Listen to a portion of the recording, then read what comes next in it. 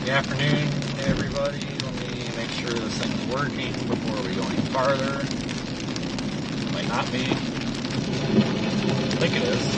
Alright, good afternoon. We'll echo for a minute. Make sure this thing's working. Alright, so we're down here. I'm going to start our hurricane coverage. This is going to be kind of a short live stream. Not you. Kind of a short live stream. We're going to be deploying. I'm actually just going to wait like 3 or 4 minutes, because otherwise a lot of the folks that haven't joined in, the first question is going to be, what are we doing? It isn't a hurricane though. No. Give it 5 minutes and it will be. Oh, it's a mid-ticker. In a quarter of a mile, turn right. This area here, and again, I'll start explaining things here in a minute. I'm going to have to get out of the car in a moment, but this area, this is Grand Isle, and this got pretty much really bad messed up, I don't know how else to put it, during Ida back in 2021. So I thought this might be a good spot to investigate, to put a remote camera. Because, you know, if it got messed up once, it's probably going to get messed up again. So they have a lot of storm surge issues over here. Look at that, the signs. Jesus Christ reigns over Grand Isle. Well, that's good for him, but they can't tell me the speed limit. Oh, there it is, 45. I've been looking for a speed limit sign. I couldn't find one, but I found a Jesus Christ sign. But this area floods. Case in point, right here. When it rains heavy. So if it floods like this when it rains heavy, any little bit of storm surge, which is the wind pushing that water ashore, is going to cause issues. We're going to want to get the hell out of here, because I don't want to be driving an hour and a half up to the main road through that kind of mess all night here.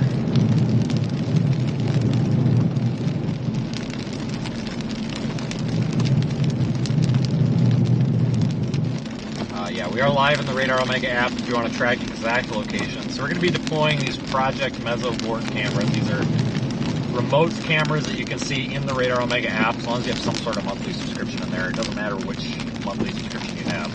You can see them in the app. And a little bit of flooding here. I can still see the road paint, so we should be alright. Take it slow. But these cameras stream remotely, so areas where it's not safe to have people like me during a hurricane, with these cameras so we can get a better view. I've got several of them, but it's really tough to deploy cameras in this area because there's a lot of marshland. So we're very limited to where we can deploy them. There's not really beaches like we have in Florida. You know, the beach is basically a swamp. And then it goes from swamp to gulf. That's about it. So we're probably going to have to settle for utility poles and bridges. So we're not going to see these pretty picturesque views of the beach like we do in Florida, but we'll take what we can get. Francine there is a tropical storm right now, as has been reminded to me by many people in the chat already, but it will be a hurricane here at some point today, or tonight. See it in the bottom right there. I think it might be froze, but I'll deal with that later. We're going to put one of the live camera feeds up there in the top right corner once we get one up. This will be the first one we deploy here, but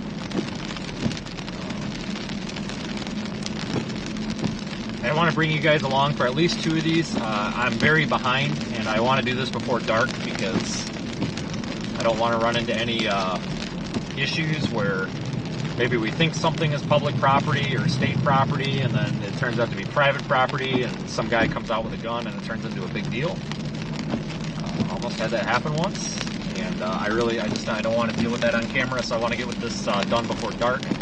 So we're going to do at least 2 camera deployments. We're going to do one here in Grand Isle. I'm thinking about one over there in Port, is it Fushan or it's like Forchan? Fushan? I don't know. Thinking about one over there, but there's a couple of utility poles here. I actually have permission from property owners down here. Even though they don't own the utility pole, they've said, oh yeah, I'll put one on this pole. It's not their pole, it's not really their decision, but they've offered, so I've got backup plans here for some utility poles back on this road. So if we don't find anything down here that I'm super happy with, we'll go back and put one back there on one of those poles. And honestly, folks, what's really kind of making me want to just turn around and take one of those poles is the fact that this guy in front of us is doing 10 miles per hour, and we need to be moving here. But they have built a kind of a seawall. Let me see if I can spin you over there so you can see it. They built like a big seawall or a big berm, which I don't know if that was there before or not. You can see that over there, that big dirt pile, that berm. So that's probably going to hold back most of the issues. So I don't know what storm surge is going to happen here. I have no clue. More potential kind of iffy cam locations on the location tracker. They're not amazing, but one's on the bay side of Grand Isle, and the other one's down on the west side, facing the Gulf. Okay, I can't pull it up at this second. Do I need to keep, would that be if I kept going straight, or should I be turning around? Oh, no. Keep heading to the one that you're heading to at the state park. The ones I added are really just backups. They're not ideal by any means. Okay. Alright, I basically just am kind of flying by the seat of my pants here. We may just turn around and pick a utility pole here if we can't. We're fighting to get over 9 miles an hour now, so. But we'll see what we can do here as we get down toward the other end. There's a couple of supposed beach accesses down here, so we'll see if it's beach access or swamp access. Yeah, I'll take a look and see if I can find any better beach access points that might be able to put a cam on. But the ones I found are really just kind of like might be private property, so I don't know about those. But I'll go ahead and take a look. It's important to take it slow during these potential flooding, but we do need to get moving faster than golf. This is less than golf cart. Golf carts typically go 11 miles an hour, and we're having a hard time even doing that. So there he's speeding up. All right, good. Now we can actually move. So good for him for being safe, but at the same time we got to get stuff done. So we got several of these to deploy. So I'll take you with for this one, and then we'll take that other one over to Fort Sean. Not actually going to put that really at water access. There's a kind of a, I wouldn't call it a causeway, but there's a road that comes down through there that had some utility poles, real low-hanging fruit for me. And I think it might be kind of a cool shot because it looks like the road's about to flood now. If it's about to flood now, it's going to be causing problems here when this hurricane comes ashore. So that might be an interesting shot, and then kind of monitor traffic as well. So we're going to do this one and then that one, and then we'll see how we're doing time-wise, if we're going to continue the stream or not. But we're looking at landfall probably as a strong Category 1 to possibly strong Category 2, depending on how things go. Sometime tomorrow afternoon.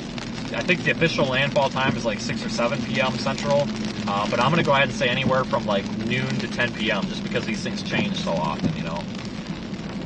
There is a cop sitting down here. If we can't find anywhere that makes sense down here, I might come back and ask this guy if he's got a recommendation or not.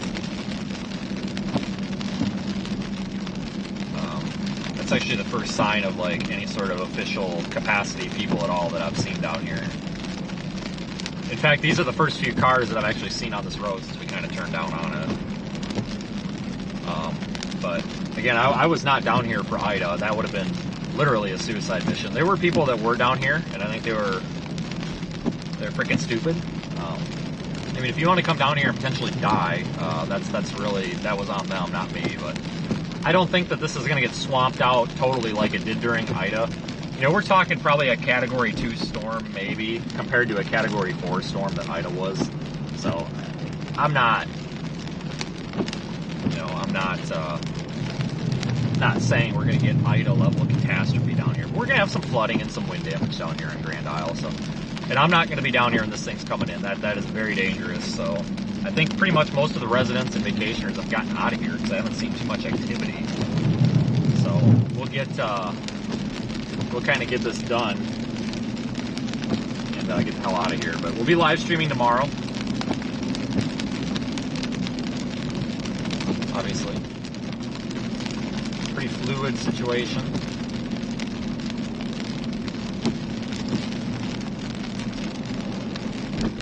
Have you ever been to the south? I need to turn around. No, road's fine. We're good, Lisa. The road's fine. You're good to go. It is, folks. It is my job to provide media coverage for these storms and assist in any way we can after them. So.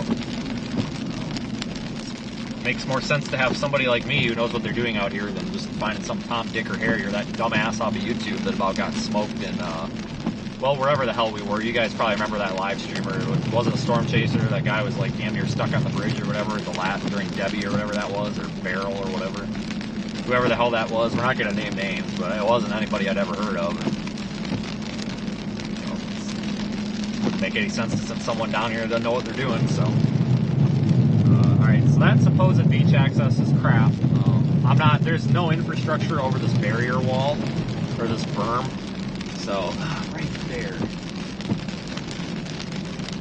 I don't know what parking situation, right there, but there's no infrastructure, there's no trees, no nothing to go up there. There was a beach access that went over the berm there, but there's nothing in that beach. I doubt there's any lifeguard stands or anything, but I might circle back around and take a quick jog up that berm and see if there's anything we could strap to. Can I park here? No cars, no trucks allowed on beach. Okay, well, I'm not going to drive on the beach, so... I'm not on the beach, technically, so this is not illegal. Somebody out there right now is probably phoning the police. He's on the beach, no, paying attention to the sign. Here, hold on here.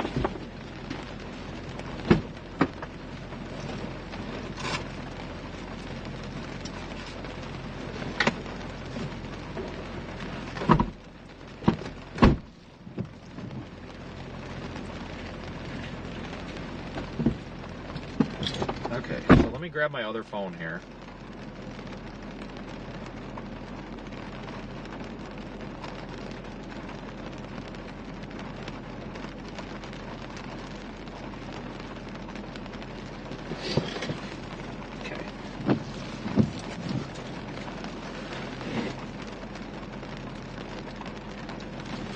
Alright, I need to grab my stuff just in case there's something up here that would be workable. The remote camera, so I'm going to switch over to the remote camera, so we're going to have muted audio for a minute and a goofy camera view. Over to the remote camera, so I'm going to switch over to the remote. Great. Alright.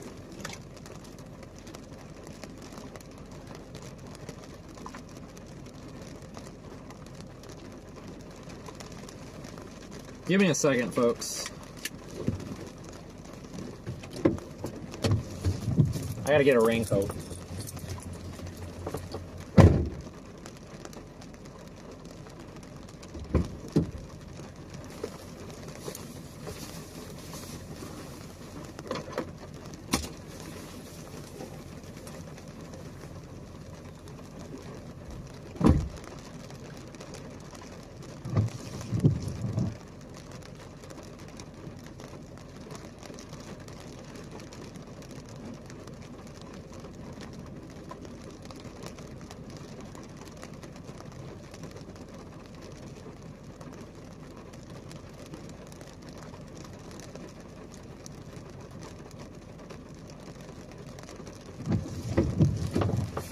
Freaking mosquitoes. Get the hell out of here.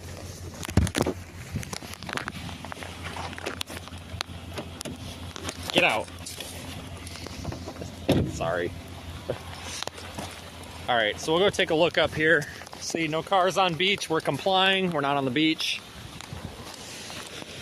I got a yellow coat on, which looks official, so we are 100% good to go. You can get into any place, whether it's restricted access, private property, anything. If you've got a reflective coat and a stepladder because you look official. And folks, I've got both. I've got a coat and a stepladder. Terrible signal out here. I also have a walkie-talkie, so we are super official. There you go, there's the golf out there. Whoop-de-doo-dah. And this is about as far as I'm going to be able to go. I don't see any infrastructure down here to mount to. Well, I guess I can walk through this. I thought it was nasty. Oh! Hole! Right there!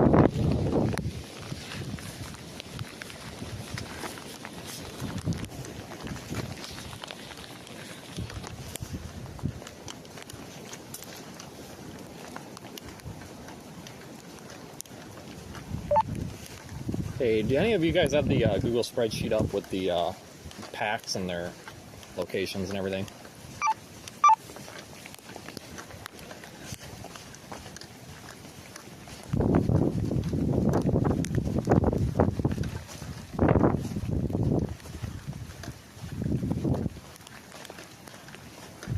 Okay, maybe not.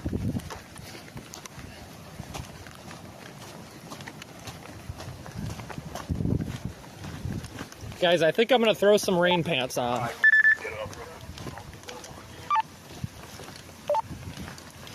Copy. Just let me know. Not the first one. It's going to be the whatever the second one down on the list is. I don't know if it's 2 or what. Whatever one that second from the top one is, just let me know. It's this one I want to put here. Shit. Did that go through? Yeah, it did. Alright, let me get some rain pants. You guys just hold tight. Shit. Ah, shit.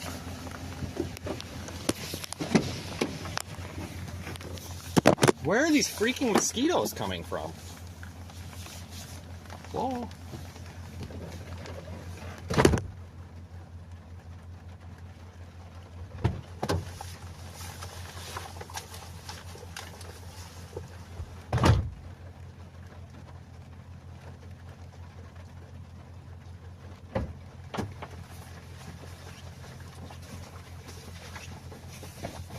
Well, I have to put my seat cover on so we don't have a freaking mess.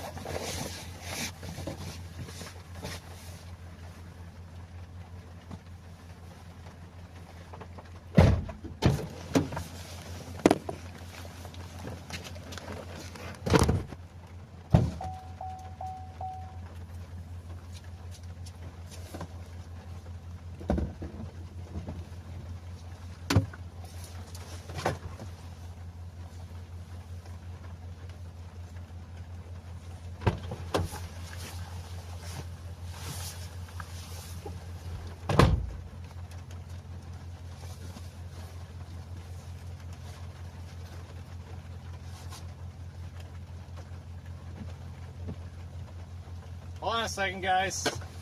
Take me a moment.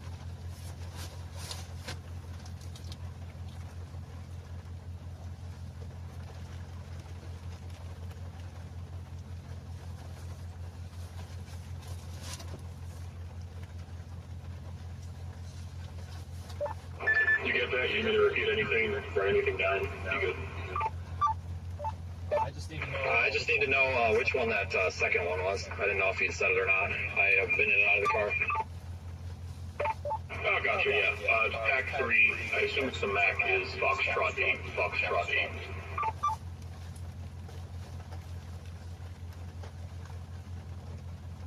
Got it. Just go ahead and Mark it down wherever I'm at. It looks like I'm at an intersection. If you can maybe zoom in and find what road that is. I have a feeling that I'm not going to be able to find this again if it gets moved. You get me that, Tom?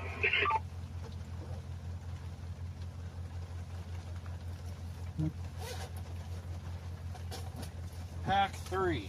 Okay.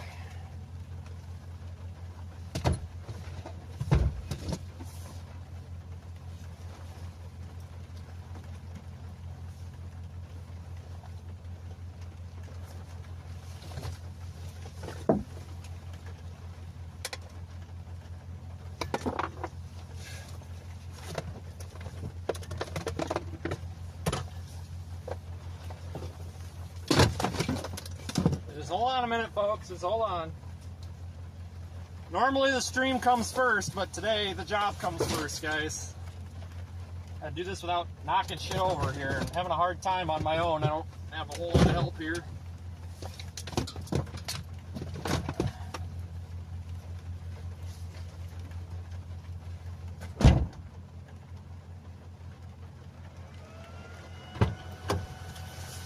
Alright, hold on. I'm looking for the right camera. Again, sorry folks, I am a one-man show today. So please be a little patient.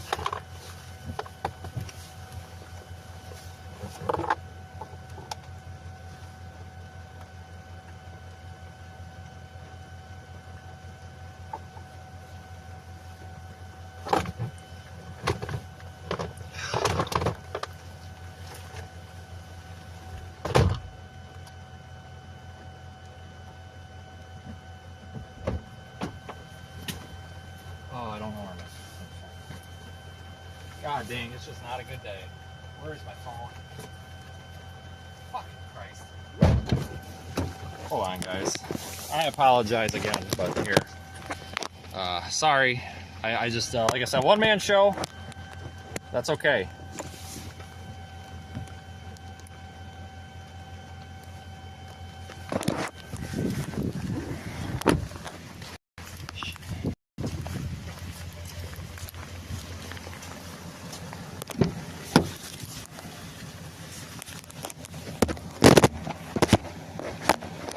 Oh my goodness, what a disaster. We're probably only going to stream one or two of these.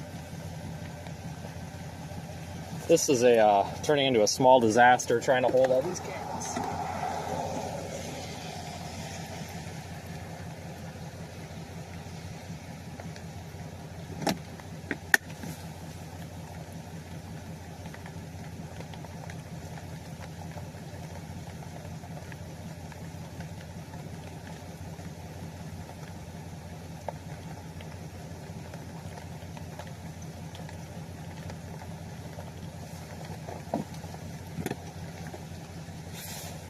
Alright folks, I just need to wait and wait for this thing to come online. Looks like we've got signal. So in just a minute here we'll get this put out.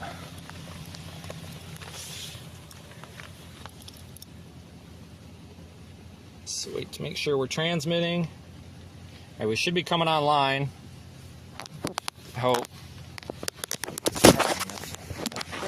Oh my goodness, where's my help today? Alright. It's not transmitting. Alright, give me a second, folks. Just not a big fan of doing this crap in the rain. That's why I wish I could have got down here earlier. Oh, these fucking mosquitoes.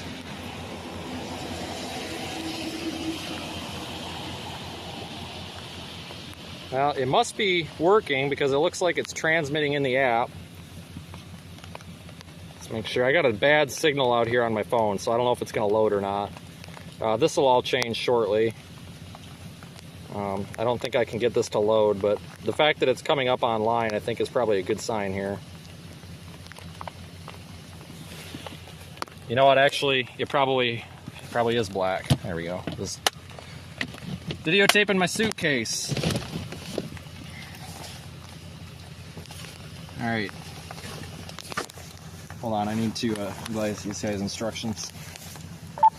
If you guys could just monitor this pack, if it loses connection or does anything, please let me know. My hands are full.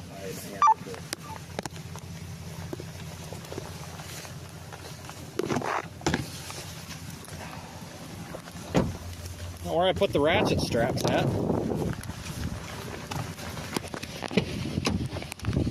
Seriously, where did I put the ratchet straps at?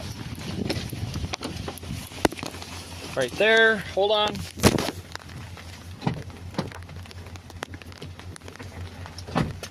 Oh, for fuck's sakes.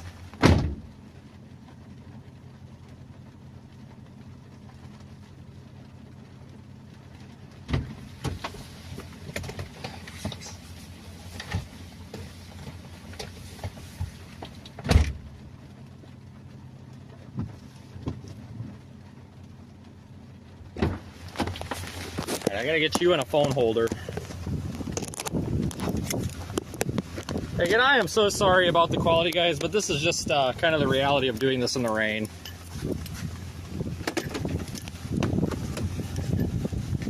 Both phones. Okay.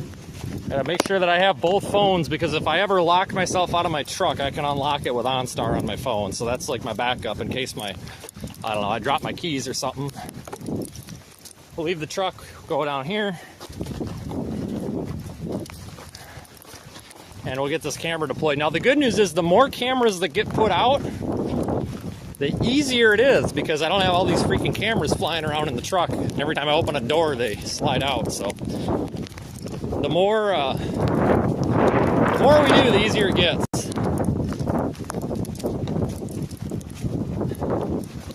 And we're going to be in and out of signal for a moment here, switching off of the car internet.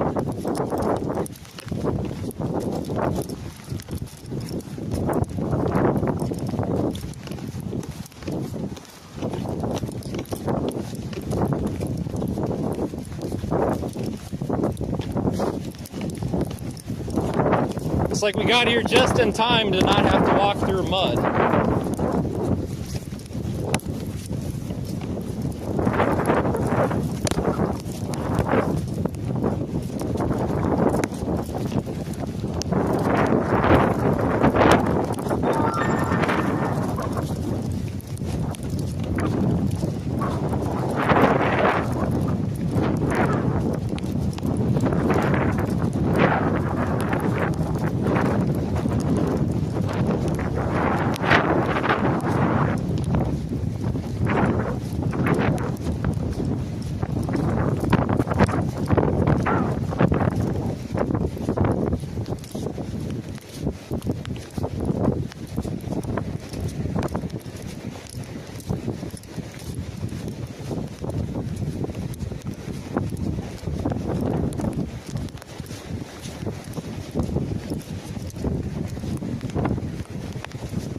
Kind of pretty. That is the Gulf, obviously. Looks like a squall coming in. Maybe we'll get a water spout. Just kidding, not happening.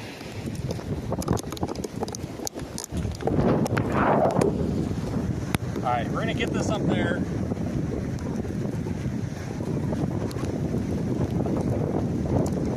Just hold on, folks. Understand it is windy and cold and miserable out here, so go easy on me here with the ratchet strap technique. Somebody always tells me I'm doing it wrong, but I understand this is not good conditions to be doing this in. It gets to the point where if it's good enough, it's good enough. Oh, I don't want to get my feet wet. It's a puddle. Shit. Oh no.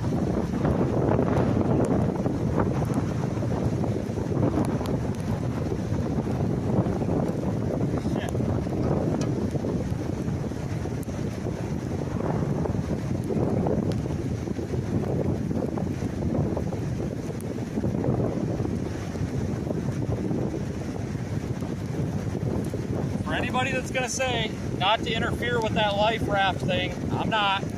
Calm down.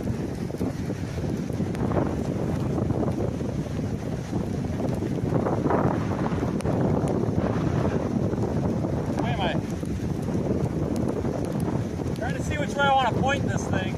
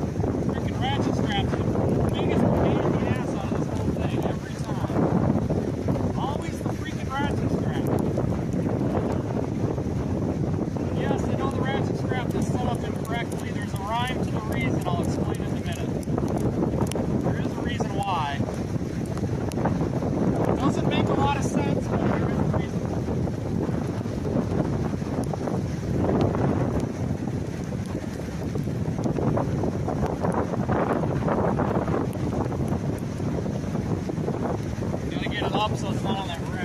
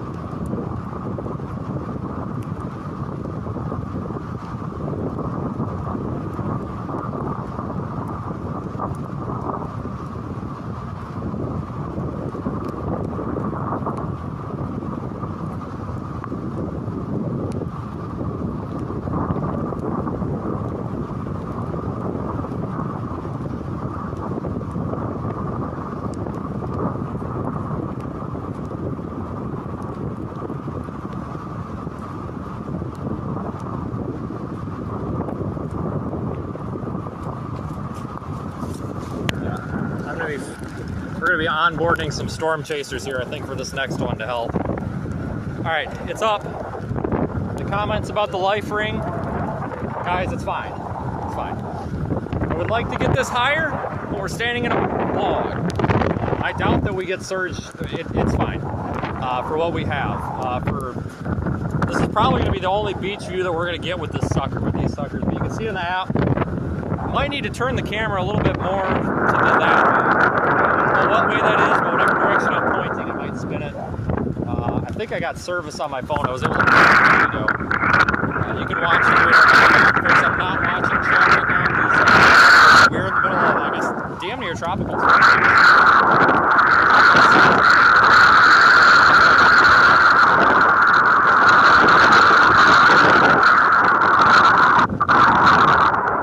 There it is. All right, let me try to find the extent of the field of view here. So if I do adjust that, I know which way to point it. So slight delay in the stream, obviously. So I'm just kind of watching for myself in the camera here. I can't really go any higher either on that pole, so.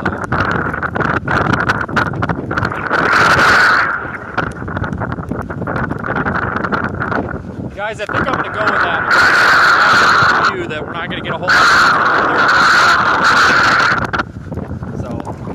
We'll call it good at that, but the thing with these cameras, and I know the wind noise is awful, we're in a tropical storm. You gotta watch these tails because these will come unwrapped and they'll block the camera. So it should be good.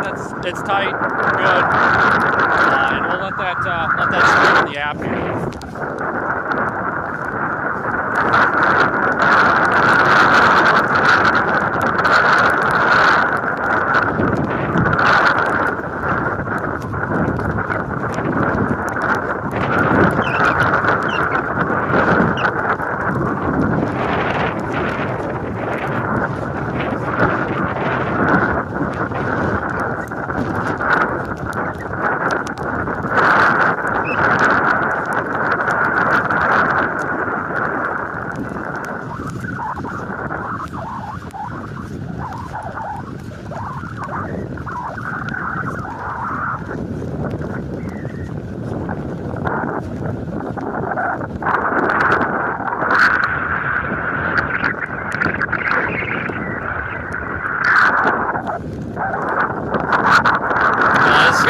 From some guy that runs a TV station or something down here, says he's watching the stream and I can answer him on the stream.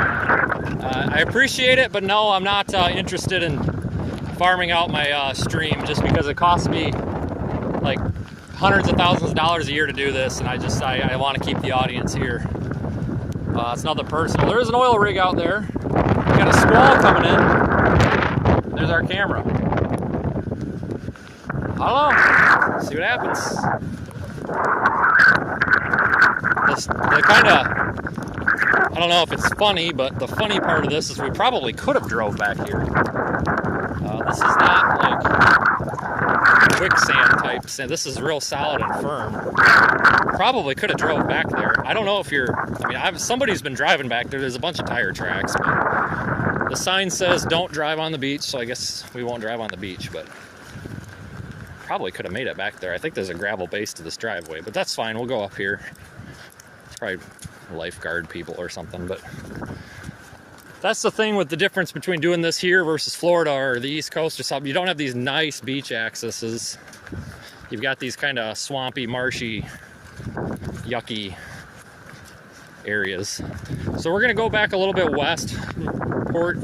Fouchon or Fort Chon.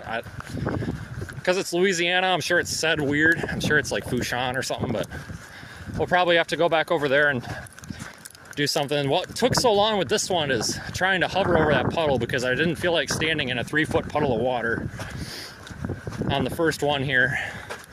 We'll save that for the last one. So we'll get back in the truck. I just got to peel my raincoat off and we're good to go. Make sure the back hatch is latched.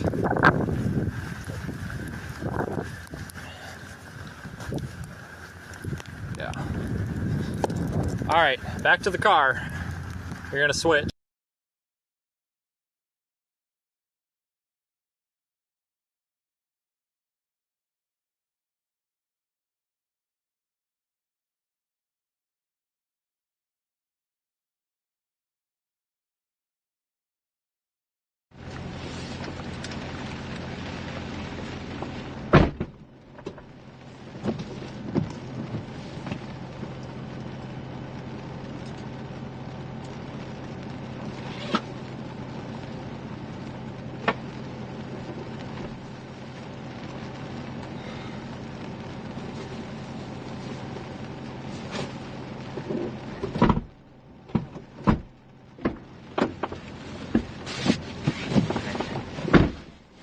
back in the car. I don't know where my phone is.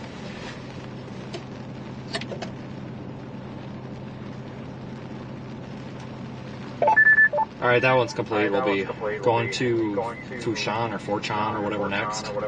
That might just be a utility pole in town, though. No, my... Okay, sounds good. There it is. Oh, I thought I left it in my coat. Hey, I was updating your spreadsheet. What did you install that one on? I don't know, a pole or something.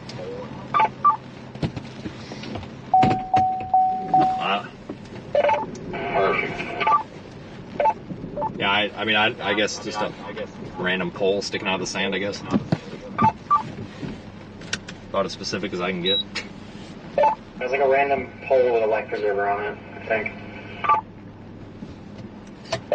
Yeah, it's basically, if you've got like this intersection or something marked down, it should be findable because it was within, as soon as you walk over the berm, it's right there. Alright, peace out. Next.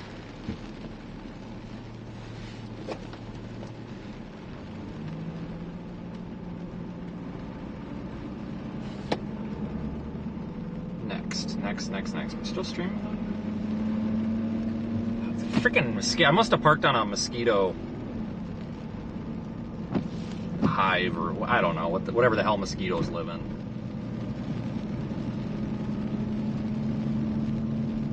Let's get out of this town. I gotta get out of here, you piece of junk. Sorry, I have absolutely zero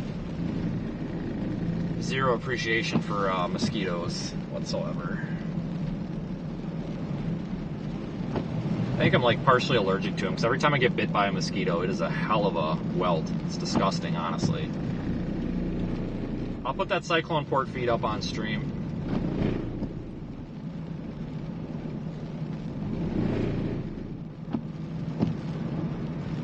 It'll take it like 2 minutes to load up there once we make the change, though.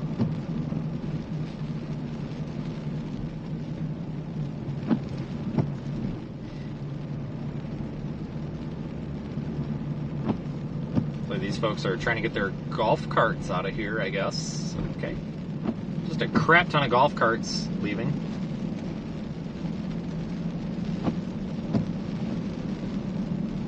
You got the stream on feed yet? You'll have that feed on up there when it's on the YouTube stream. You can go check that out in the Radar Omega app. I know it's not the most like super interesting camera view that we've ever gotten on out of those, but we're kind of limited to what we can do down here. You know, this next one we're going to put along the road here on a utility pole that I got permission for, so we're going to, I feel like there's something crawling on my face. So we're going to go do that one.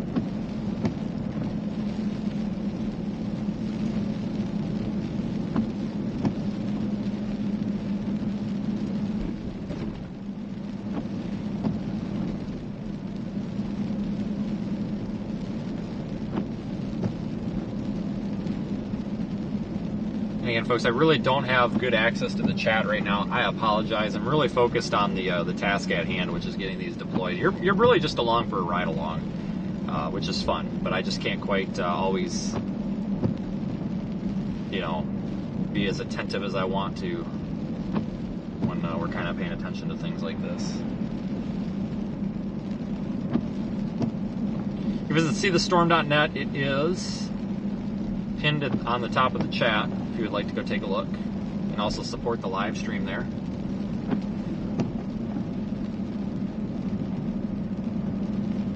So we got to get out of Grand Isle. All right, I think I'm about to get this mosquito to go out the window. Get out of here. All right, we got one out. Good.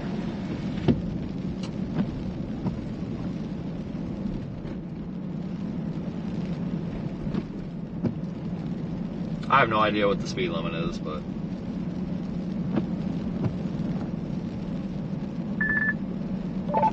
Latest cone says minimum SLP is down to 87 millibars, wind speed up to 65. Still not a hurricane, so just tropical storm. okay, have they moved the center track off?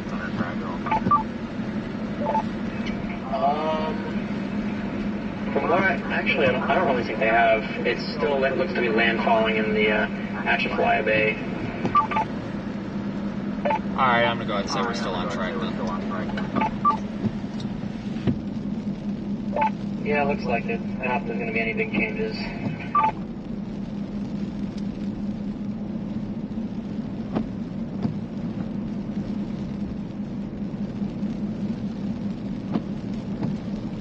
This is probably the farthest east we're going to want to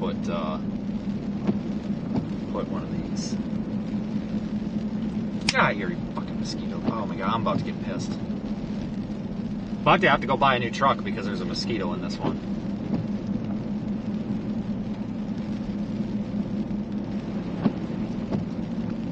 Yep, as soon as I stepped in that grass, they all came out of who knows where.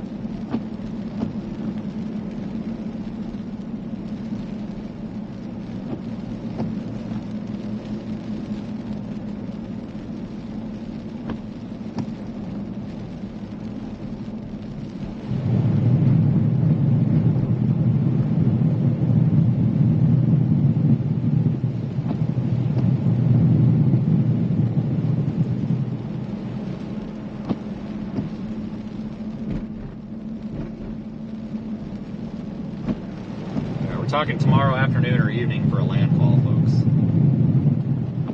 Got to get these out ahead of it though, because one thing I've learned doing these over the past like 2 or 3 years is that oh you fucker, get out of here. Is that I really don't want to be strapping these things to infrastructure while there is a 45 mile an hour sustained wind. That's pretty terrible, as you might imagine, especially when you're on your own because stuff's just flying all over the place. So we'll try to do as much of this as we can before conditions go to hell. I'm not super pleased with that camera view. I wish I would have turned that a little more, but we're just without being able to get it up higher, we're kind of limited with that thing about 6-7 feet off the ground. But we'll make do. It is better than nothing. It is just really hard to position these cameras out here. These like swampy areas.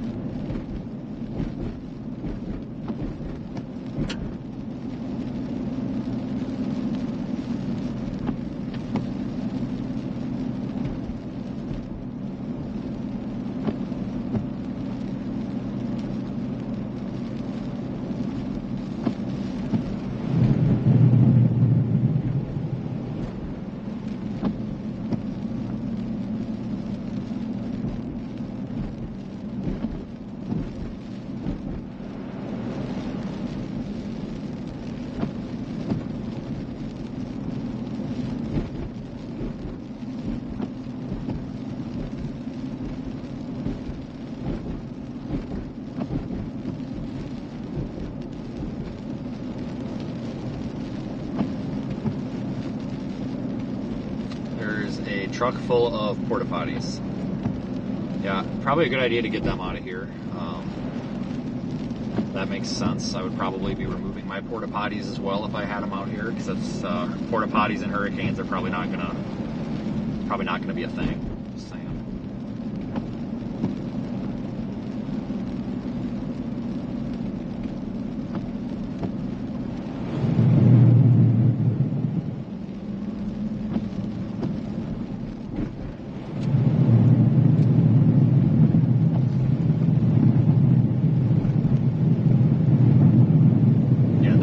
Surge or anything, guys. This is just rainwater.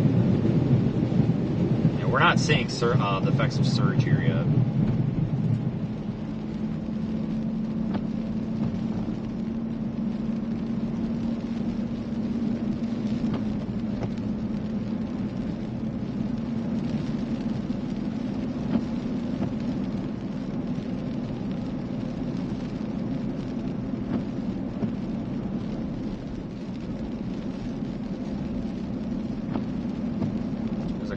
Is there anybody in that car? Nope. Just a random car parked in the middle of the road. Oh, okay. Whatever. There's some like docks, like boat docks over here to my right. Well, that's my left. No, that's my right. Over there. That would have been good places to deploy, but that's kind of looking into the bay. I guess I figured it made more sense to look out into the gulls. Maybe we'll catch a water spout on the camera or something. You never know.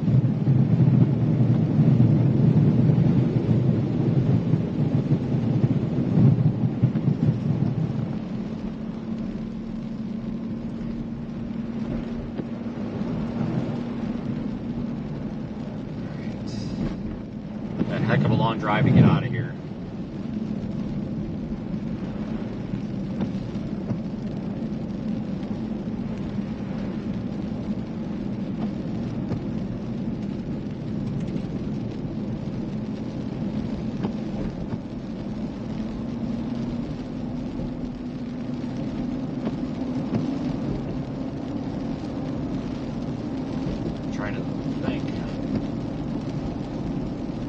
Trying to think mentally here by looking at the map too, where it makes sense. Port Fortune, Fushan, and maybe Burns Point.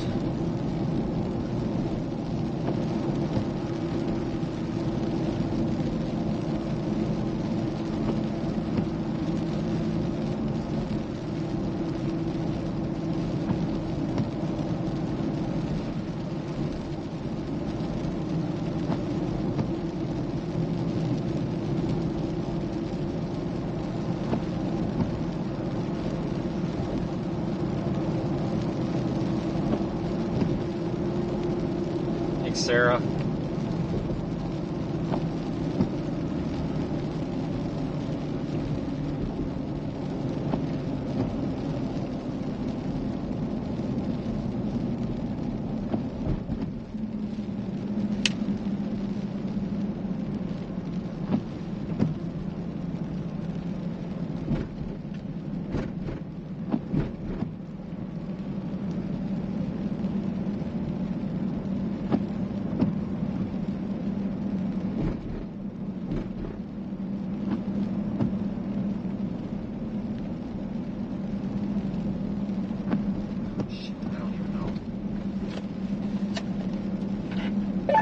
Guys, is there a way I can view that Google map, like in Google Maps, not just the web browser? Like, do you know a way to import it into the app or anything? So every time I try to open it, it just like I can't see my location relative to anything. I thought there was a way you could import those, but I don't remember how.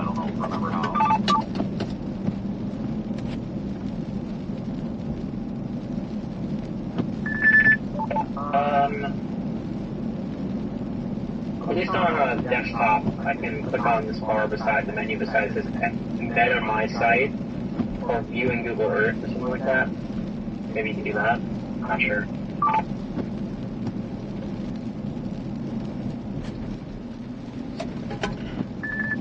Okay. Oops. Called route.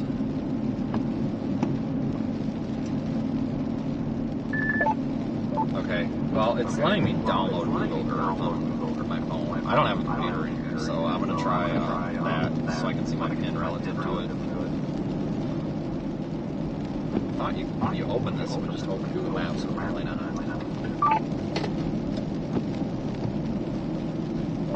Yeah, it's a little weird like that. I haven't tried it on my phone. Stupid Google. Oh my god. There it is, but I don't have.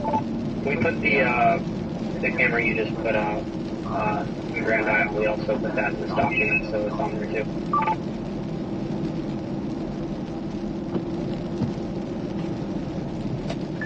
Okay, Google Earth works on the phone, and it does show location. I mean, it kind of sucks, but it's good enough for me. I just wanted something where I can see my location relative to them, so that'll work here. Kind of outside the cone, but I think I'm gonna put it toward Fushan or whatever. I'm gonna put it between there and that green meadow or whatever, kind of inland, and then we'll go over to like whatever that Grand Isle. No, not Grand Isle. Whatever. We'll go west. Okay, sounds good. Yeah, there's one in Port Rochon. Let's see if I can find any more around that area, in case that one doesn't work out for some reason. You would think that Google would not be such a pain in my ass. I thought Google Maps and stuff was supposed to make stuff easier, but here it's like you're working against it all the time. Come on, Google, get it together. Hurricane warning may affect your route. Yeah, no kidding.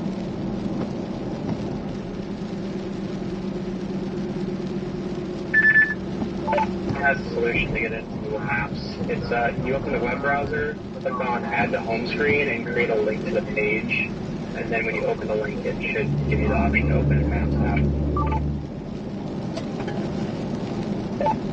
That is so dumb. But that's fine. I can open it in Google Earth and stuff. I can't navigate to it, but I can just copy the coordinates off of it and just show them into Maps, which is fine. We'll make do. Okay.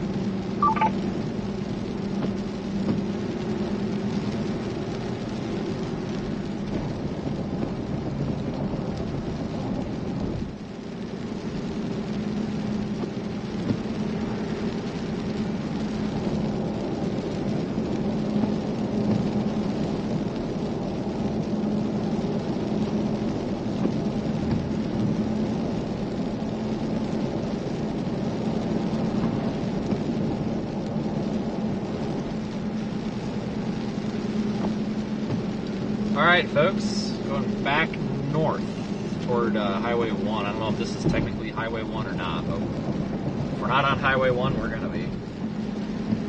It's kind of a pretty drive.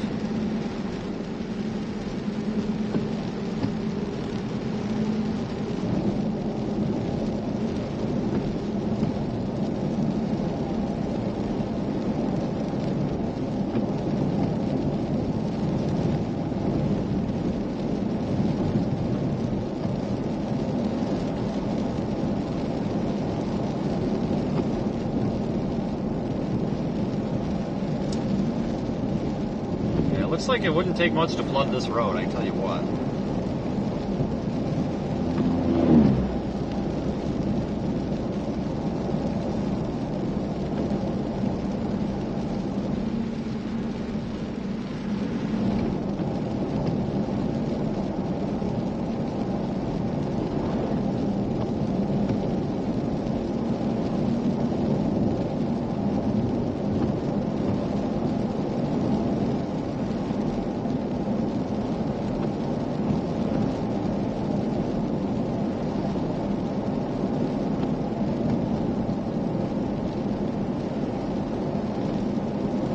Anyway, folks, yeah, if you're in these areas, you do need to take your hurricane precautions. Understand this is not a major hurricane,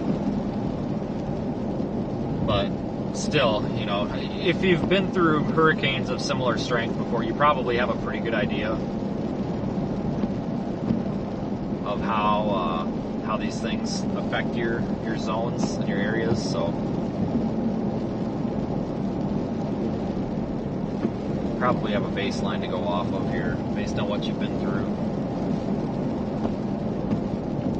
Obviously not all storms are the same, but you probably have a decent idea.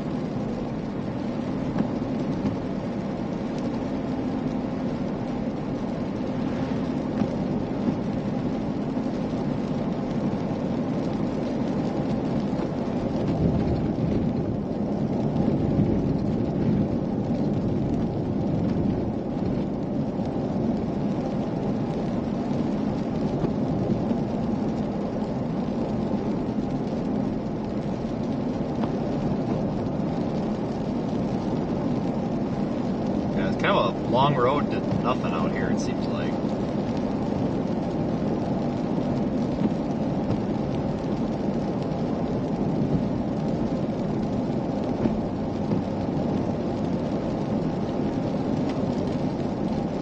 Not much out here.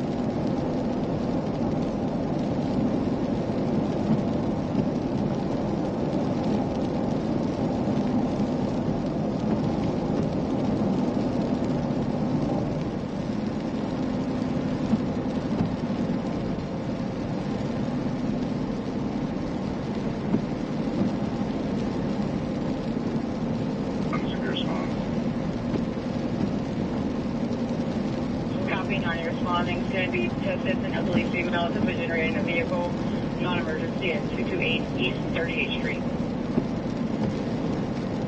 Yeah, this is probably the most inaccessible one that we've got, honestly, folks, because this is such a long drive through the swamp down here to get to that darn thing. So these other ones, there will be less drive time between them, I think.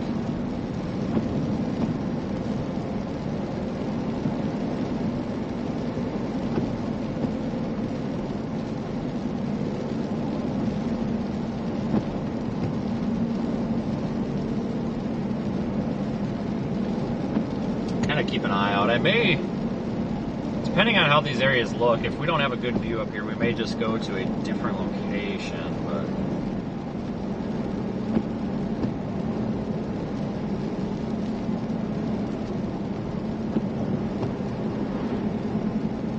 got a couple potential locations scouted out here from the way down, but just got that storm surge forecast that got updated. We may want to actually just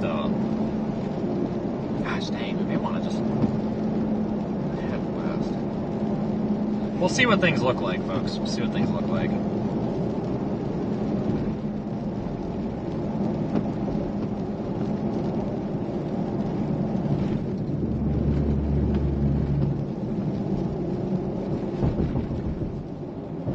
I think I turn right here. Yeah. No, I don't.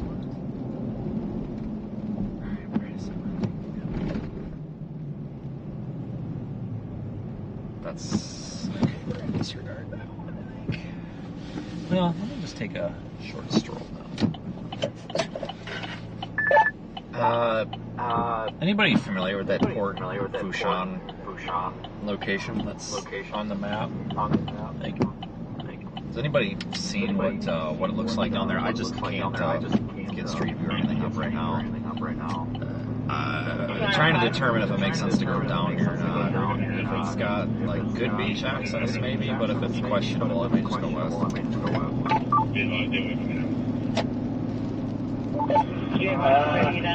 I can't quite get there on Google Earth, but Aiden has a picture. I was gonna ask you if you have a good address. It's like an information building on stilts. Oh.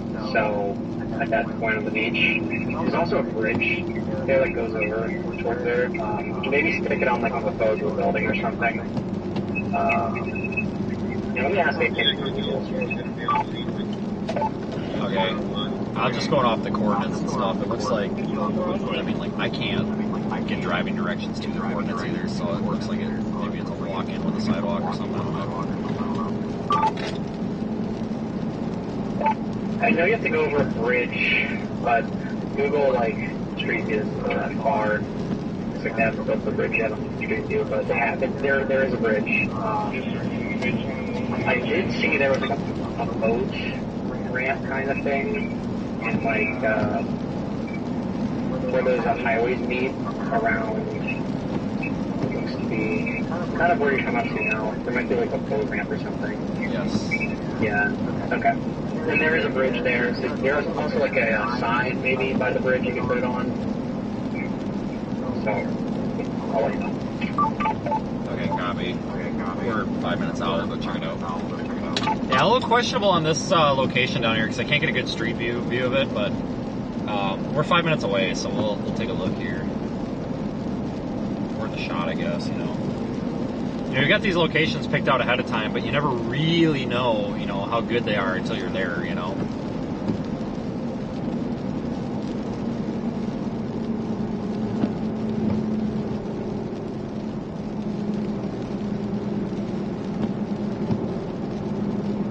shipyard down here.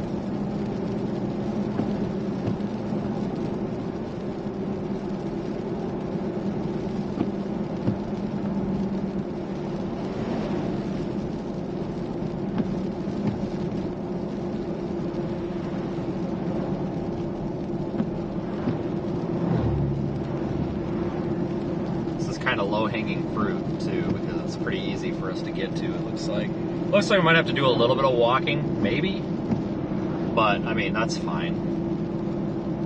These packs are lithium batteries now. They used to be NiCad, and oh my god, they were freaking heavy. They were like 45 pounds. You really could not go on a hike with them. You can now, but they're lighter. You used to not be able to. So it's not such a big deal to take a quick hike.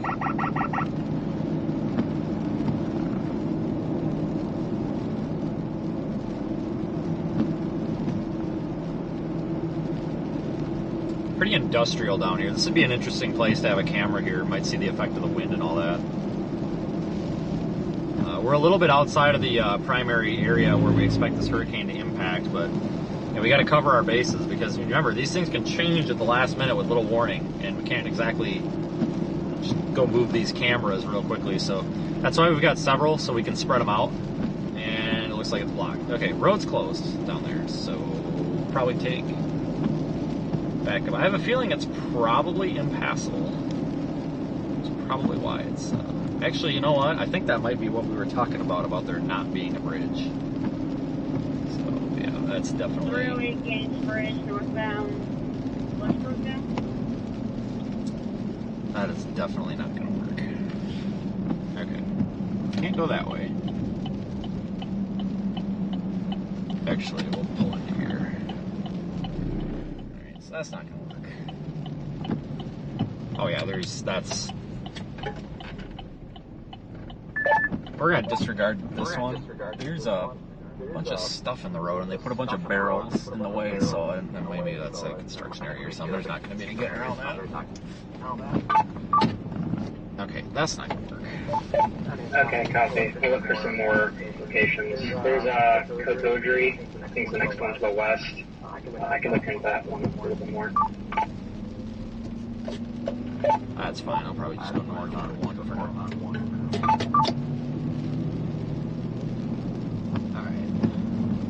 Go with the secondary plan. Probably, that's all a shipyard down there. I know I got a lot of locals in the chat, and I appreciate your input, but a lot of this is, there's meteorological and geographical reasons why we're putting these in certain places. And I know there's lots of good spots we could be putting them that locals can suggest and such, and I appreciate it, but there's certain reasons why I want to put these in certain places, and there's a huge laundry list of reasons, so we kind of got to investigate on our own here a little bit. Theriot Road, go west. I'll check down here, but I think this is just all that shipyard.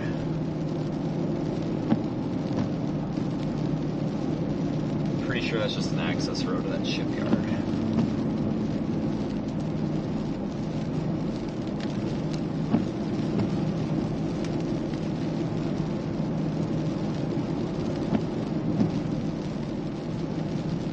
I'm honestly half tempted to go on one of these damn utility poles, though, folks, because with this industrial area, I could see a bunch of stuff flying around. Alright, let's pull over for a minute. I wonder if that's what I need to be doing. I think that's what we're going to do.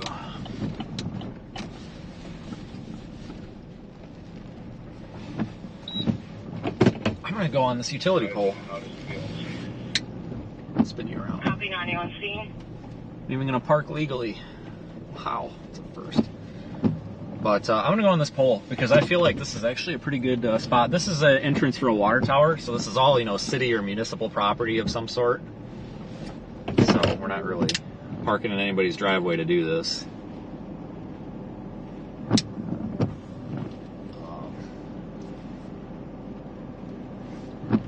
Let me take a look here at my information.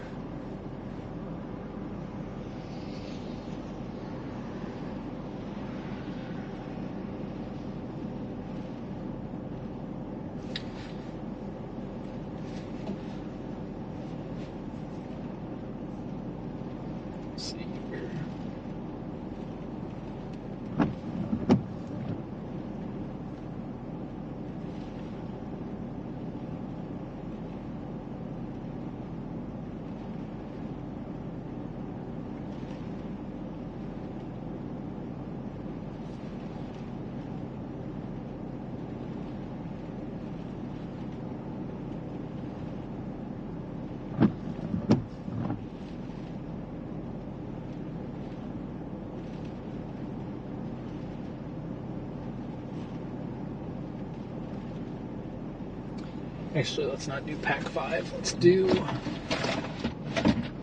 What is this one? Major Hazard 114, Pack East 4. 54th Street, 114, East 54th Street. We have a no medical 98-year-old female, pressed her button, no voice contact, and return.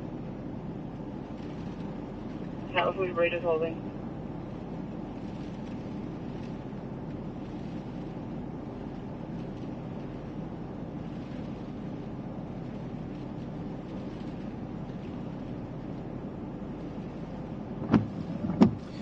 Alright, let me get this thing booted. I'm trying to do this in the car because it's kind of stupid to be standing out in the rain. We're learning from our mistakes. Centralized? Yes, please. 5154 centralized. Thank you. Let me make sure this thing powers up. It does take a minute to boot, which is fine.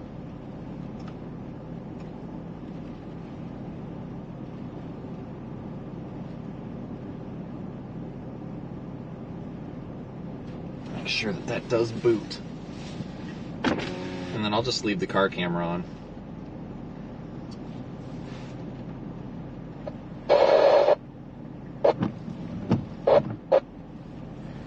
I'll make sure that that does get data. It does get data. Good. Treasure South Battalion 2, Engine 92. Engine route to 17926 West Main Street. 17926 West Main Street for a service call. Call out time, 1621. Freaking mosquito there too. Are you kidding me?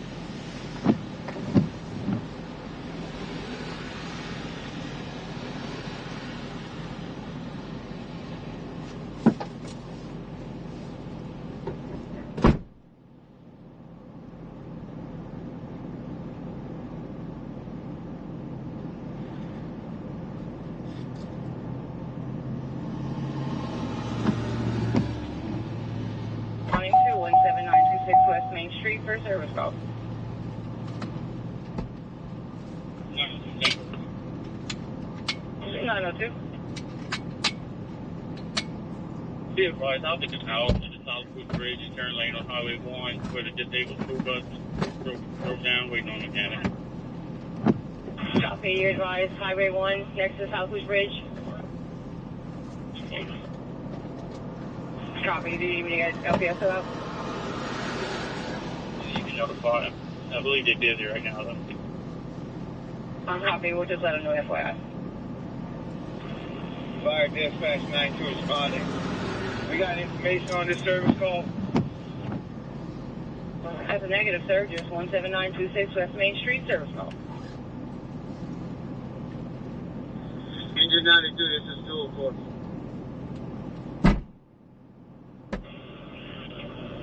Dual force standard. I just need some heavy lift assistance at that address for a generator. You verify that stuff is doing what stuff is supposed to do. Dual force 68. Just need help with the generator at the laser residence. 68, go ahead, this is dual force. Hey, Where is that located at around? Just go by the numbers. I have never been there before. Central 5 Star responding units to 17926 West Main Street. It's located in the front of West 167th Street. West 167. Thank you.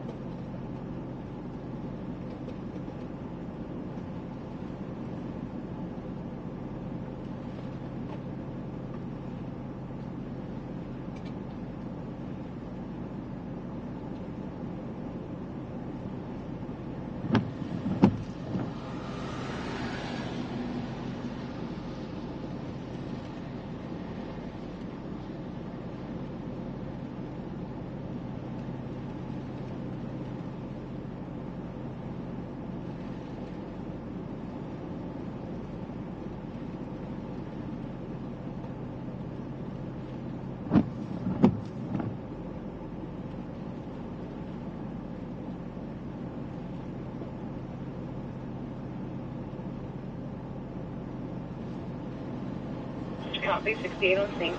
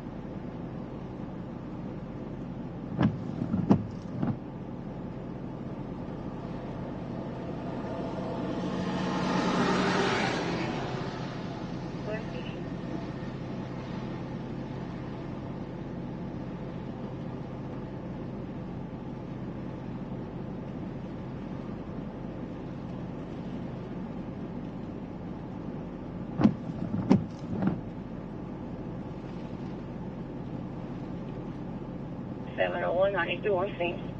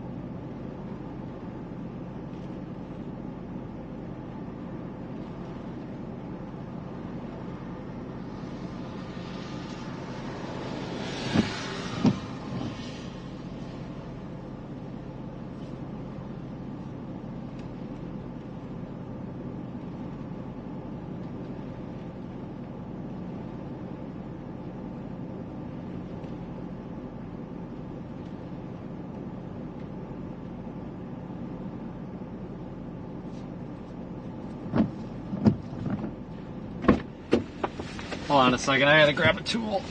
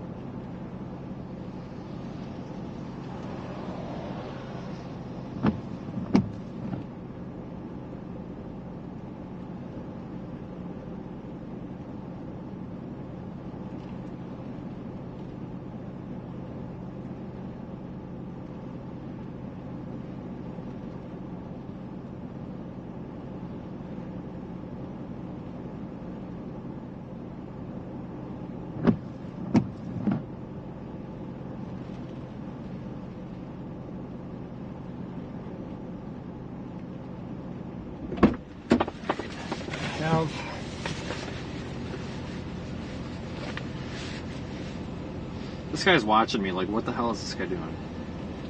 He's probably thinking this guy's nuts. Okay, I don't have that in the app right now. That'll be online in the app here soon.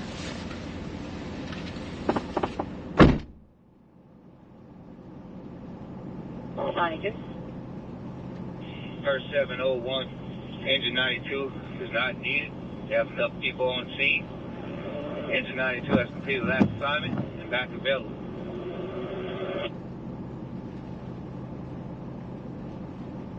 Copy. For 701, 92 is no longer needed. Have enough people on scene.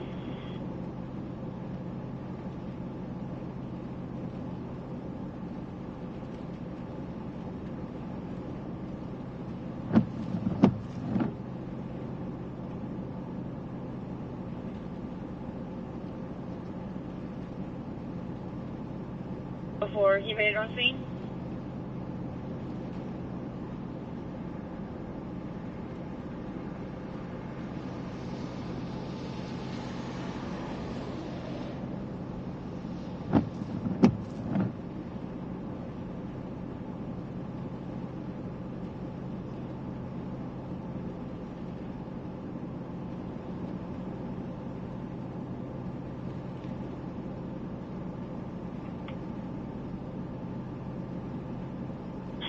Copies completed. School bus and Taco Bus driving.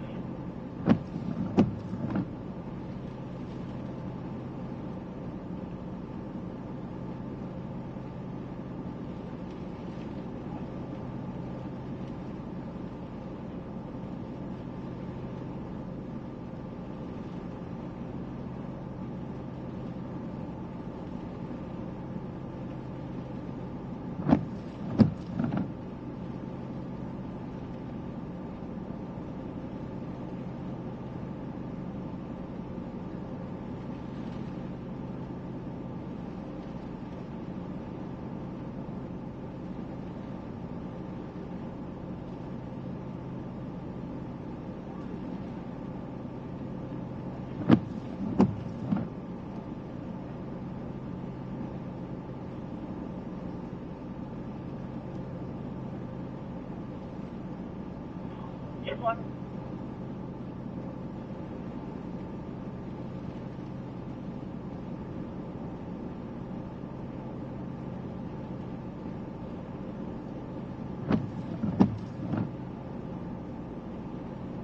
One-on-one.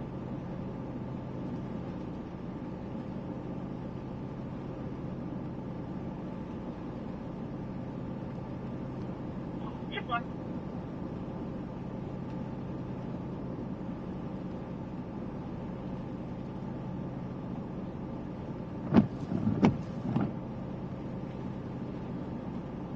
With an HP unit can speak with a subject that has questions about closures and businesses in Fusha.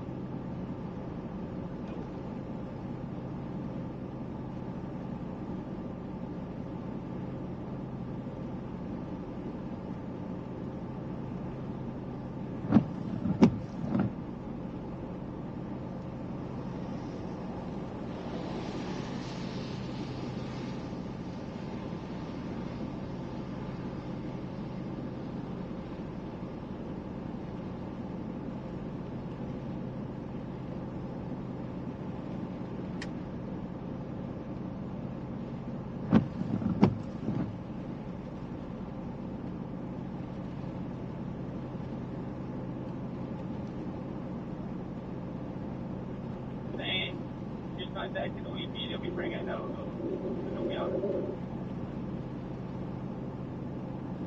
If anybody calls for sand, OEP will bring in a load. That's all I heard. OEP's getting another load of sand delivered. There's people waiting for sand in the front of our central. Copy.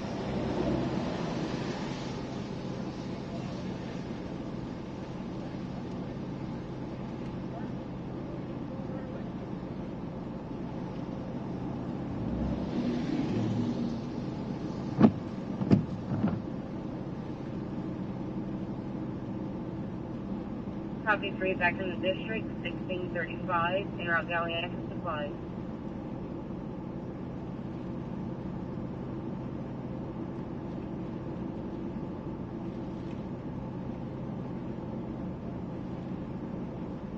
L7.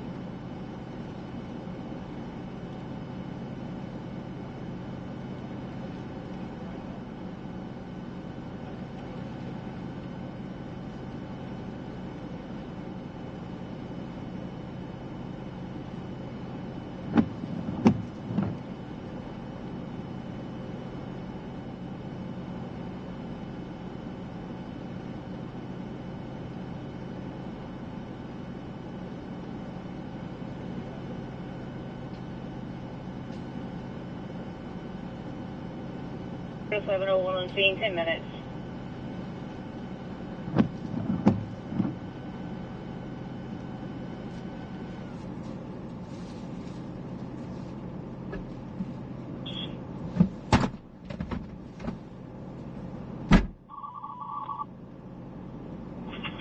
Central Dispatch, all responding units to 17926 West Main Street. Code 4, no other units needed. Code 4 times 1637, KNP 363.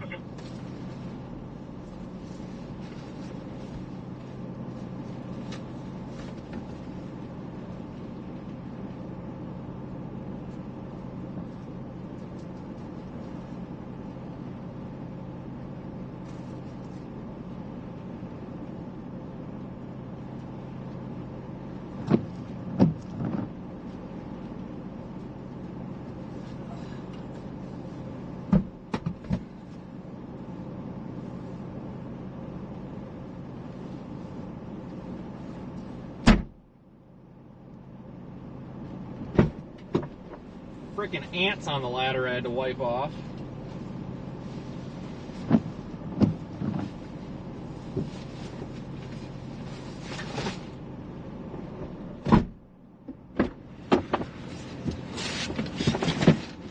Okay.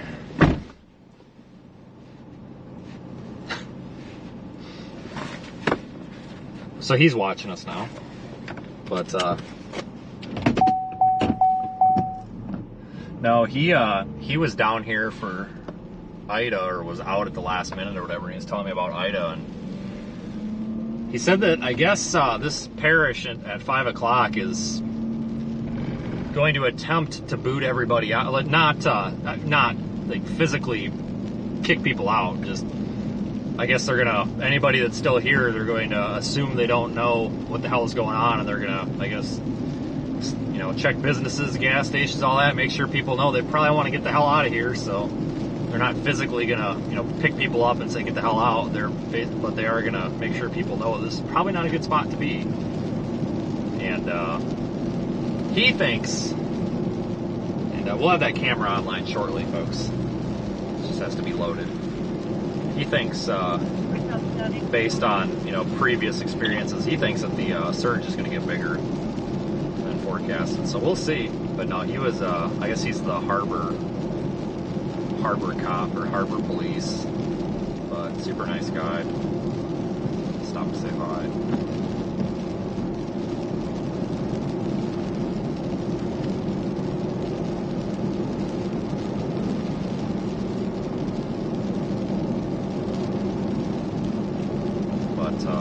He actually gave me a couple of spots where we could probably put these, but I don't really want to put any more out here. I think I want to go farther west. No, not a curfew. I'm just saying, because the problem is, folks, this is a super, super dangerous area to be in a hurricane. Seriously, like, I mean, the stuff he was telling me about what happened in Ida and everything, it was nasty. And, you know, I wasn't here for Ida, but I think anybody that was nuts. But, I mean, this area is going to be, they're going to get the wind and the surge. I don't think they're going to get as much surge or as much wind as some other areas, but still. Because I asked him about what they do with the road. You know, we kind of made the joke of, you know, there's really not a whole lot of shutting the road down. It's a storm kind of shuts the road down because it floods over and all that. Because I asked him, like, well, at what point, you know, can you really not be south of 90 here before you've got serious problems? And it don't take much. And, you know, it's not like a legal or should you be out thing. It's like you can't be out. Like, you physically cannot get around out here when these hurricanes come through here. It's a freaking mess.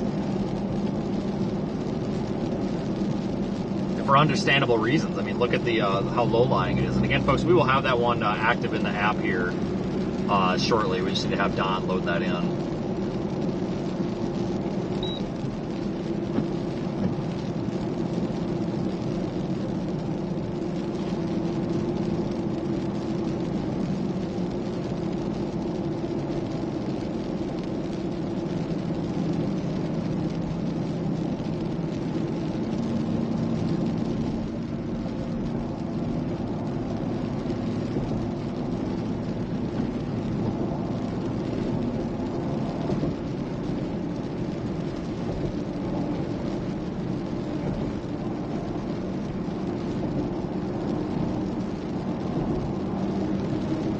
Well, here we go. On to the next one. So those were the two kind of, I mean, they were easy to get to, but also kind of a pain in the ass to get to just because of the location and having to come all the way down this highway.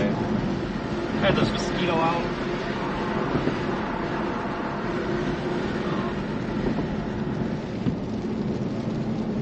Kind of a pain.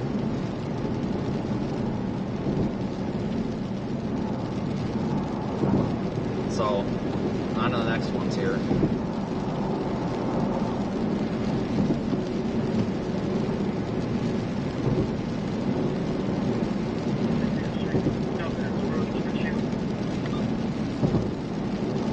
Copy 5, back to the Main Street, 1642, in route 0. Okay, you can view the cameras in the Radar Omega app, folks. We've got one active already over there in Grand Isle. We got this one, which is active, but we just need to wait a few minutes here to get it loaded into the app. Don will do that when he's available here, and then we will we'll be good to go with that one.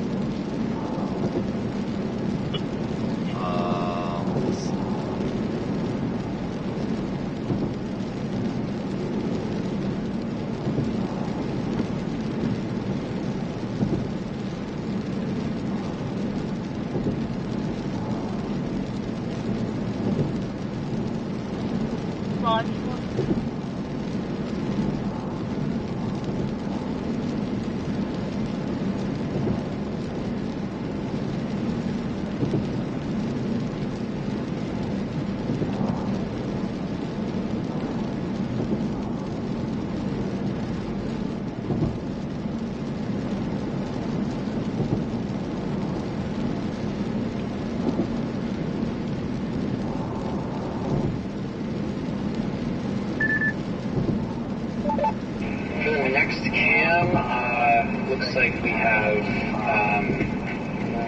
the Cocodrie one. That's farther west and down highway. Or it's not a highway. That's a little further west, and then maybe potentially up Highway 1. There could be another spot to put a cam or something. All right, let me look at the map here. If you want to go way further west, there's always that one by Burns Point Park. That one seemed pretty good too. Okay, I see that Cocodrie one. Yeah, I think that might be a very similar spot to what I found this morning as well. I think that's where that cop was saying. To go look as well. It sounds like phone service is really questionable over there. I'll see how long it takes us to get up one and skirt over there. I'm almost thinking if it starts to get dark on us, I may just go west and do the easy ones and then knock out the other ones later. But we'll either try for that Coco whatever, or if that one's a no-go, we'll probably just go to that Burns Park or whatever. Yeah, sounds good. I think the Burns Park one is like, it's like as of currently right where landfall is expected, so in a pretty good spot if that cone or track doesn't change too much. Copy that. I see we've got the note for the Cocodrie, whatever, in there as questionable. I think I looked at that was the questionable one that I found earlier. So when I get to this turn up here, if it seems like it's taken me a long time to get moving, it's only like 45 miles an hour on this road. I'm on 55 anyway, but still, can't really go very fast. So it's going to take a while to get up there. I may just go to Burns Park, because I think that's going to be a really important one, and then we can maybe backtrack or whatever. So if you think of anything or see anything, let me know, but we'll go for one of those two next. Sounds good. I'll see if I can get a little more information and maybe a picture of that Cocodrie location so we can make a decision on that. Negative, I got T51, we going 10-8 short, laying route 2. Killing.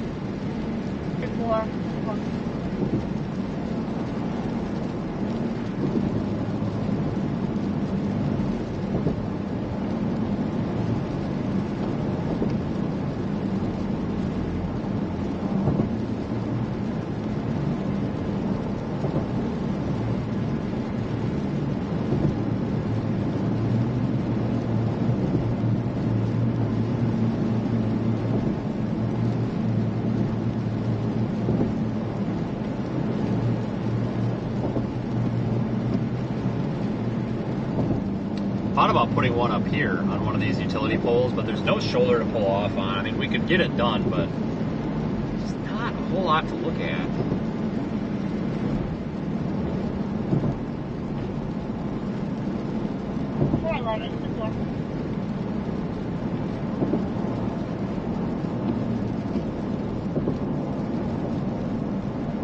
But the thing with this area, like I've been saying this whole stream, folks, it's not a good area to do these deployments in. I mean, we have no choice, obviously. This is where the hurricane's going, so, you know, we got to do it. But it's like the worst possible place. It's almost worse than the Big Bend of Florida that we're always griping about. It's just not. It's tough.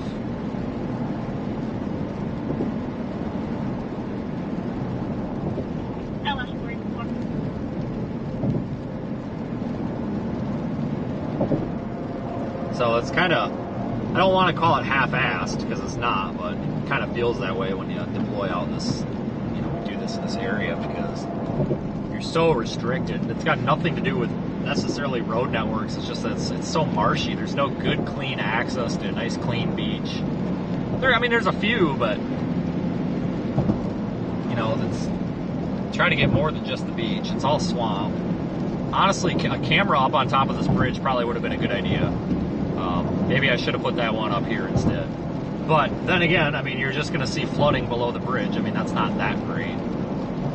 Whereas where it's at now, at least, we can see what happens kind of at street level. That one's about 7 feet up in the air. Well, it's probably over my head about arms. I'd say it's about 7.5, 8 feet in the air. I don't think that area is going to get surged out too bad. So I think it's probably fine there. I don't think it really needs to go any higher. So it's in an okay spot. But I kind of was going for that. I kind of wanted to get something that shows the streets so we can see the infrastructure and everything. How that works, but it'd be cool to go put one out on one of these like work platforms or oil rigs or whatever they are. I think that one over there. Here's one on. Whatever that thing is.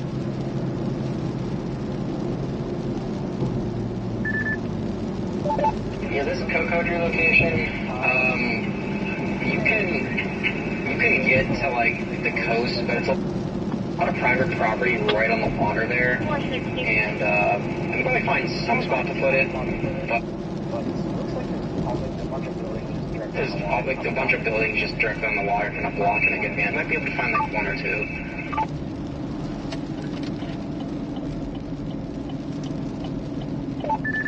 Alright, so I guess we got like minor to moderate confidence in that at least.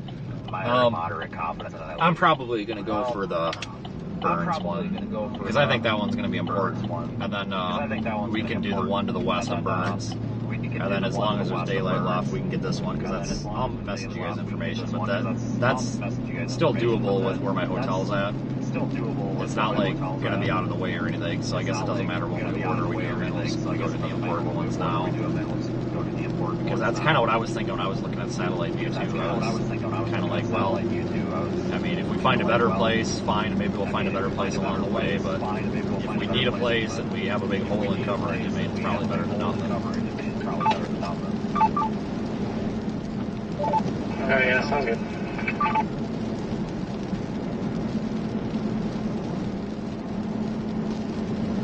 Alright, get the coordinates.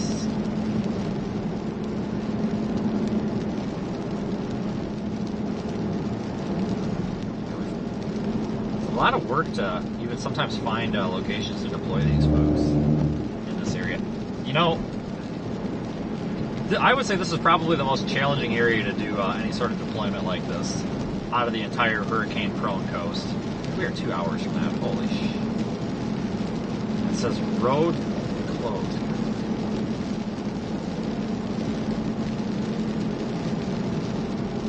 We do have a backup.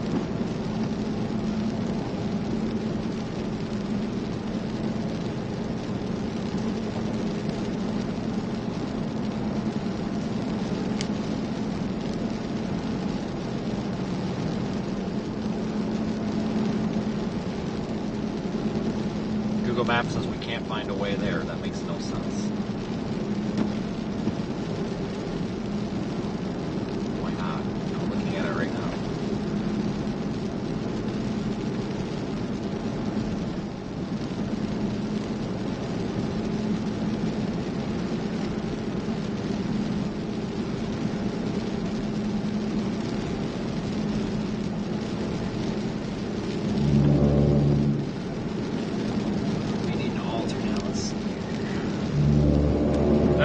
road, don't go there.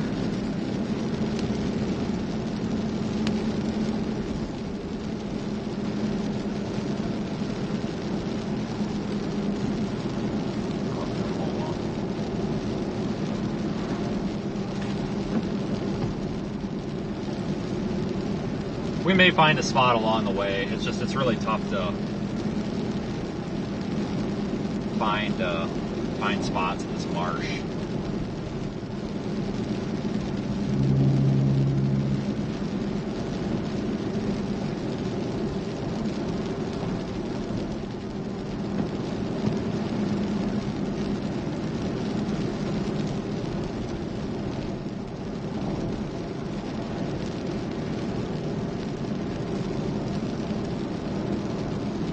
Probably getting that car the hell out of there in the nick of time. Jeez.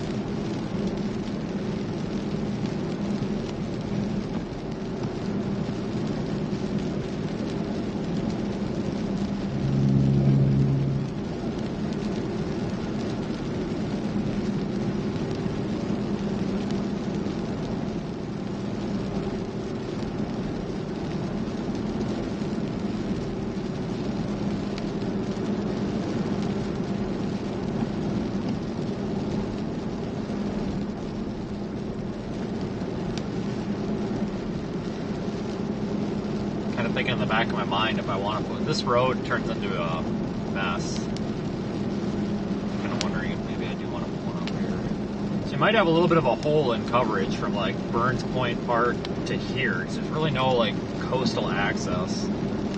So it kind of comes down to it's like, well, you got all these cameras, you might have a hole in coverage no matter what you do. So it's kind of like, well, maybe you just kind of burn one of them up, so to speak, or burn the opportunity to put it somewhere else, maybe put it here. I don't know, we'll see. But the locals we talked to back there seem to be pretty convinced that this was going to be a mess out here. And, you know, you can look at all the meteorological data you want, but sometimes, you know, like the local cops and stuff, you know, they've seen this enough times that sometimes, honestly, their prediction is almost a little bit better just based on, you know, local geography, you know, knowledge of the local geography and everything. So I put quite a bit of weight into what he said about that being a good spot. So that's what he said when he pulled up. He's like, that's a good spot. All right, take your word for it. So that gives me a little confidence in that last one, which will be active in the app here shortly. It is working, we just need to get it made public here. It's just take a little bit.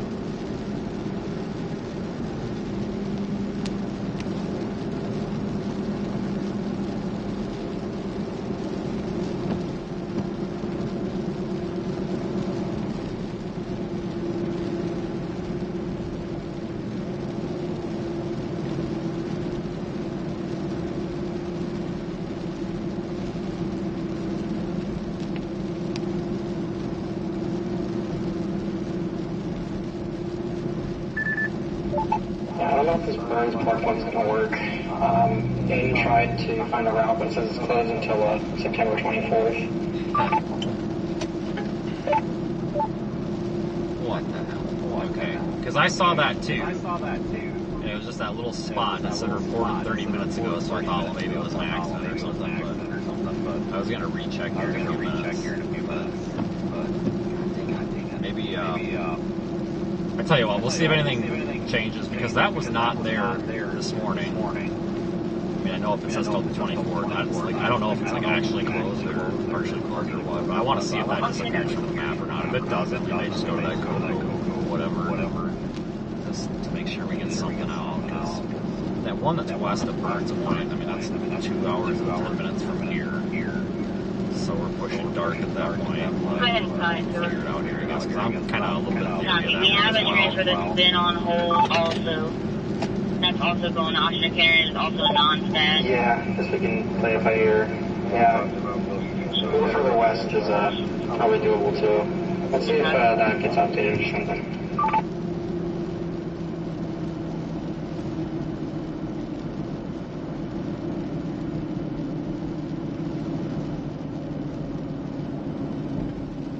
There's a road closure on Google Maps 4540. that wasn't there earlier, but dang it, it's there now, and it's now saying that it could be a long-term closure possibly, so...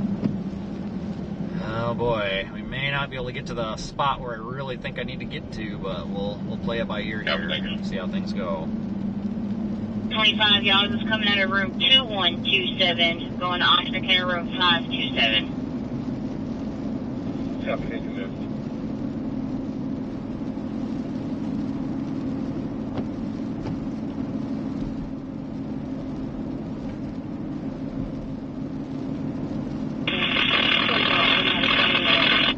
That's what I was saying about there just being very limited areas out here.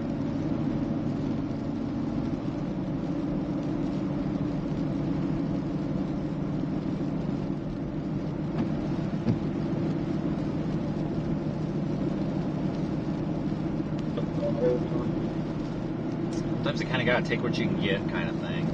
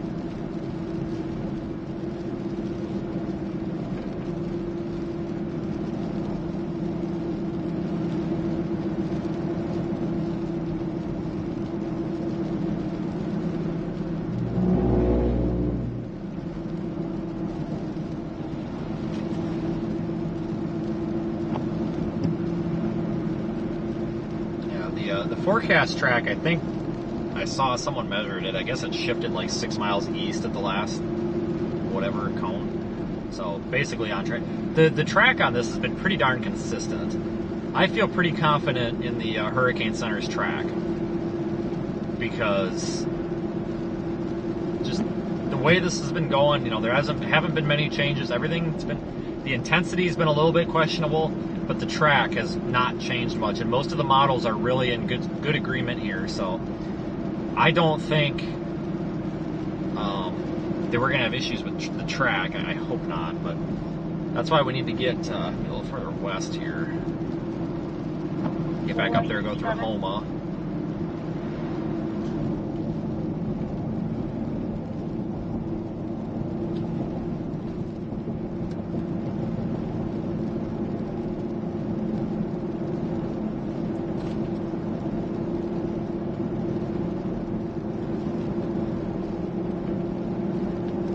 Through Homa and go west. Evaluate those west options most likely.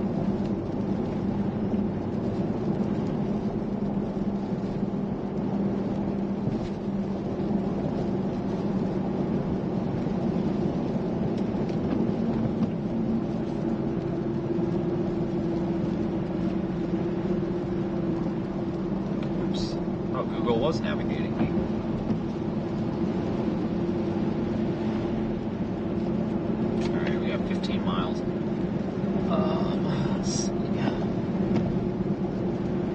Really kind of, you got a lot of, the road structure out here is like in and out. You know, you go in, you go out. There's not a lot of options either. But we're pretty much going to put it in the left lane and start hauling ass here. As I need to get most of this done by dark. So not having daylight can really suck with this.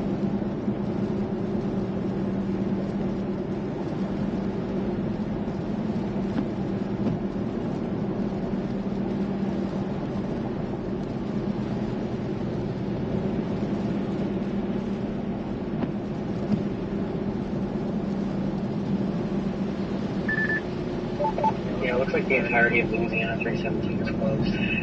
So I don't think you're really at the Burns Point. Yeah, way to go, Google. Yeah, way to go.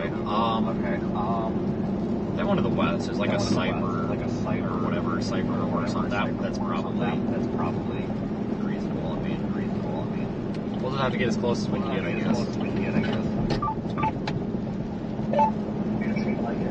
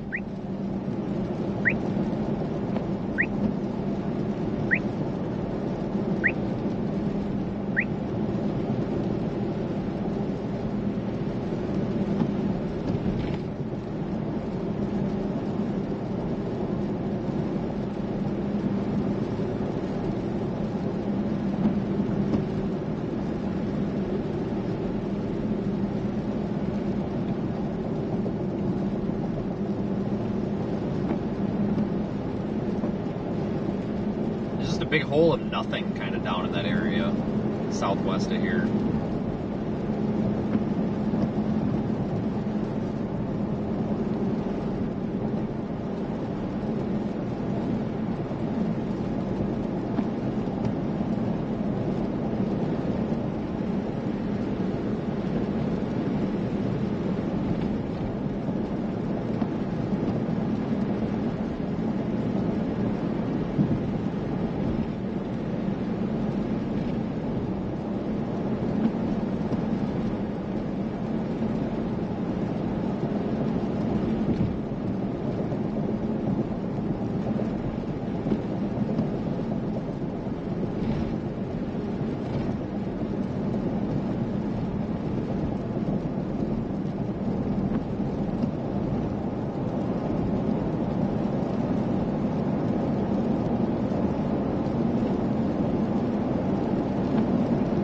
Happy 3 Apples and Meadow.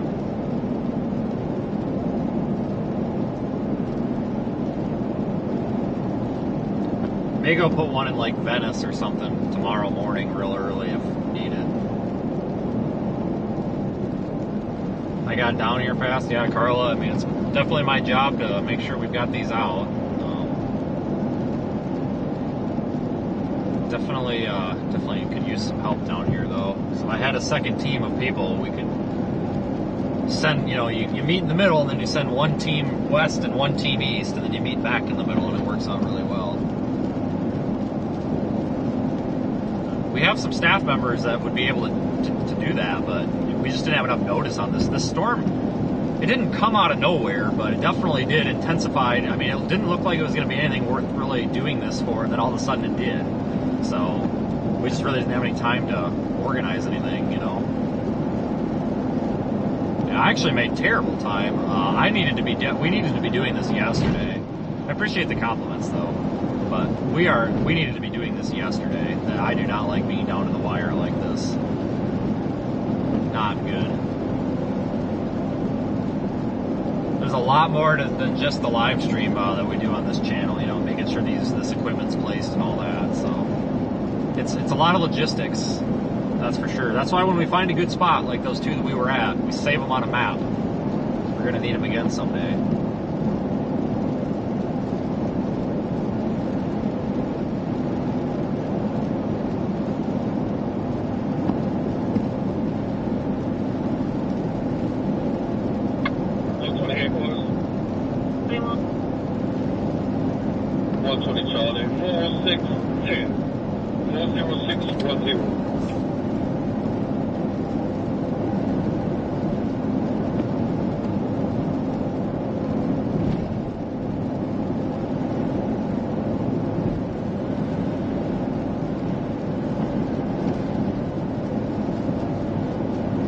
But I do kind of like the beach view on that Grand Isle storm camera. It'll be interesting to see over a couple of hours, over several hours time tomorrow how the tide comes up, time lapse it, kind of thing.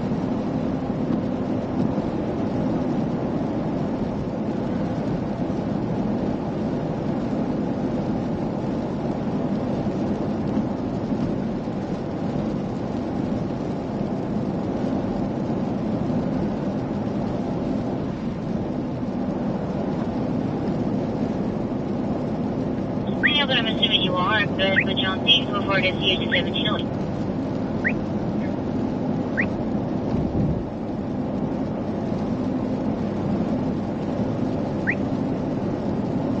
Thanks, Darla.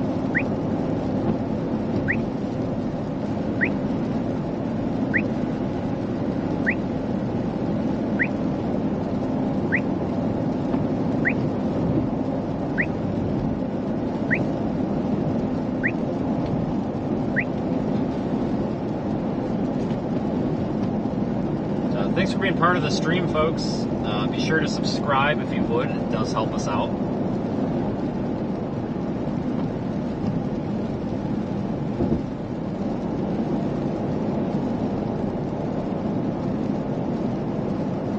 Plaza Station. Copy 5 empty.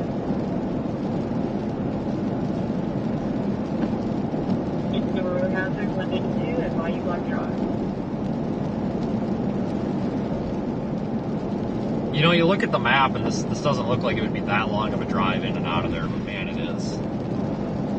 I have no idea what the speed limit is. Totally a cop sign right here. I don't know. We're probably speeding. Whatever. Oh shit! There's a Walmart right there. I'm tempted to stop at that dang Walmart. But stop at the one in Homa.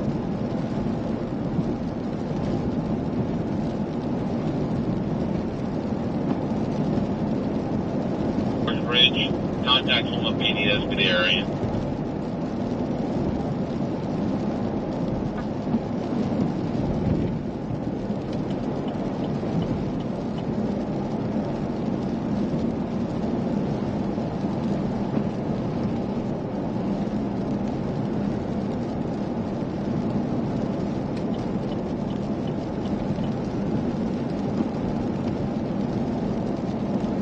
C37, green and blue. 37. Could you copy of 1077, please? 1071. 105953. 105953. Also, I'll be on shift to move in-car cameras.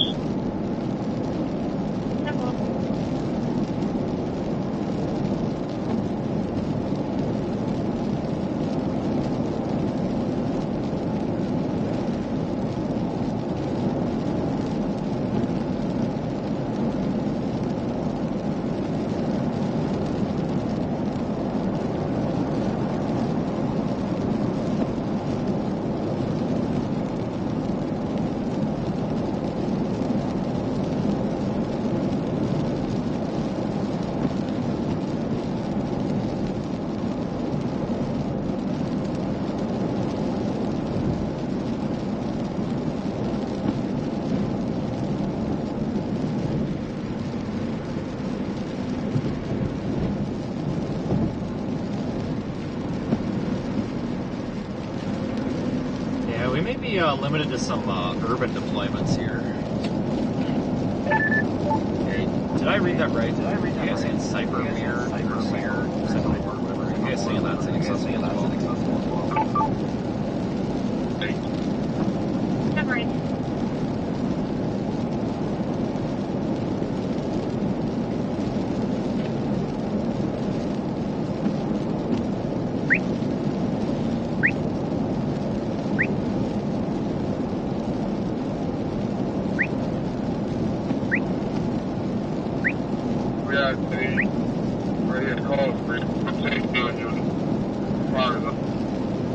We got Google Maps working for us.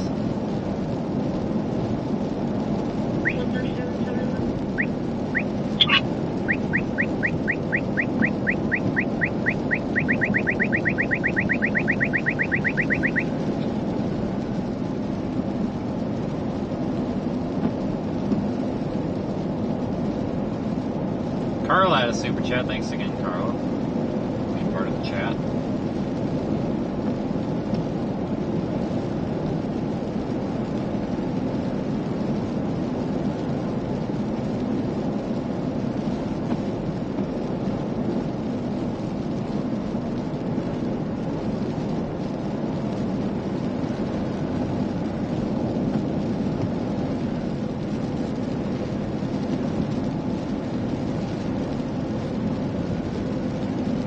Dark Girl 75 for your super chat. If I want to turn here, or if I want to go up to Homa. Well, I guess we'll take 24th to Homa, I guess.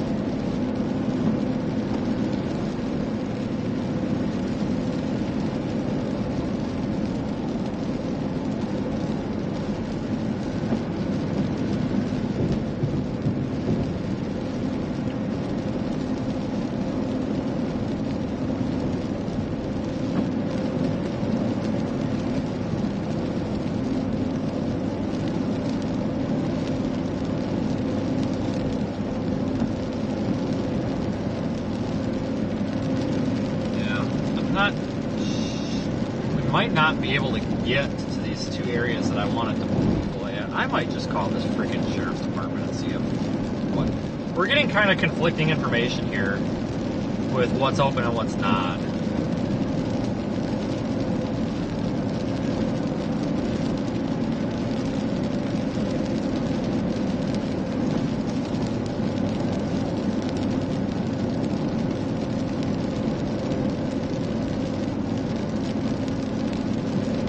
Reports that they've got one of the roads that we need that's listed as closed, but they've got it listed as an evacuation route.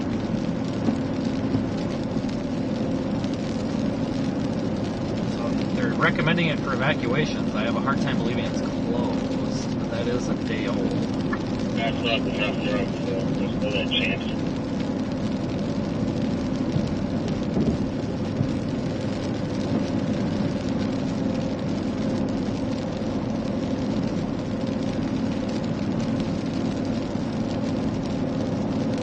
See what we can do here. That's the problem with this all being swampy and everything. You kind of got one way in and one way out to everything, and all it takes is one closed road or blocked road or whatever, and you got issues. So, I mean, if stuff is just blocked, or if it's closed because it's like some sort of evacuation order, 99.9999% of the time, you can go up to where the roadblock is, and whoever's sitting there, you tell them, hey, we're going to go put this camera down there, and then we're going to leave. I've never had a cop tell me no. Never. It's always, all right, man. So, never had an issue. A lot of what it comes down to is like, all right, why are we closed? Are we closed because we've got barricades up, and nobody's, supervising the closure? Is it closed because there's water over the road? Is it closed because there's construction? Like, there's a lot of stuff that we gotta evaluate here when it comes to figuring stuff out, because otherwise you gotta cut your losses sometimes and be like, well, it's gonna take too long to determine, so we gotta go somewhere else. I mean, we can go and do some urban deployments as well. There's some areas in Homa and Morgan City that we've thought about, so we may have to do urban deployments too. I don't know. But we'll find something. This is just a really bad area to do this. And the few people that do, I've talked to some other folks that also deploy. They don't deploy live cameras, but they deploy, cameras to record, just for their own projects and stuff. Oh shit! I can turn here. And I've talked to some of them, and they all share the same frustration with this area. We were actually talking about it 2 days ago on my way down. We were talking on the phone, and we all share the same frustration of, it's such a pain in the rear end down here. Some people think it's not even worth doing. It is. It's definitely worth. It's just, it's really, you gotta be real creative here.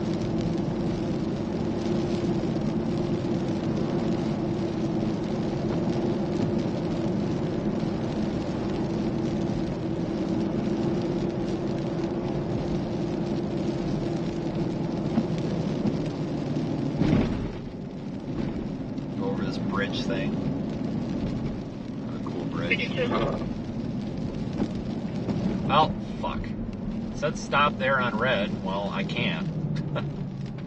Well, we'll just go up here past this little barricade gate. So, I guess if they decide to leave... Alright, we're good now.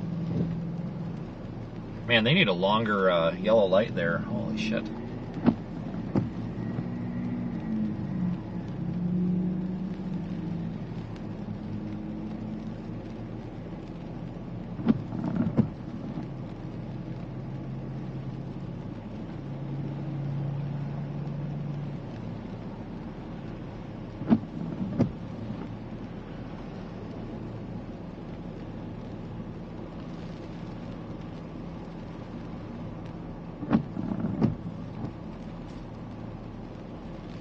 anyway.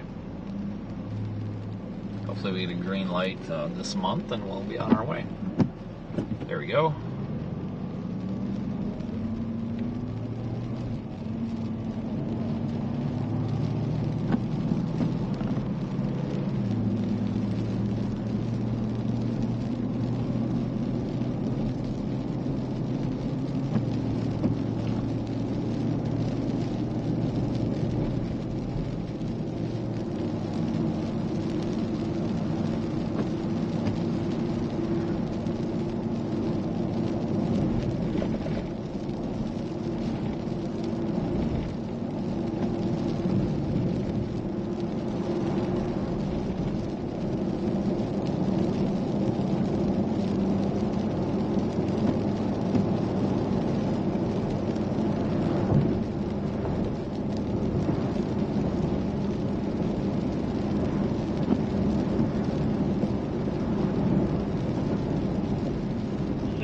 North side, not south side.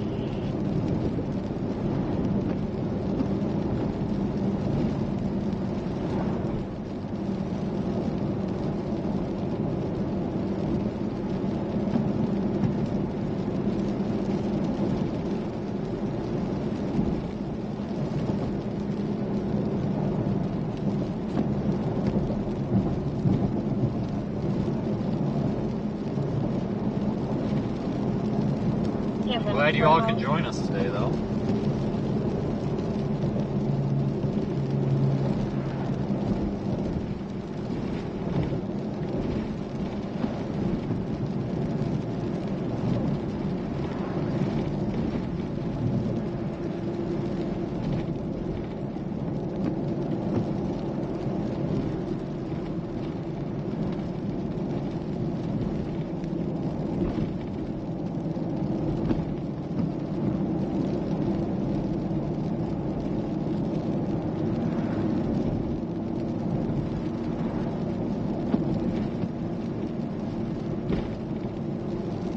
That's the first thing that I've seen boarded up, that gas station back there on the right. That is the first building I've seen with boards over the windows. It's full time, believe it or not.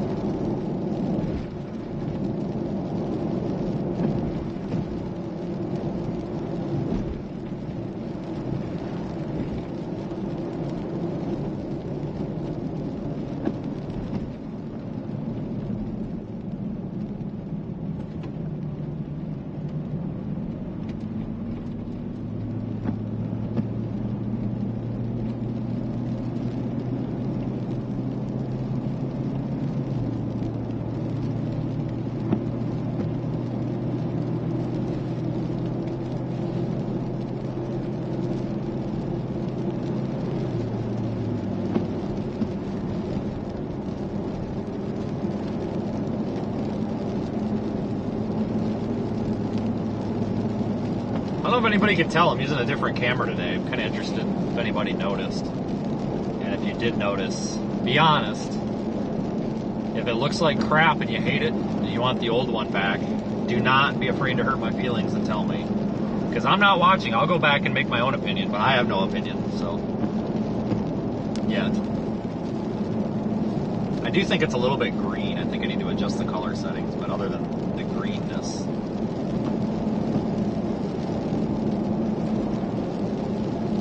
A little bit wider, about 15 degrees wider. Might get less car sickness with it too. See more.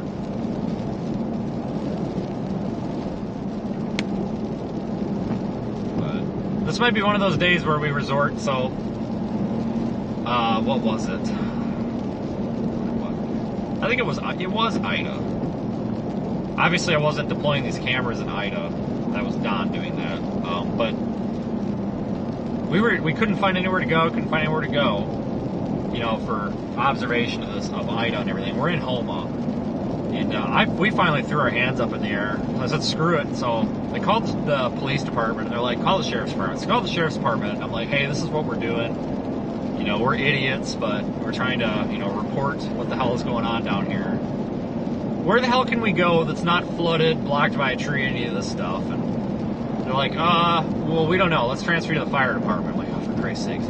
So we talked to the city fire department. They're like, oh yeah, go up on the parking garage there. Go to the parking garage. Parking garage is locked. I'm like, you freaking kidding me? Call the fire department back. But yeah, hey, it's locked. Oh, you can't open the gate? I'm like, negative. Like I said, it's locked, so I can't open the gate to the parking garage because it's, locked. And I didn't know how to say that. Like, I felt like such an ass saying that, but I didn't know how to make it any more plain. Well, hold on. We'll come let you in. All right. He comes, unlocks the gate. We go up there. Well, apparently they forgot to tell the police department there was going to be 4 people on the roof of the parking garage after hours when everybody at the police department thought the parking garage was secured. Which, as you can imagine, was kind of a surprise to the city police department when somebody apparently called 911 and said that there were people that broke into the parking garage and were shining flashlights and trying to break into cars on the roof of the parking garage. Well, those were actually our cars and our flashlights. And one of the cops that showed up, his employment, I think, was reevaluated from what I was told by the supervisor that showed up. But he came running up there. You put your fucking hands where I can see them right goddamn now. And he's got his gun out. And I said, all right, and I snapped. I'm like, you don't come up here screaming at me like that. And I kind of went off. And I was like, we were just let in here by the fire department. Keep in mind it was 2 o'clock in the morning. I'm like, I don't know what the hell is going on, but you don't come out here pulling your gun out and all this shit. And I lost. Like, I was so pissed. It's like, I've worked in public safety for, 7.5 years at that point. I'm like, you don't pull your gun out on me. You evaluate the situation. Because he should have said, what the hell are you doing? Now, put your fucking hands right. And you know what? I didn't put my hands where I can say. I'm not complying with that shit. I don't do that. But he calmed down, and I'm like, can you get a supervisor over here? He got a supervisor, and the supervisor's like, yeah, this might be the fork, or the knife in the side, or the knife in the neck for this guy, or whatever. And I'm like, what? He's like, oh, he's got a temper problem. I'm like, oh, okay. So his employment may have been reevaluated. I'm not sure. But the supervisor that showed up was like, yeah, you would have thought that they would have thought maybe it was a good idea to, call us and let us know that they had unlocked the parking garage for people when we were told that there was, it's after hours, it was secure. Because the reason it was secured was because the city and the parish had put all of the city and parish owned vehicles in the parking garage and then locked the parking garage.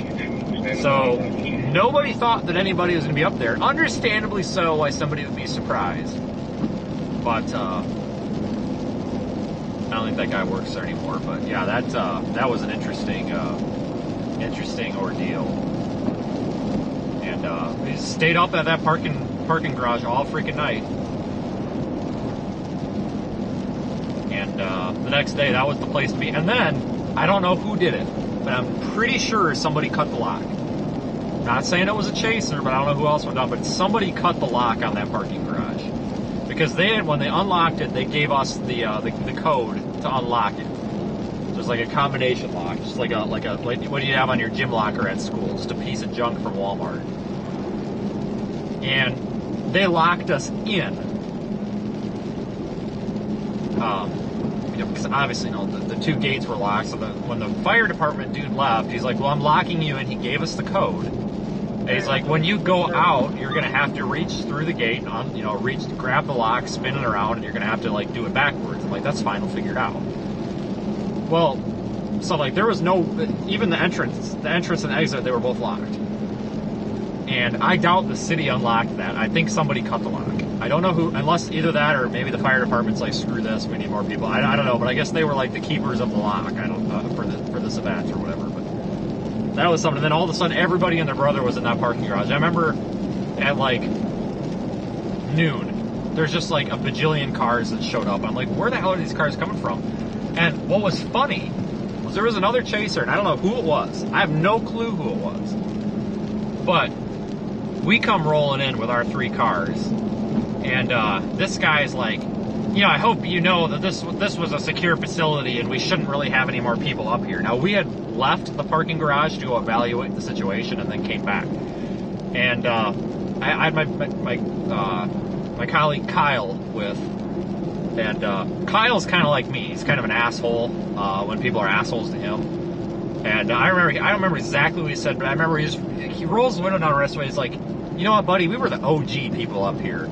You're the trespass. Like, just said something real calm and collected. It was a real zinger, and like just the life drained out of this guy's face. He's like, well, I didn't know that. And I'm like, yeah, that's what I thought, buddy. It's probably the guy that cut the log. And I'm not saying somebody cut the log, but I honestly wonder if that's what happened. Or if there was a resident left behind that's like, oh my god, I need to go to shelter, and like somebody busted the lock. I have no idea, because I have no idea how the entrance and the exit got unlocked, because they told us, and even the cops, the supervisor at the police department that showed up at 2 in the morning, I asked him, I'm like, so like, what's the deal with this place? And he's like, well, it's locked because, you know, we've got all the government vehicles here and everything. And he's like, you can stay here. He goes, we don't give a shit. Just do not let anybody up here. I'm like, okay. And he's like, you have the combination. I'm like, yes. He's like, we don't have the combination.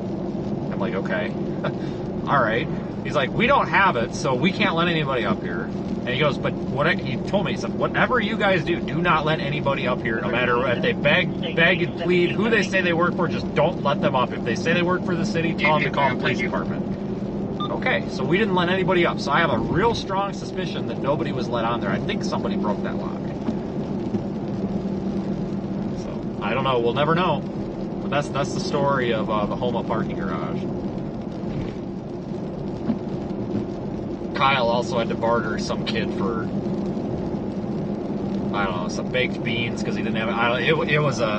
That was a shit show, let me tell you what. That was a hell of a time. It was a fun time, though.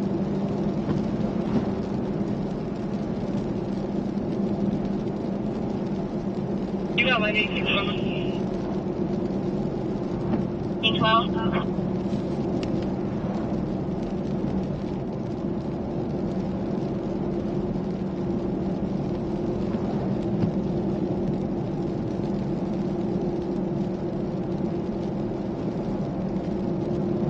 Yeah, what had actually happened shortly after the interaction at 2 o'clock in the morning, this guy that was with us is like, oh my god, he said it super dramatically. He's like, oh my god, it's bombing out. It's headed right for fucking New Orleans. And I'm like, you sure about that? Yeah, we gotta go to New Orleans. And we're like, Alright, so I had Kyle with me, and we're looking at stuff, and we're like, God, I don't think it's going to New Orleans. But then we're like, maybe we should go to New Orleans, bigger city. So we went to New Orleans at like 4 a.m. We get to New Orleans, we meet this guy that we're working with, another colleague. Yeah, he's got his camera crew with him and all this. And he just looks at us, he goes, why the of course, I'm going to use the language, it's my YouTube channel. He goes, there's a fucking hurricane, Category 4 hurricane heading straight for home. Why the fuck are you in New Orleans? We kind of looked at each other and we're like, I don't know, why the fuck are we in New Orleans? So we got back in the car and headed back to Homa. And Highway 90 from New Orleans to Homa was a freaking death trap. It was flooded, there were tree branches flying around. At this point, it was making landfall. We were damn near in the outer eye wall. It was downright dangerous to be on the road. We're like, are we going to get there without getting hit by a tree? Like, trees were falling down everywhere. There was, like, buildings flying through the freaking air. There was this, like, grain silo or fertilizer silo or something that, like, exploded and, like, blew up all over the road, like, a quarter mile in front of us. We thought we were going to get hit by it. Freaking, like, a cell phone tower went down in the freaking middle of the road. We had to go around that, and a tree hit the car, and it was, oh my god, it was a shit show. We're just like, why the frick did we ever leave here? And that's when we went back up to the parking garage and got confronted about the guy that said that we shouldn't leave this facility secure, even though we were the ones that unsecured it in the first place. But I tell you, I got some crazy stories to tell you about hurricanes, people. I mean, one of them involves a mob trying to kill us in Tampa, and I mean, guys, there's a pretty, there's sandbag in there on the left. See that? But there's been some ridiculous things that have happened in these hurricanes. I'll tell you the story about how we almost died. So this was another Ryan Hall era special, and yeah. So this was Hurricane Ian, and God, I don't remember what the frickin' circumstance was, but Brandon was with, somebody else was with. We couldn't get anywhere to stay. You couldn't stay. Was it Ian? It was Ian. God, God, guys, I don't know. No, it wasn't. Was it? Dally? No, it wasn't Ian. I don't know. I don't even remember.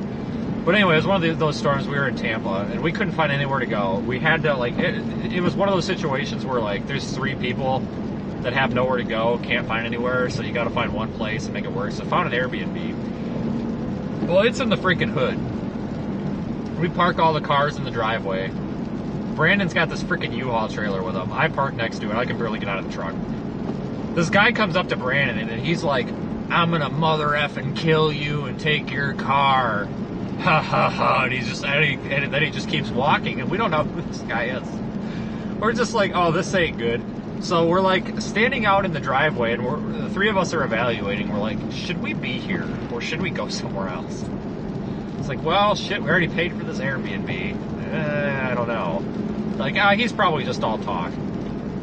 Couple minutes, oh, it was Chris Hall. He had his girlfriend with. She's standing in the middle of the road, and all of a sudden we turn, like, she said something, she's like, oh my God, and like, we all turn around. There's a mob running down the fucking road there's like 10 of these people. I saw like 3 people with baseball bats. Some guy had like a tire iron or crowbar. Some dude was pulling a little like red wagon. And these guys were like jogging toward us, and we're just like, oh no, we're not doing this shit. So we got the fuck out of there. We ran like 4 red lights in a row. I mean, I wasn't stopping for no red light. There was nobody coming. I'm like, I'm not stopping. Like, I don't know how fast these people can run. I don't know if they got cars. I ain't doing this. And like, it ain't happening. Looks like we got a broke down vehicle here. Come on, guys. I'm letting you over. And that was, damn, we damn near got, I think we damn near got sacked by somebody. I don't think the guy that said that he was going to murder us and steal our car, I don't think he was kidding. I don't think he was kidding.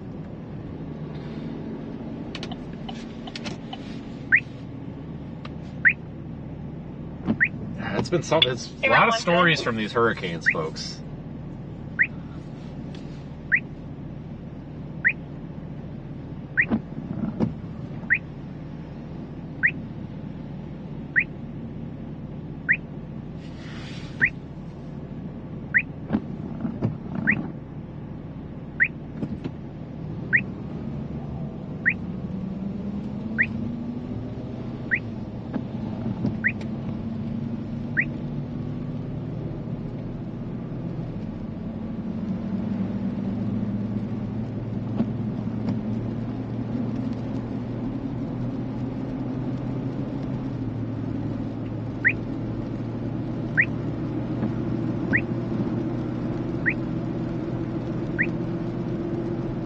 We'll go over toward Cypremere.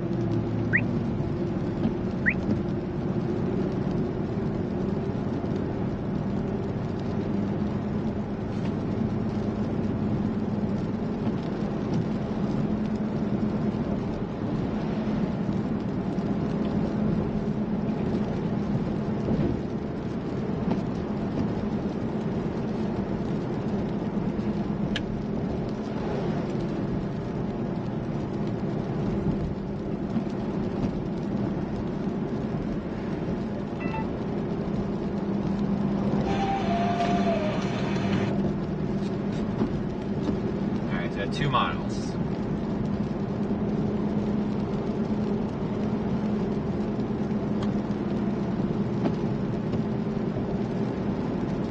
Till we not till we get there, but until we get to the road we need. At Raceland up here. We're kind of on the northeast side of like Homo would be just to our southwest.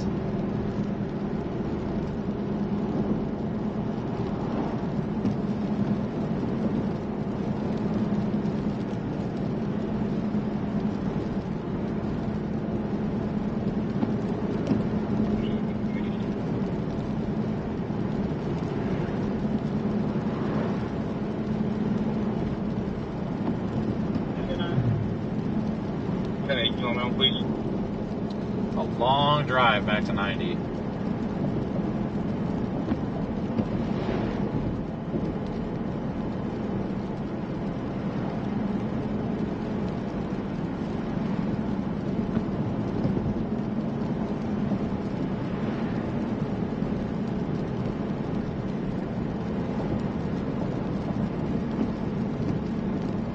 Guys, I do need to make a quick phone call. I need to, I want to give somebody an update here. Give me just a moment.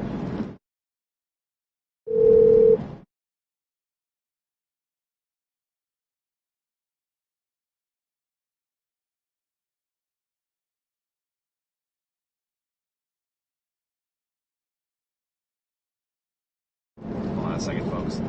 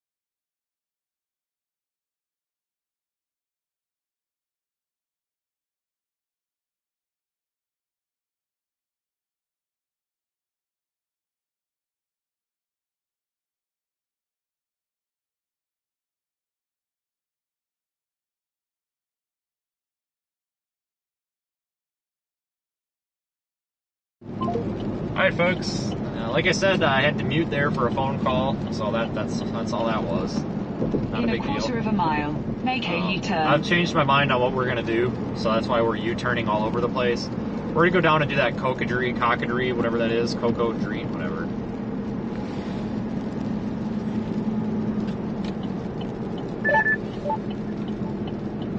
It's free information. Make a U-turn. We're going to go down and do that cockadry, whatever it is. We're talking 745 for an ETA to Cyberport, and I'm concerned that there may be accessibility issues with that. I'm really afraid that if we spend all day going over there and we get turned away, it's not going to work. So that would be bad. So I think we're just going to not chance it, go down here, and then do like an urban deployment on the bridge in Homa, on the bridge in Morgan City in the morning, and probably just go from there. So we'll take that cockadry now.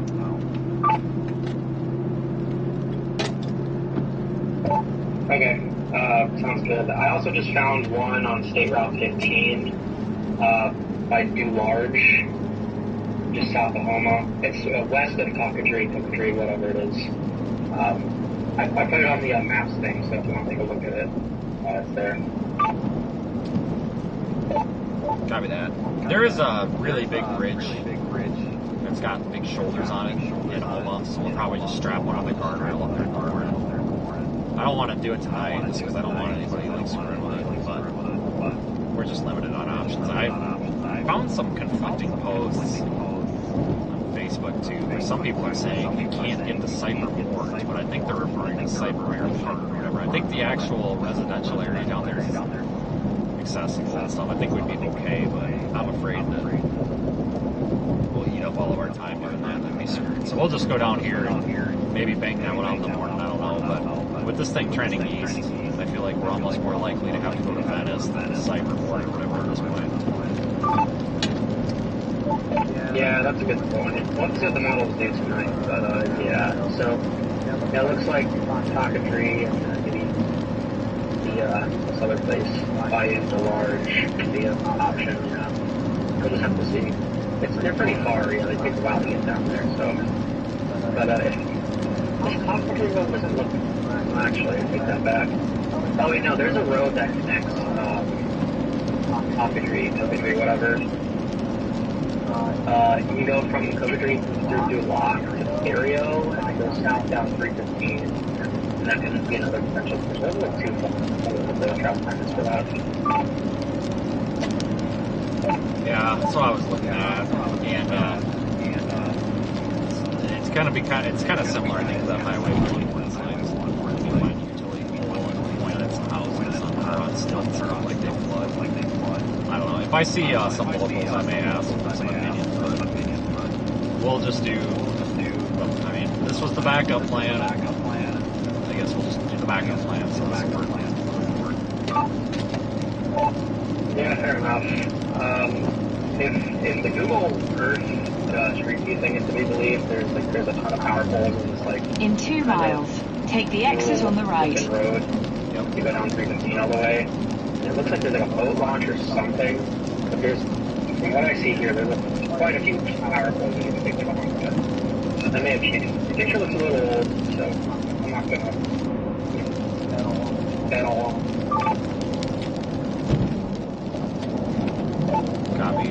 Brandon said that this area got screwed up in Ida, so I'm not sure what the infrastructure is like, but I know that they've got utilities down there based on what I'm hearing, so I'll make it work. That's not good. I'll probably find a little something that works. Cockadry, I don't know, folks. I'm not from here. I say things funny sometimes. It happens, so I don't know. And the second I try to say them right, and then I say them wrong, so I just kind of guess.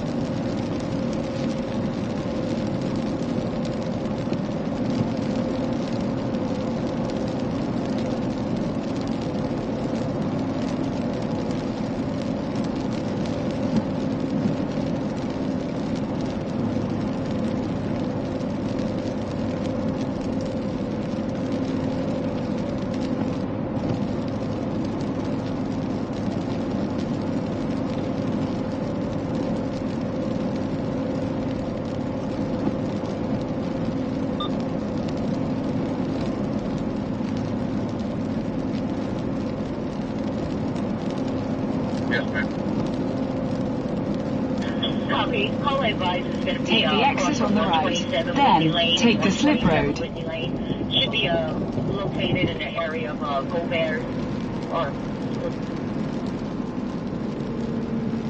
Engine down here, responding, 3 on board. 605. Take the slip road. Then turn left. You're right behind Gobert's. Engine 92 responding. This is only like a 40-minute left. drive. Engine 92 responding. Person going on scene. Come back with your number, please.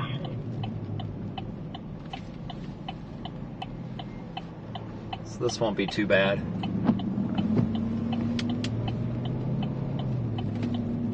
And you guys hear an echo on the radio because I've got a portable clipped onto my coat, and my coat's in the back, and I forgot to turn it off when I got back in the car. It's not too big of a deal, that's why I just left it.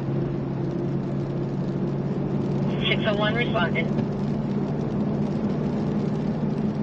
58.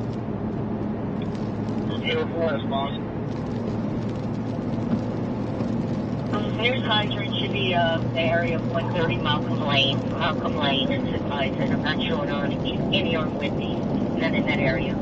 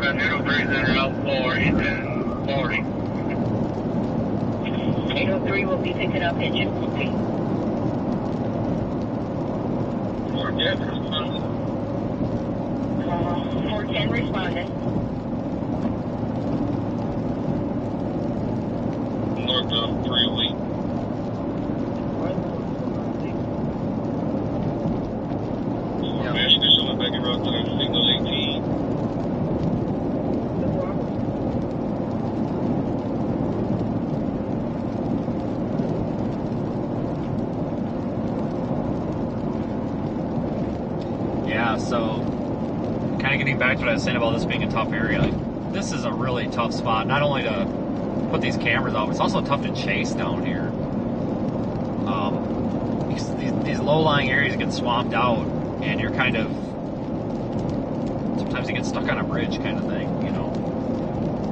Just, in half a mile, turn left. If I were to pick out my least favorable area to document from a media perspective like this, or a hurricane or tropical storm, I would say anywhere from Lafayette or anywhere south of Lafayette, Louisiana to Houma or Grand Isle, basically South Florida. That's just an awful spot for doing this kind of job anyway. Lots of challenges here, but we can overcome them. It's just tough to do it. You need a freaking helicopter or a boat. Boat would work.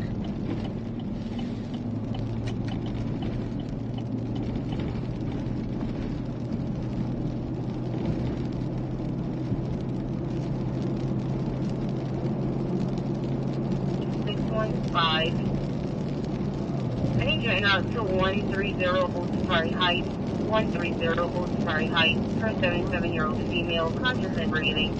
She's failed.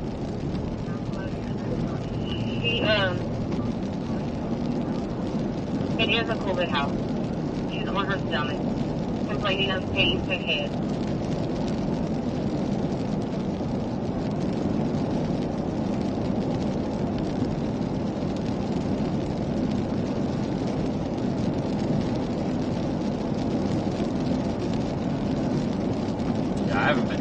quite some time. Getting on into it here.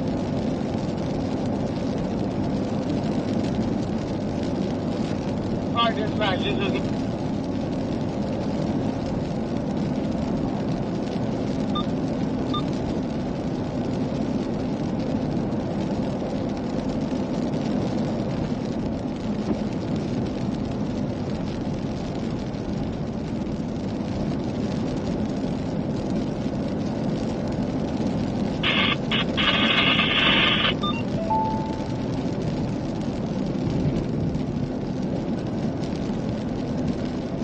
Radio traffic. 68 on scene. Anyone on scene? Cut out. Really? 68. 605, 643, until we get to the bed. 62, pull up the rear line. Michelle, what are you saying in traffic? 68 on scene. Central dispatch responding unit. Be advised all traffic except emergency traffic. The emergency traffic on the radio. Alright, dispatch 92 on scene. 92 on scene.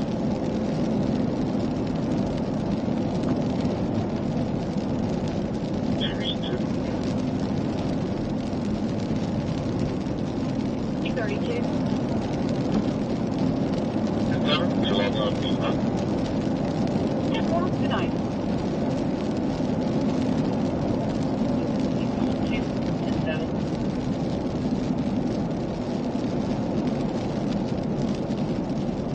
I wish it wasn't raining. Life a little bit easier.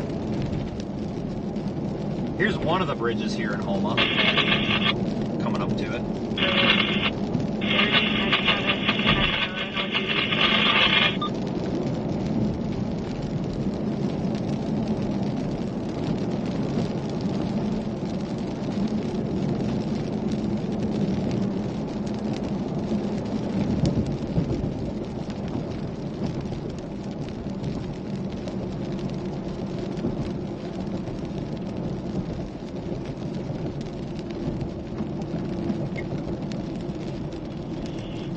Central car is being extinguished. You might bring me how you park to get into the camper, to get into the door. Thought we had that light, you know. 804, fire being extinguished.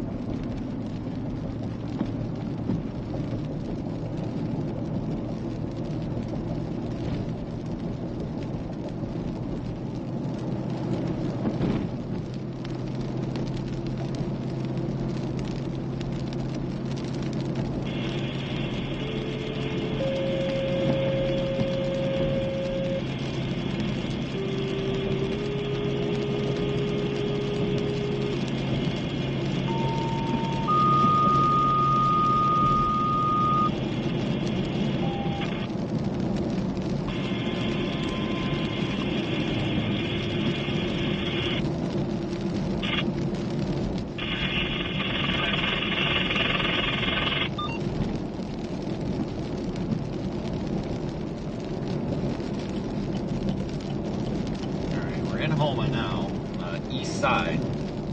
Got about 30 or so minutes to get down to where we want to get to. And kind of evaluating options on the way.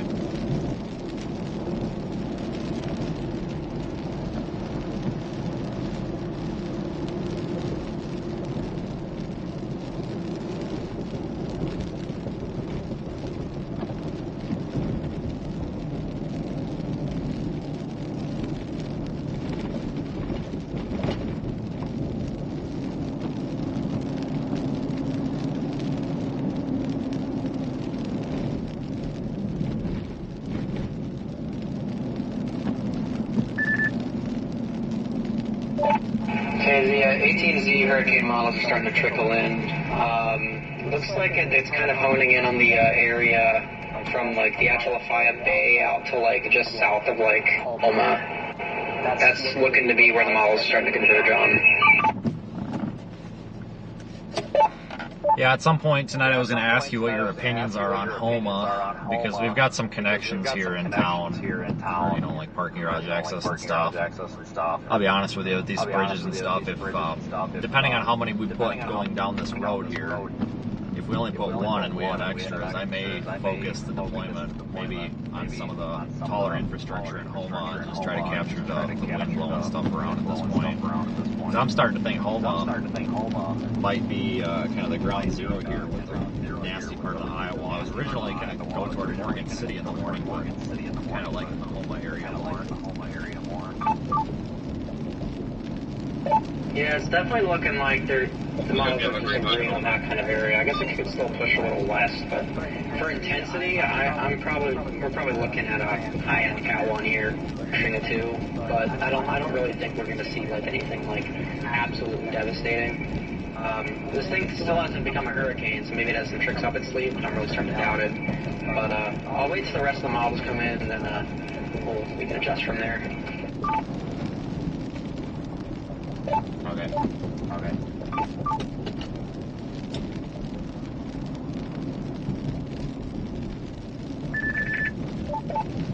Yeah, I'm also second moving the Puma thing. That's what it's been looking like for me for like the most intense effects.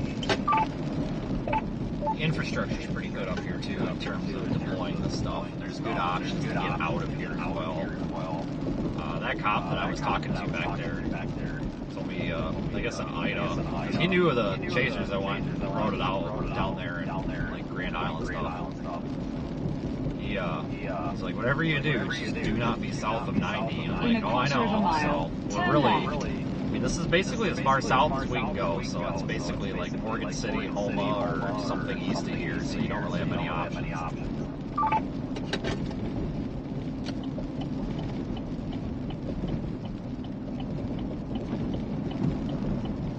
Turn left. Yeah, especially not safe options.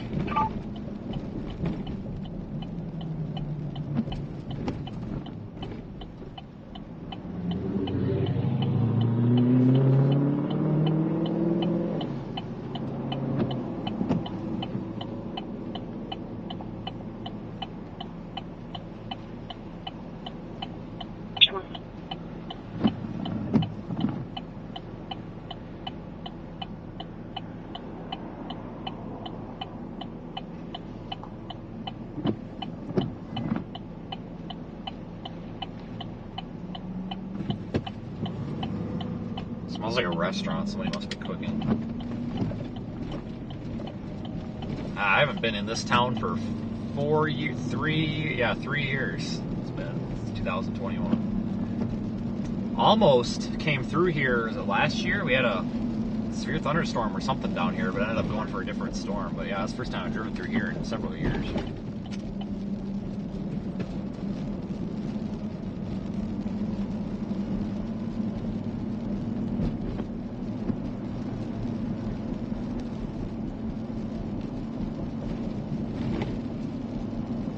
I don't see anything boarded up.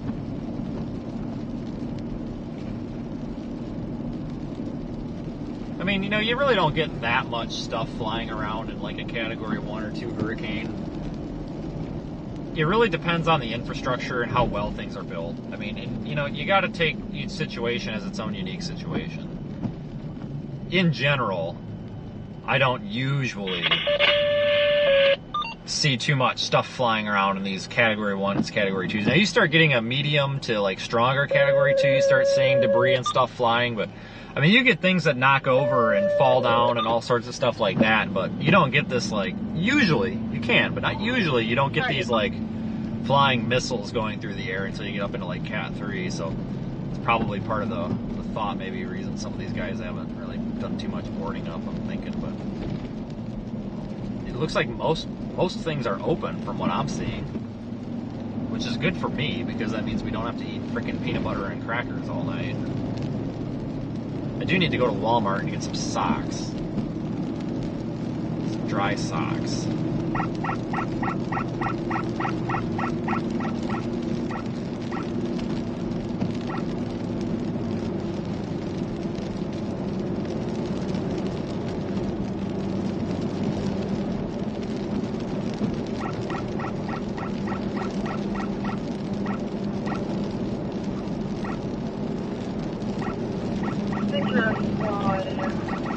Can we send another MIT? We probably got the fire.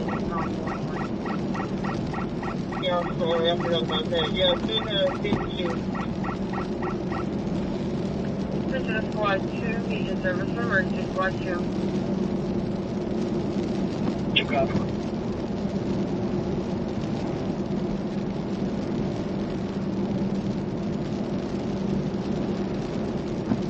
Yeah, I'm not familiar with it. I don't think I drove through this road at all, but I remember when we tried to get out of Homa after Ida, it was just In a quarter freaking of a trees mile, everywhere. continue straight. Trees all over the road, power poles everywhere. It was tough to get out of town. Good night and stay safe. Yes, sir, you do the same.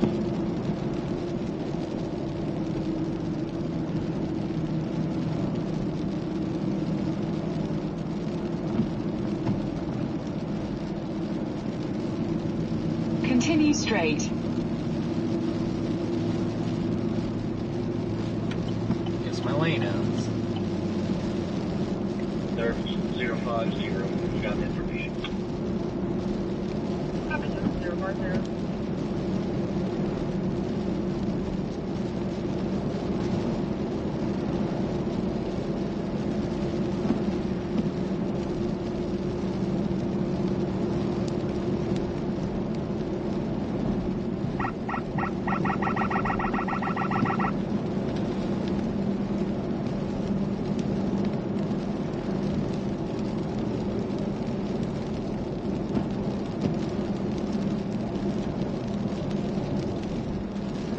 I do enjoy doing this stuff, folks. You know, don't let the stress and venting make you think that I don't want to be out here. This is something I never thought I would be doing. You know, in putting these remote cameras up is actually quite enjoyable, at least to me. It's just really challenging down here with the terrain.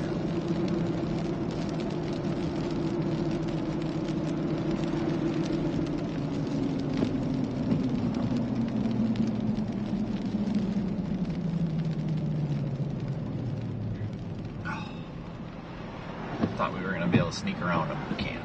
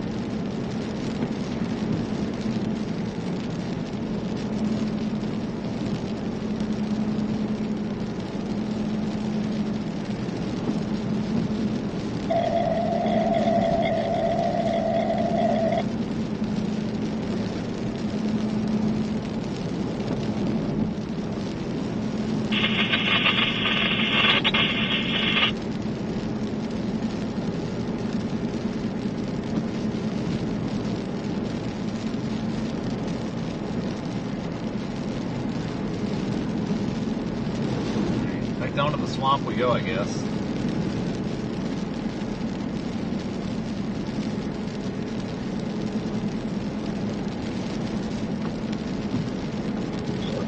We're up. Go.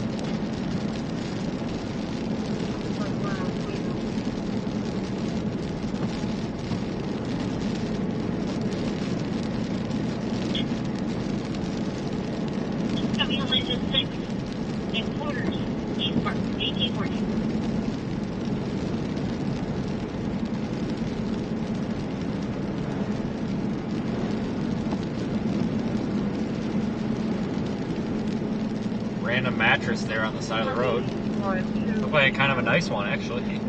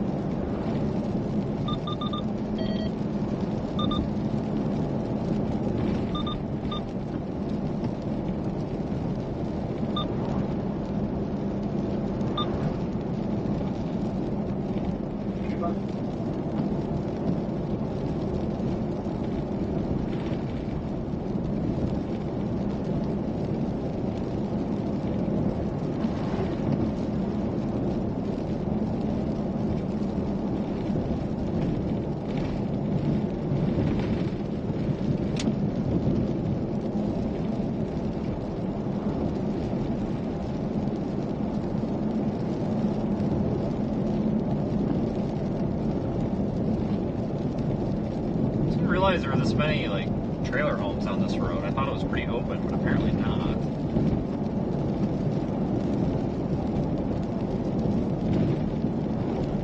It opens up farther down.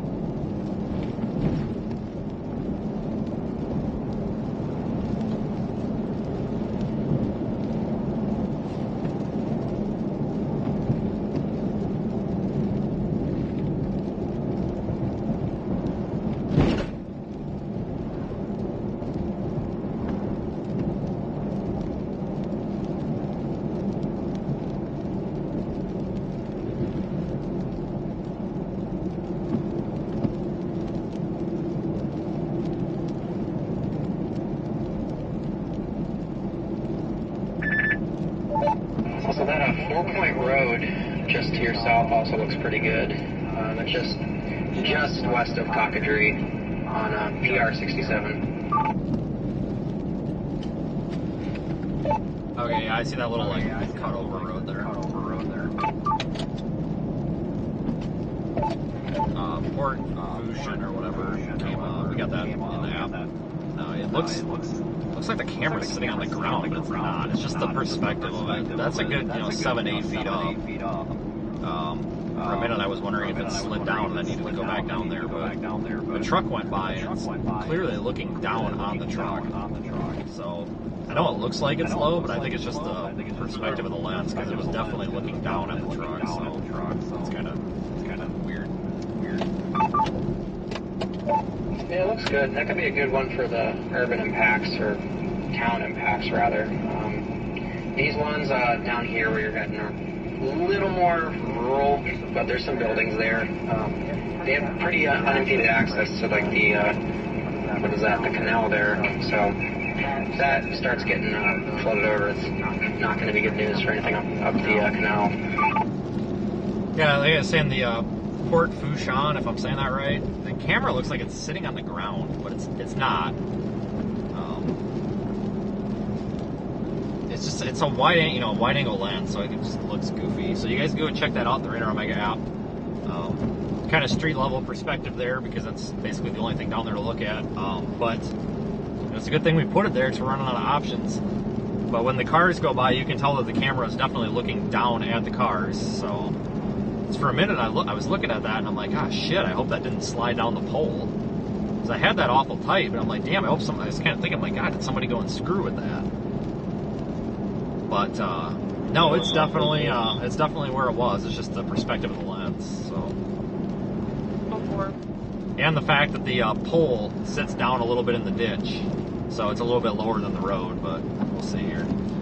That'll be kind of interesting here to see if any of those built. There's a bunch of kind of poorly built structures in the camera view there. I wonder if those are going to end up going flying later. Well, tomorrow anyway.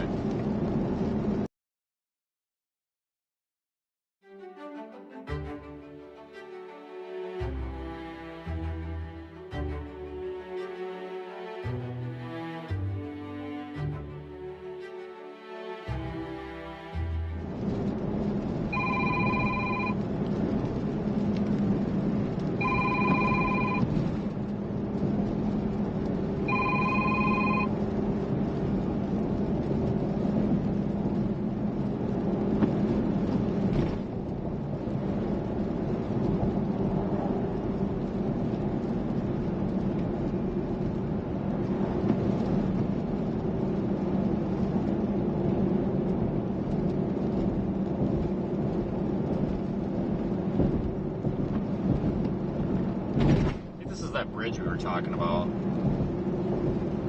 No, that's a boat lift or something. I don't know what that is. I'm kind of watching through here too to see if there's any areas that look like they may be possibilities. Because, you know, we're kind of running out of options for getting onto the water. You know, I have no problem with putting these packs somewhere like this where you can see the urban impacts. We don't have a lot of options down here. And I'll take a less than ideal camera view over no camera view. You know what I'm saying? Like, I'll take something that's not perfect over nothing at all.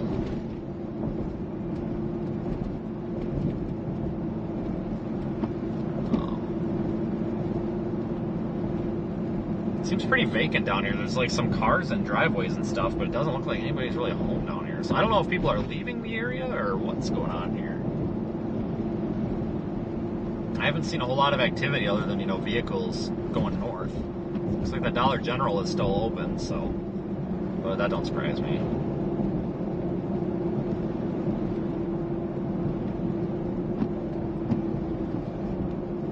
If some of these boat docks were not on private property or whatever they are, I would honestly think a lot of these are private property. If they weren't, I would go sneak one out there, because we got this little, like, river here. Or this channel, whatever you want to call it, but I think those are all private.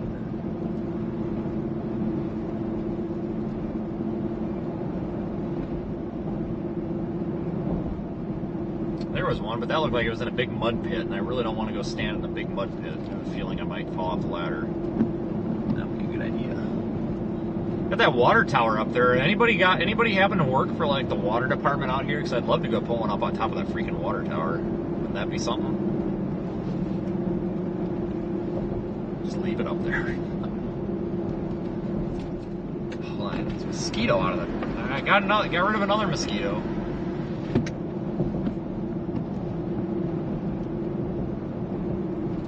Yeah, so what I always look for is, you know, public property, parks, you know, public utilities, you know, power stuff, power poles, water tower.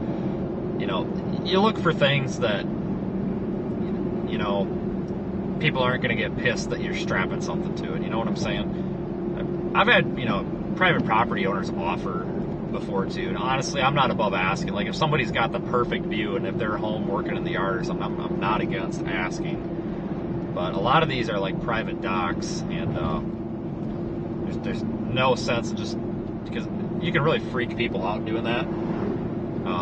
And I mean seriously, like some people are really paranoid. Like they'll think the government put it there, and it'll really bother them. So it's best to just find a, you know, the side of the road that's, you know, public right of way and has a utility pole or something kind of thing, you know.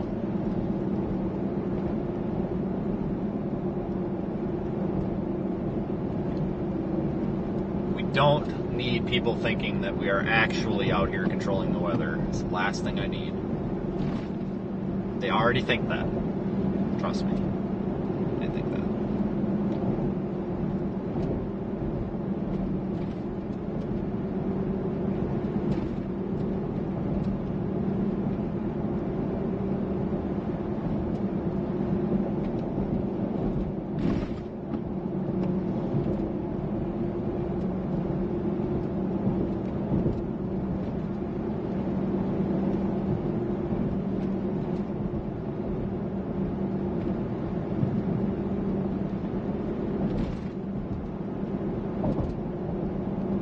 I'm not seeing a whole lot of activity here, that's for sure.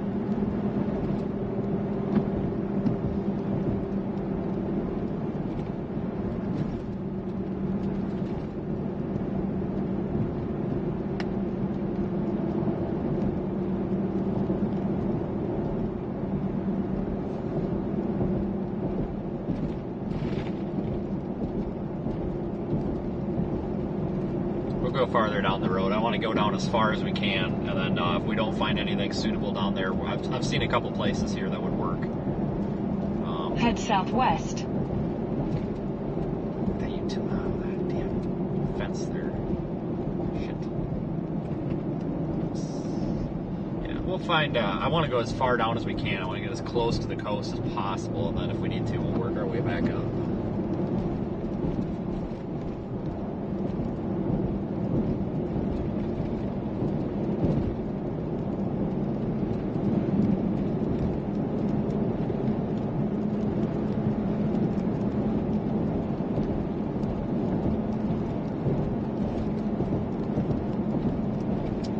Spot right there. It's on the public right of way.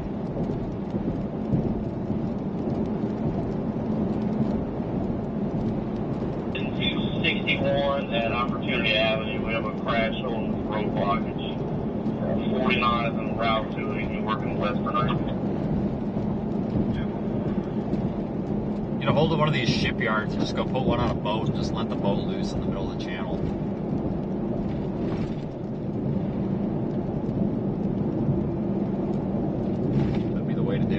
In a quarter of a mile, turn left.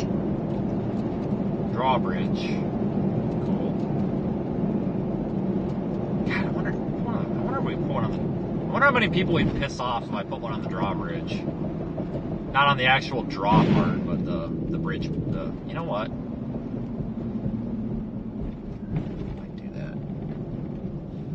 Might do that. We've done that before. We did that in Ian, and it worked out really well on those drawbridges. You know, you don't put them on the actual part that goes up and down, but the guardrail.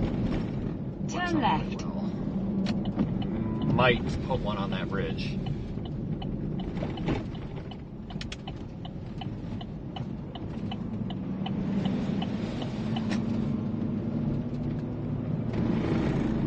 Yeah, we've been looking at Venice. I have one camera set aside. If this makes a big time dash, if it makes a big time shift east, I'll go out to Venice first thing in the morning. When I say first thing, I mean like 6 o'clock. If it goes too much farther east, I've been eyeballing Venice, so I do have a kind of a mental plan in place for that if that happens.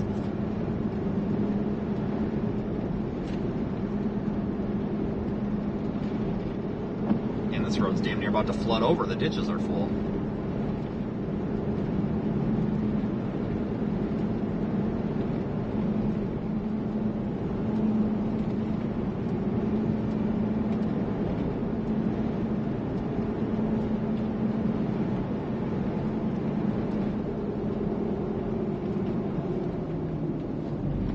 I bet a couple people have gone off of that curve a few times.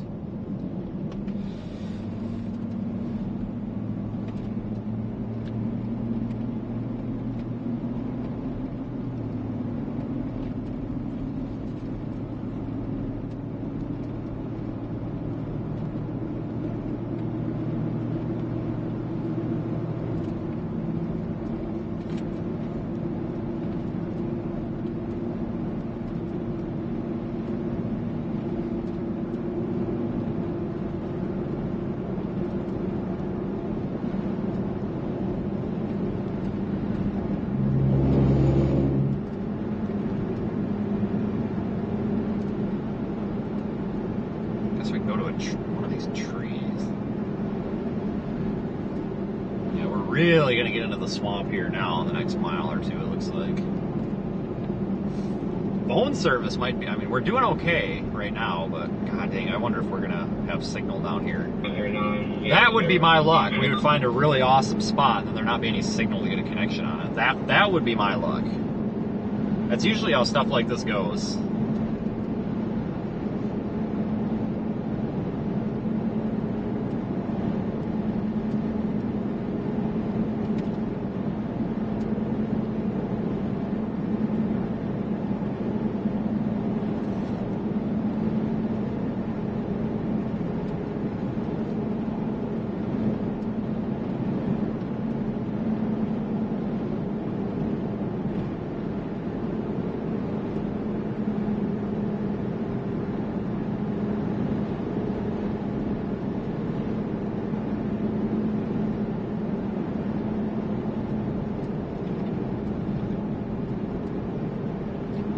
Bunny rabbit. Yeah, Francine's now a hurricane. Alright.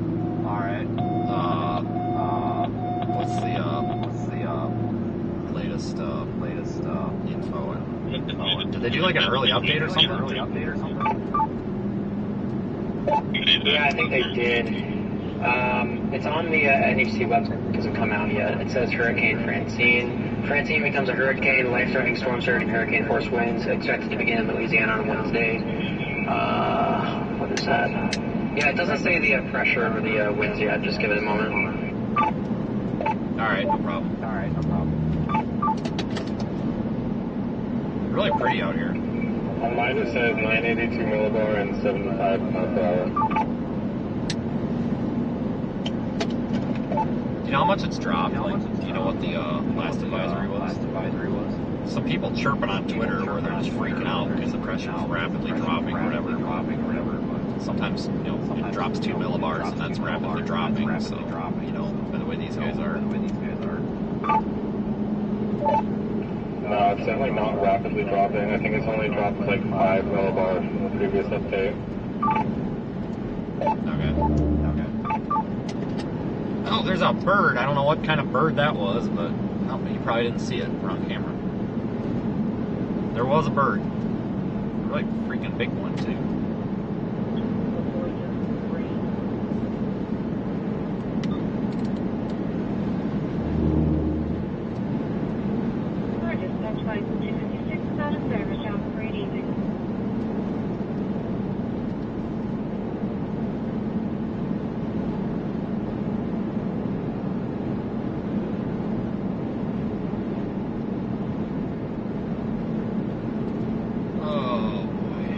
This would be a good spot if I had a utility pole. I would settle for a tree, but I don't see any trees.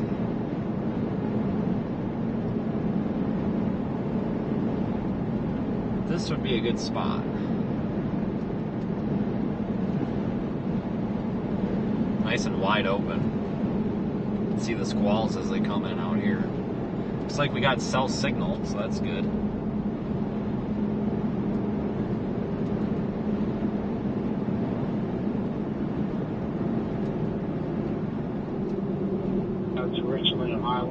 Originally an island state uses in pursuit of an ATV. Stand by for further.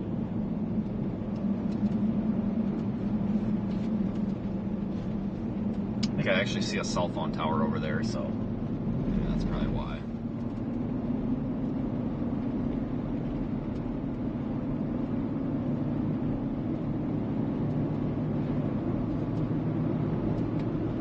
God, what I would not, I tell you what I would do right now for a utility pole or a freaking tree.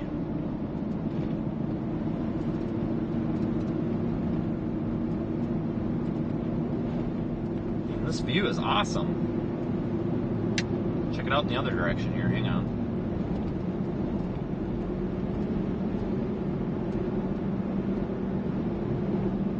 See, I like one looking off in that direction over the water. That looks awesome.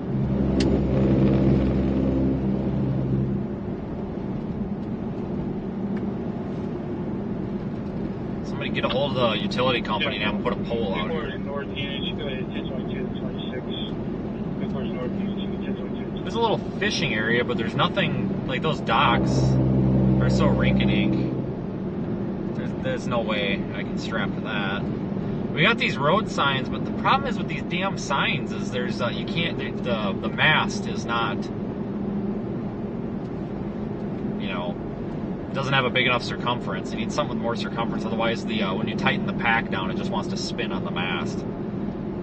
So you need like a utility pole or like something like kind of the size of a fence post or bigger, if that makes sense. These little square corrugated tubes don't cut it.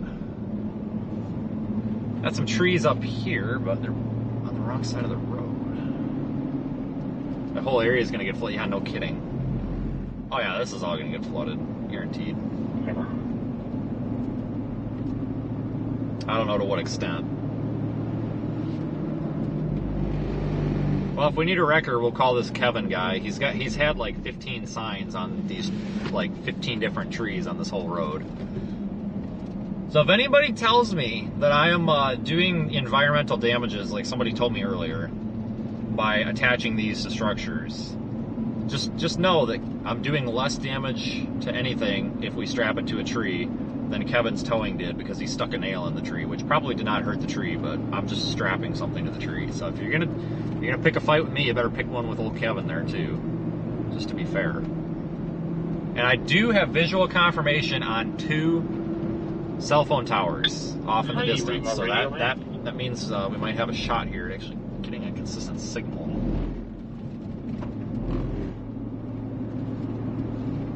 This is Squad 1 and Squad 4. Y'all can head back to the location.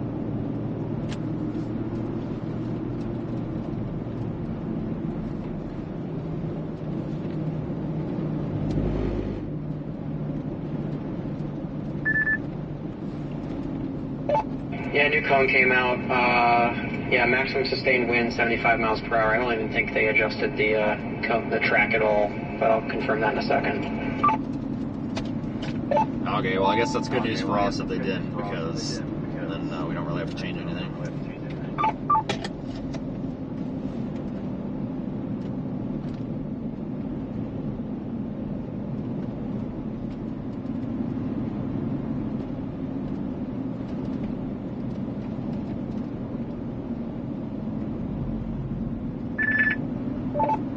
Yeah, it looks the same to me.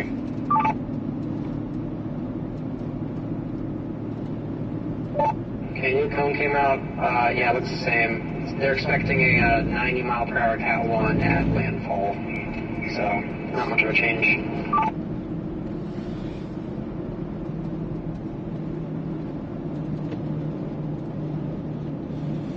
Yeah, we're gonna go south on 56 here.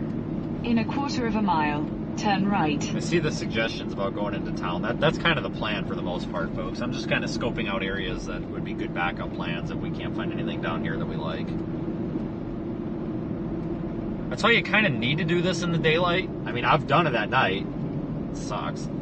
Turn right. But you really need to do it during the daylight, you know, because we need to be able to see what we're looking at, because at night this would just all be pitch black. I mean, there's not much out here to light anything up, so you're kind of just guessing. You know, it's kind of like, well, you know, are you going to be able to see anything or not? They might have the road closed down here. If they do, that's fine.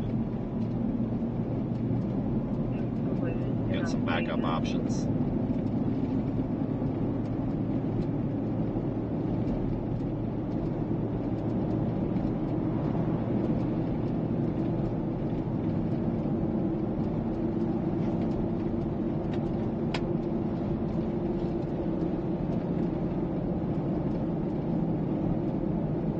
I don't see much for signs of life, which I guess is a good thing.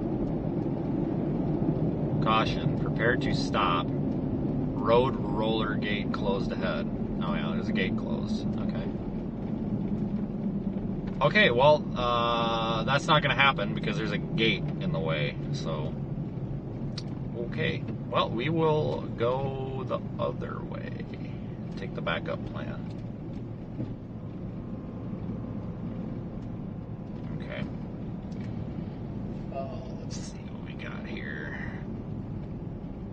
well, they've got the gate closed, but they're putting their little barricades down. Oh, that's fine. All right, well, if the gate wasn't physically closed, I would go see what it would take to get them to let us through there, but the gate's closed. I'm not gonna ask somebody to open the freaking big gate up for us. And going the other way, going up 56, it looks like the bridge might be closed. So we will take one of our backup routes here. It's not a problem. Saves us a couple miles worth of gas, I GPS guess. signal lost.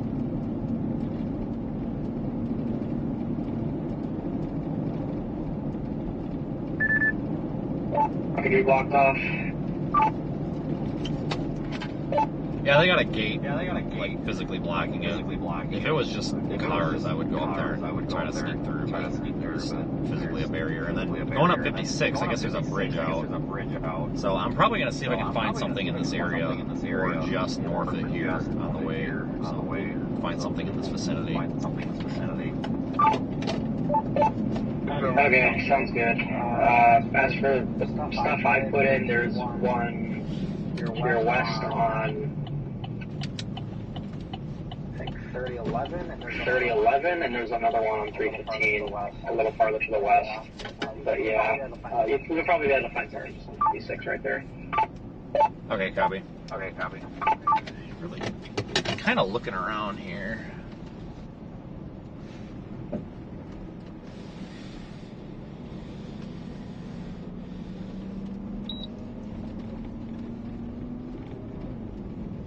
Definitely looks deserted.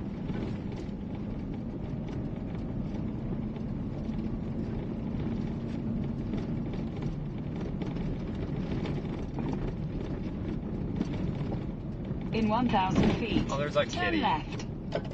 Look out, kitty. Oh, dude, come on, man, really? Alright, that's fine, I'll just go around you. Man, that cat thinks he's something special. He was not letting us go by unless we went around. Whatever, I guess it's his road. Whatever, cat. You do you. Turn left.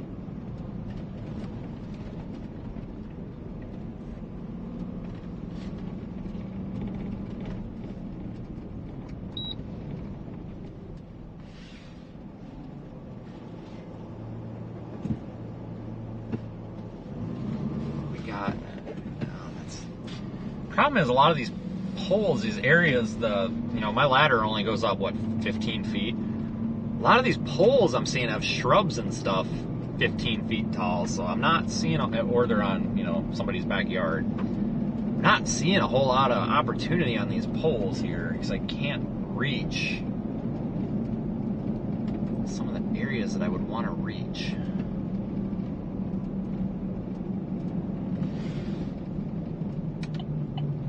One light pole, but that is definitely in somebody's backyard. I'm not gonna bother somebody's backyard. That would work, but I'm not gonna go to that one. I saw some spots on the way down that might work. Oh, let's see what we can do. Shit, guys, we're kind of running low here. I can't get to some of these poles. Are so deep down in the ditch, they're full of water and stuff. Like they're down way down in like a 3-foot ditch. I can't really get my ladder down in there, let's see what we can do here.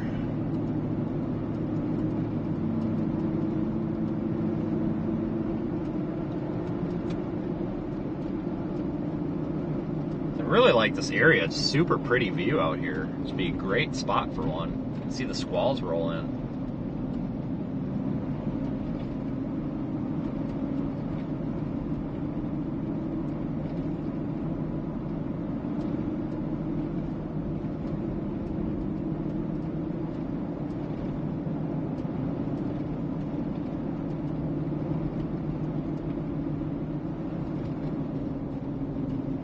Definitely want one out here.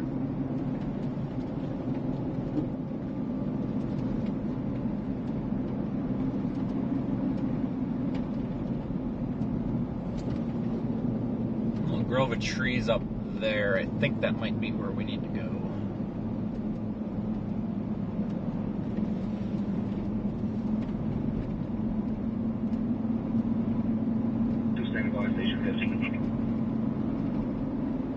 Sucks that we didn't beat that closure up there, but that's okay.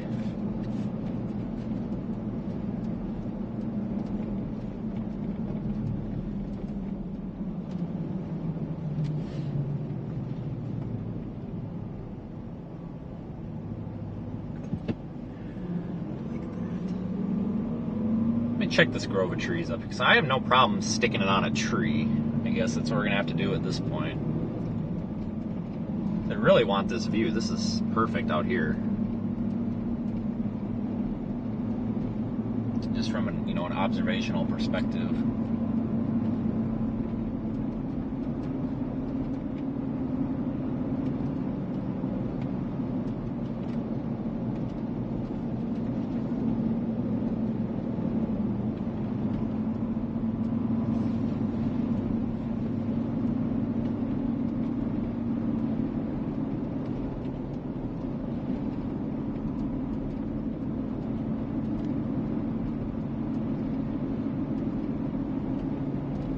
Wouldn't that be cool to time-lapse this and get the squalls coming in?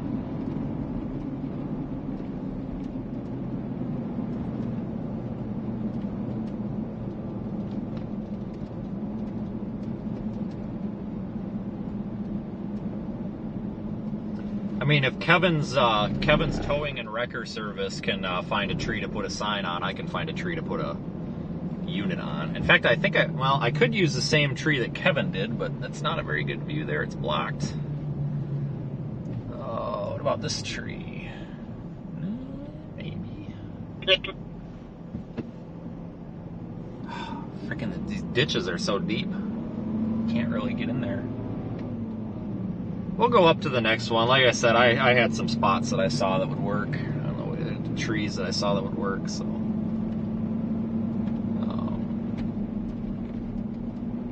I think Kevin's auto and wrecker did the hard work for us. He picked out some trees, and they're holding his signs, so they can probably hold our cameras. So thanks, whoever Kevin is, the towing guy.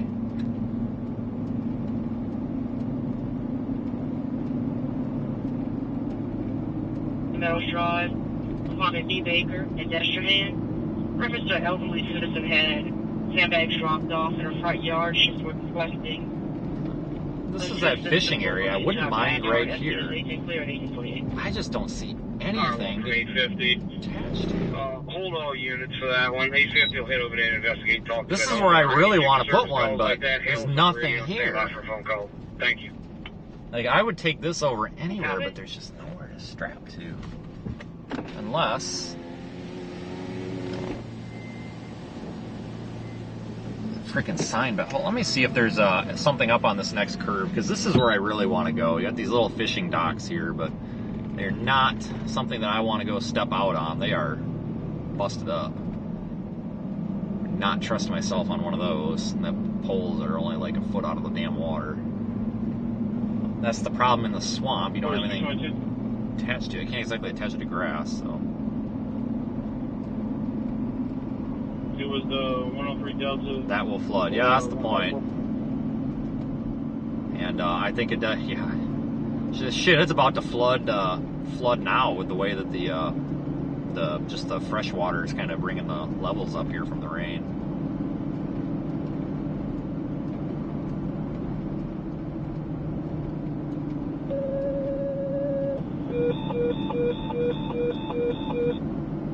This grass wasn't so tall, I'd stick it on the sign. Engine 33, truck 11, truck 22, and truck 44. Structure fire, electrical panel on fire at 314 Dewey Street. Want this view. Dewey Street, dispatch to 1849. We got town right over there. I don't know if you can't see it, but we've got town right there. It'd be such a pretty view. I might just use one of these signs here, guys. I don't have any options. I think we're gonna probably use the signs. Electrical panel on fire on the side of the house, and they do see smoke. This is probably my best bet. I really want a view here. We received 2 calls, 1850.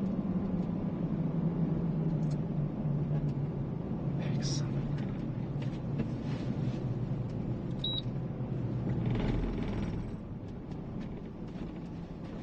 These signs aren't even straight.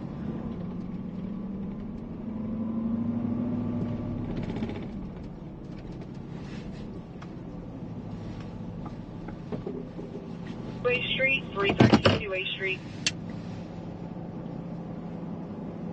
Dispatch Battalion 1 responding from Hollywood and 311. Copy, Battalion 1 responding from 311, 1850.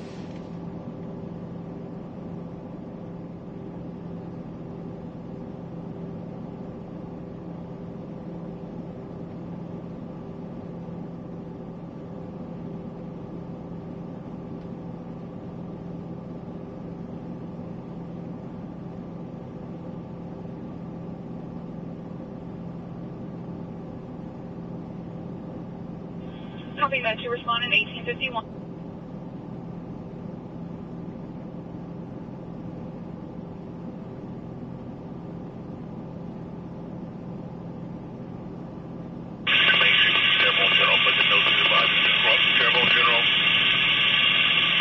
Hold on, guys. Housekeeping work here.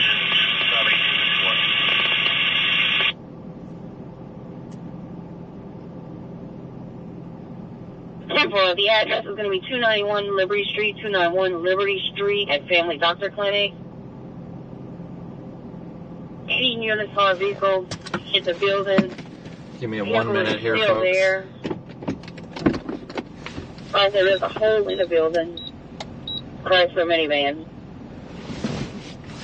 Elwood white male.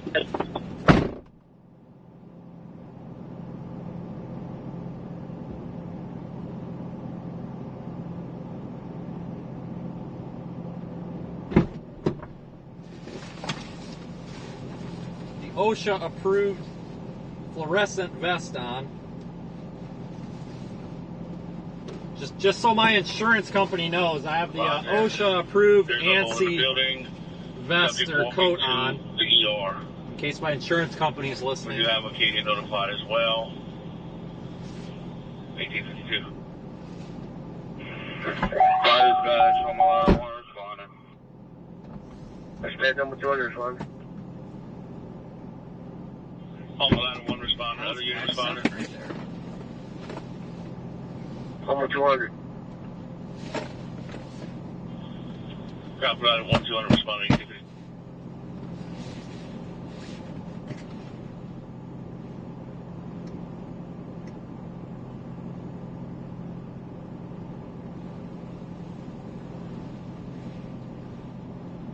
Bleed 9mm. 58 Juliet 308777. 58 Juliet 308777. Slight adjustment to the camera pitch. 2.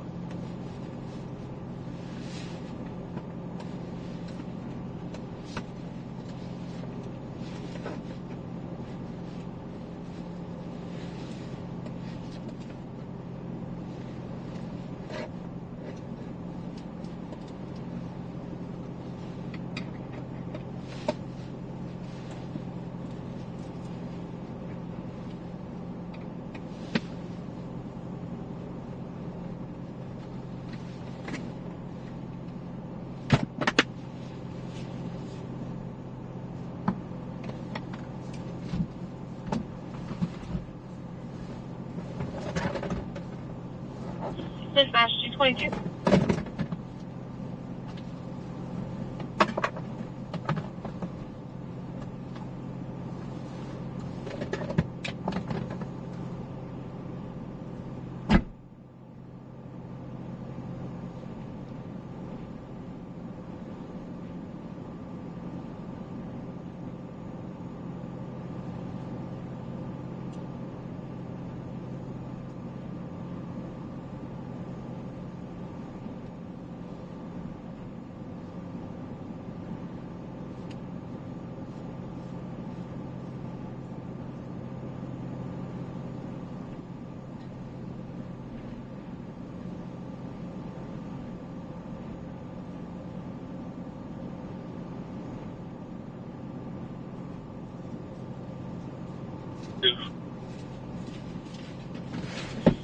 advised, no patients in the vehicle.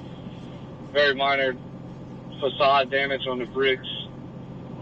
Building is unoccupied. Patient walked to the medical center.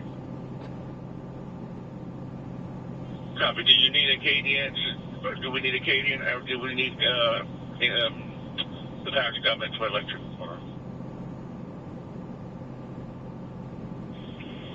We're going to try to attempt to make entry into the building and check for utilities inside. As of right now, the building is unoccupied. I do not need a KDN there on scene already.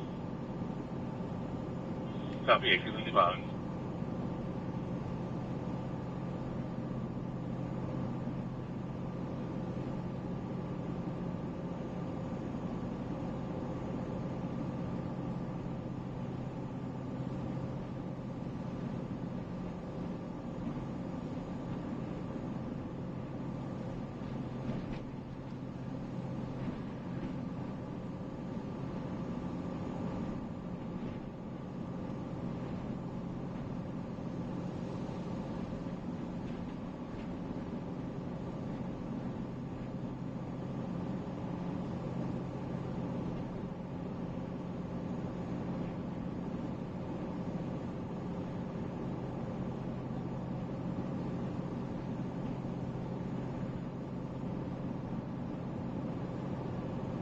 Yes.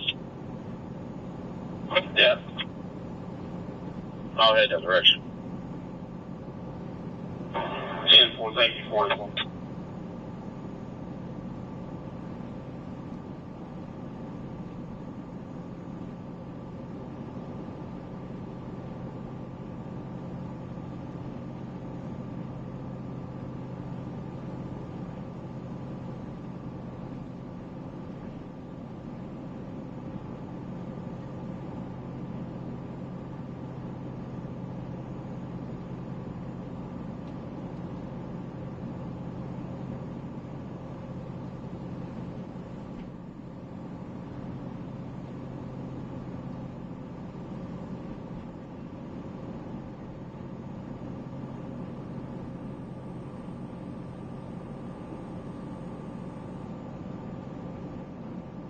CTC.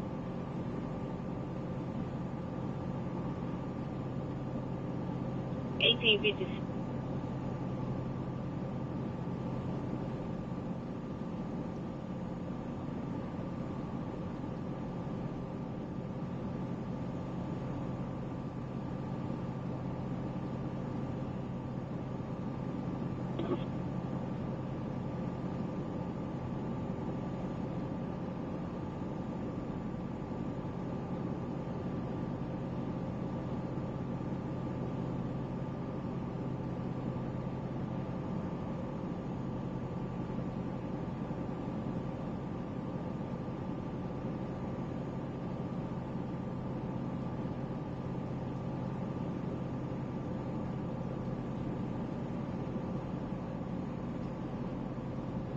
Bravo side door.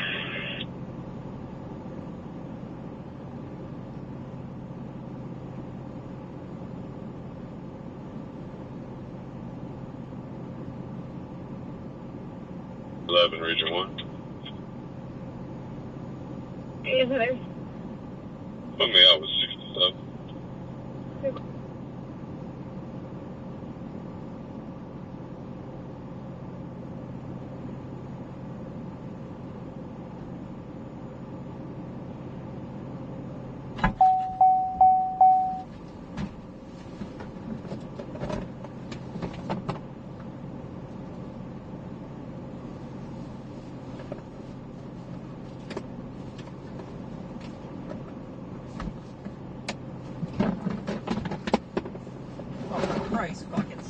We have nothing on the list for a key holder for that building. PD does not either. We're looking to prior alarms to see if we can get anything located there, but as of now, we don't have a key holder. Seems good. Looks like it's good. Let's get in video.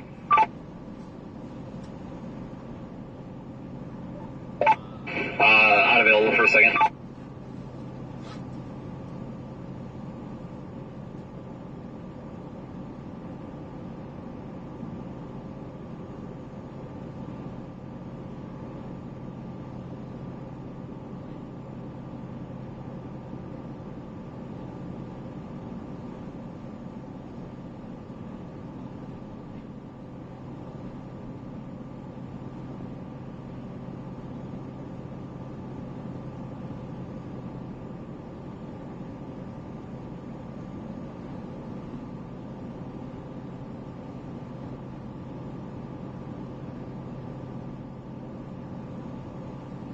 Dispatch 283 command. Advise energy, the meter has to get full immediately.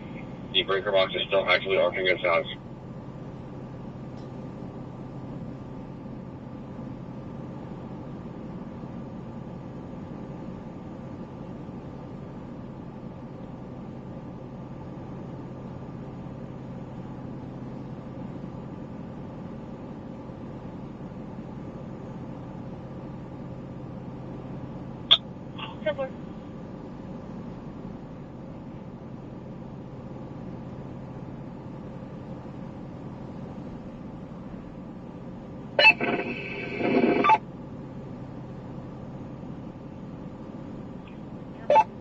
Is the camera inverted or is it up and down properly?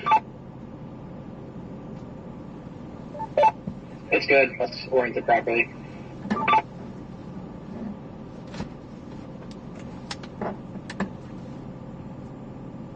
Next you know. Alright, I broke the freaking thing here, so I gotta put it back together.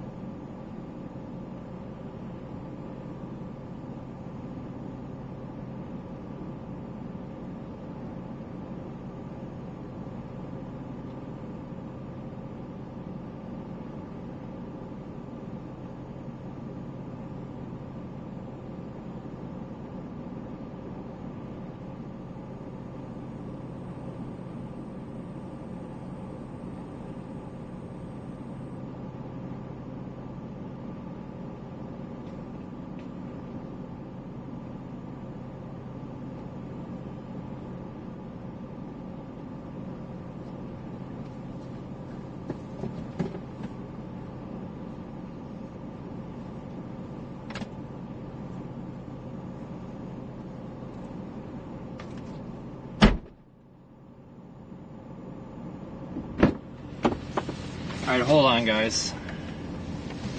Need my phone.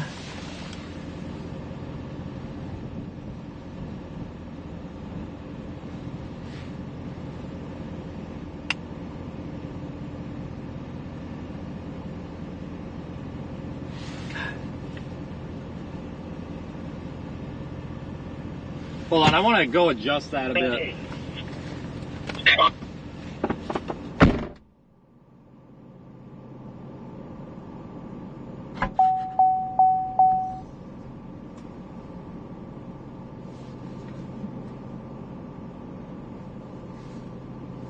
She don't know exactly what he's at.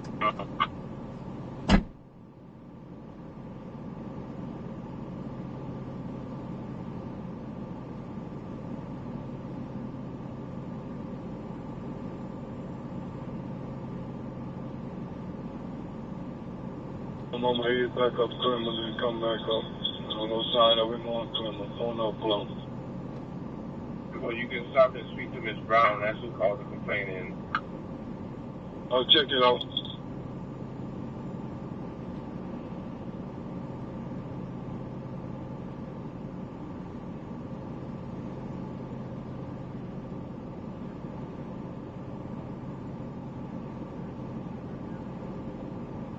Awesome. 1019 Peter Street now.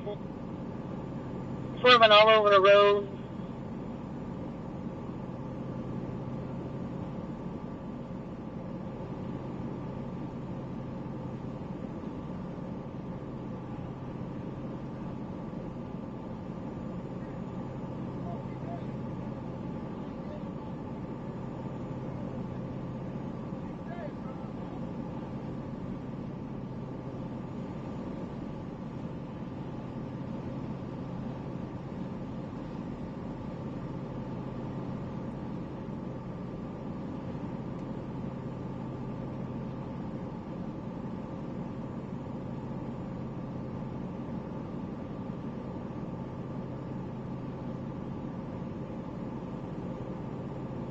advised he ran the red light and she T-boned him.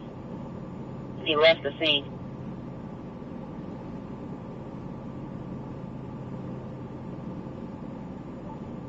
Alright, that's about as good as I can get that one.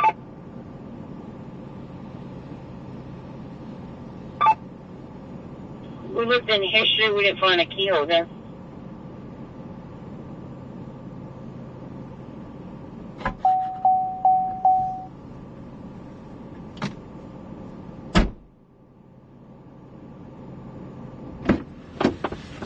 It's about as good as I can get that one, guys. The angle's just, but it's better than nothing.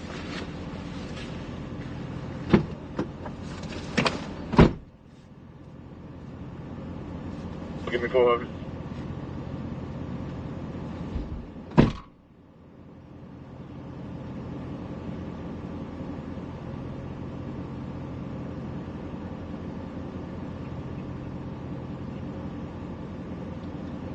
CP on a white Honda Accord.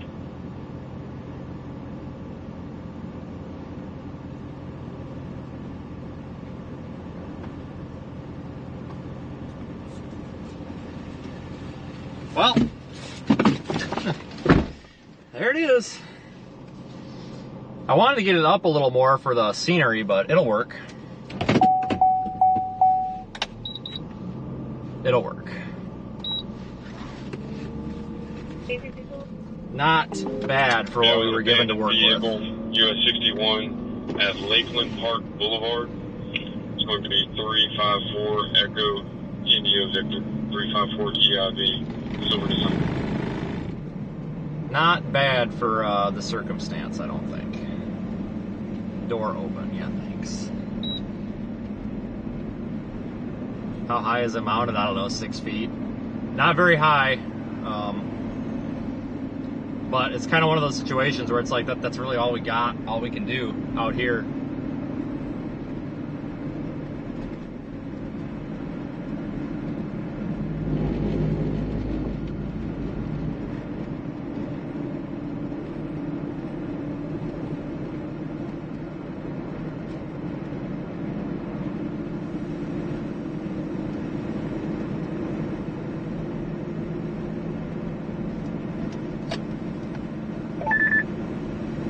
That complete, I might go down 315. That complete, I might go down 315. Go back, I'm not sure what we're doing with time here. Go back, I'm not sure what we're doing with time here. I'll let you know if we're done or not when I get to home. I'll let you know if we're done or not when I get to home. I think I copy. That's 315. I have it in the locations map thing, so you can look at that there if you want. Alright, yeah, it's just, I think we're running into the same problem out here where you don't have anything to stick it on. It's kind of a problem. That one, can't get the angle right. That's the straightest post I could find. I can't tip the camera up anymore, but, I mean, as you can see the grass blowing. You can see town in the distance here, it's a little bit of light, so. Yeah, that is facing the water, so maybe we'll get some squalls off of it. Yeah, I think it should be good. Probably get some interesting surge on that.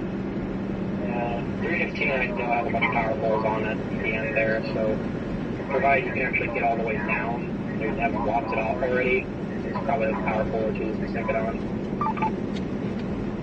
Okay, good point. Maybe I'll go down 315 just a ways, just for the sake of having one on the south side. I can't go too far, it's too late, but maybe just like 5-10 miles south. Yeah, don't push it if it's in the maybe just take a brief look. I kind of bet they're probably blocked it off already since they're trying to do that on these roads.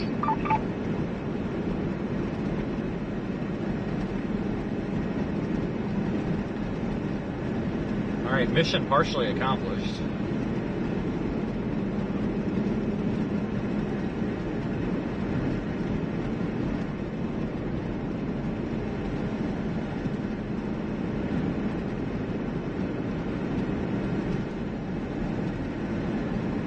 I mean, yeah, that camera's that's not a bad one, guys. I'm not complaining. It's just, would have liked to have gotten that so we got more view of the sky. That's what it looks like. It's not bad. I'm able to find a couple little bit crooked. That is the straightest signpost that I could find out there. I could not find one any more straight. So we're a little bit crooked, but hey, you know what? It's something. And we can see the squalls come in, because that is pointing toward the Gulf.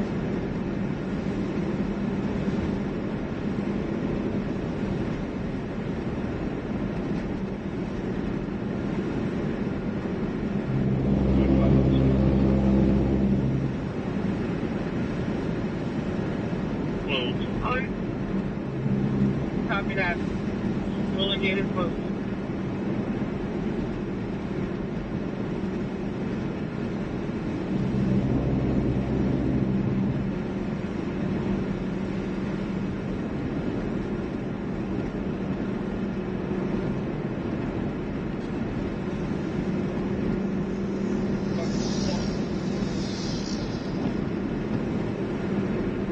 I do enjoy doing this, you know, and I thought about putting that camera up here on these trees, but to the left, it's clear, but we want to be looking toward the right, because that's toward the water, so we want to look out over the water so we can see the squalls come in and the surge come in if it happens.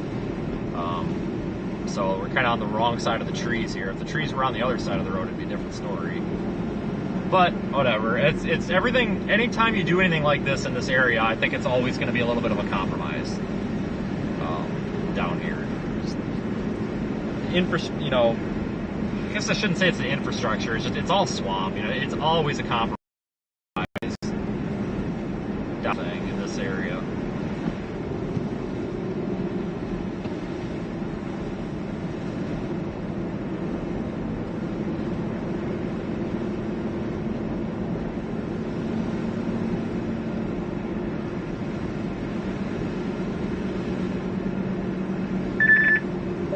I can tell 315 is open.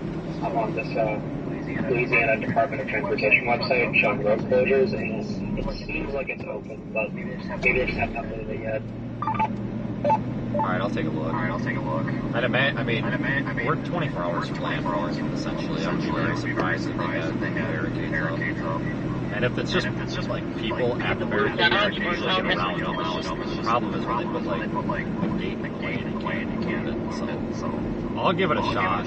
Even if we can only get down to the few miles, maybe it's better than nothing. Just get something on the south side of Yep, sounds good. In a quarter of a mile, turn right.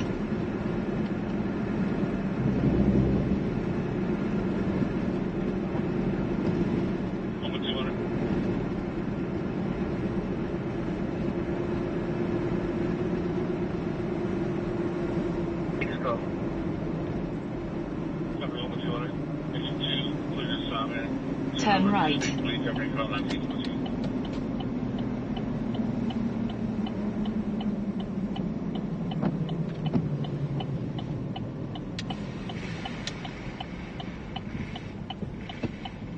Maybe I'll do that bridge that I was talking about. I forgot about the bridge.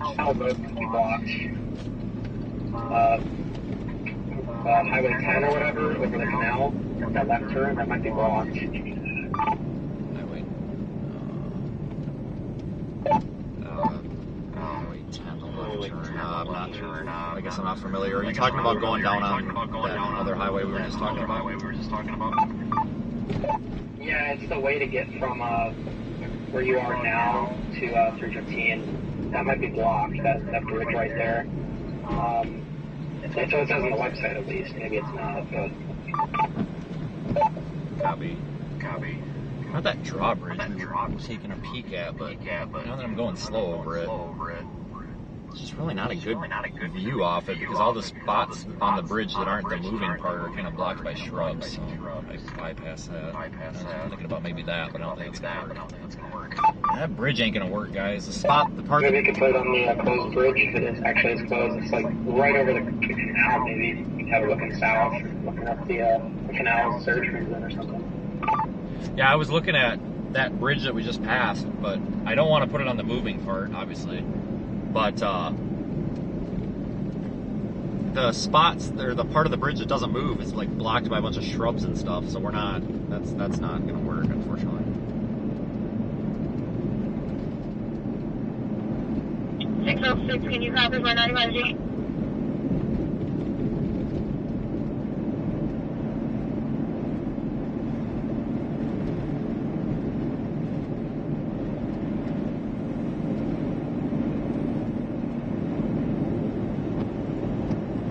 Had a 95 in his jacket. Be tall and skinny, still get driven. There's that bridge. But there's somebody in that guard shack. I'm tempted to go up and talk to him. There's just nothing really here to... But do you? I wonder why that's closed.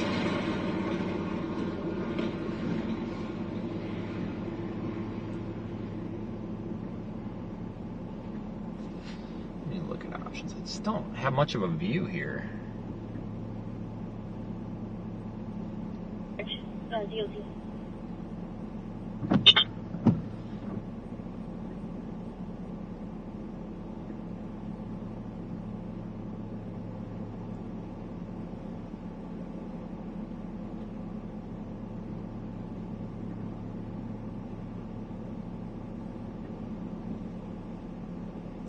Yeah, I thought about strapping one to one of these utility poles, but there's really not much of a view here. It's just the backside of like 3 houses, so that's really not much different than what we just did.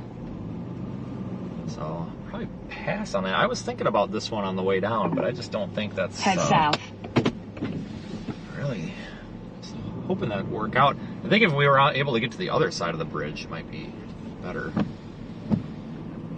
Yeah, that's the little connector highway that we would probably want to take, but can't because the bridge is closed. But that's okay.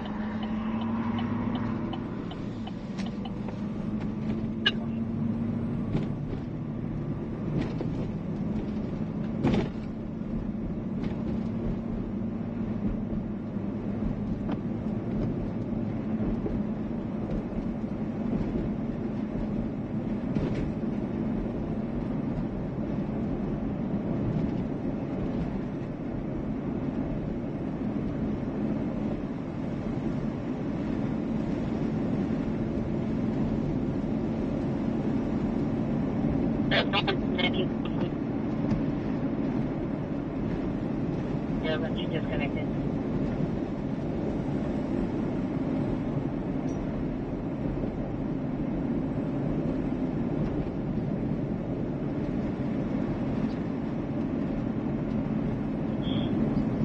We called to lodge the business location at 8193.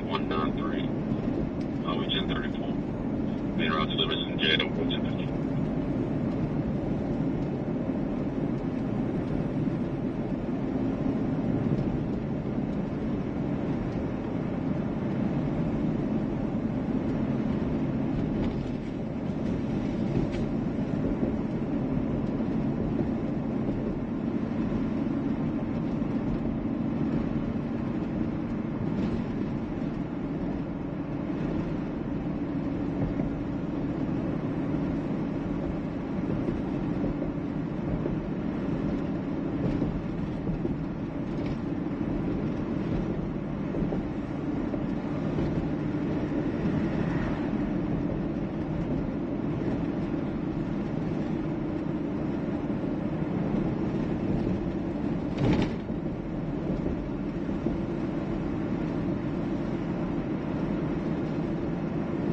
I want to put one of these on the bridge, one of the bridges in Homa. But I want to do all that tomorrow bright and early, so it's probably a good thing that we didn't get to put all these out that far west. But you know, ideally we would have these spaced out every few miles, and we could have, but we were just having limitations of terrain and everything down here. This is really the only spot on the coast anywhere that we have these problems. It's just the way it is out here, the lay of the land.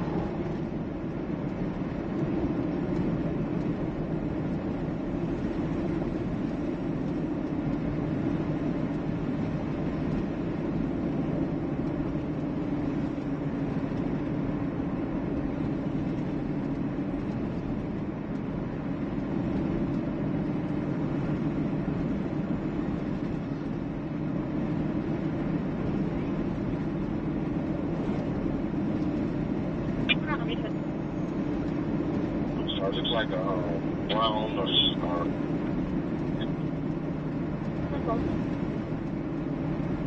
visual.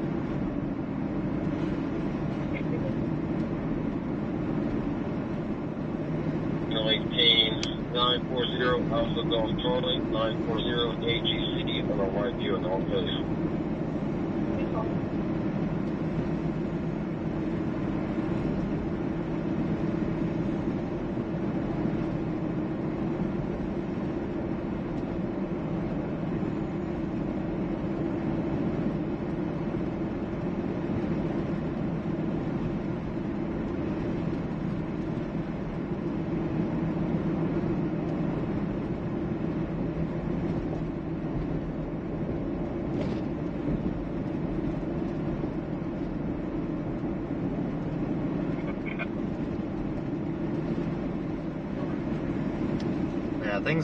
Things will start going downhill tomorrow morning for these areas. Start getting tropical storm conditions tomorrow morning, early afternoon.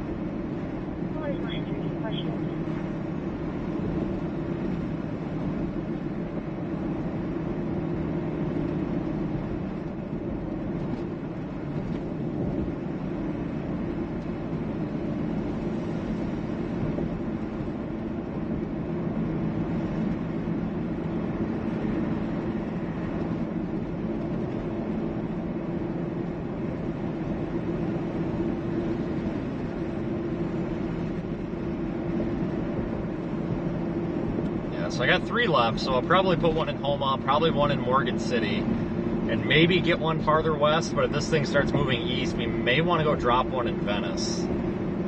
If this thing moves, like, farther east, which I don't know if it will or won't.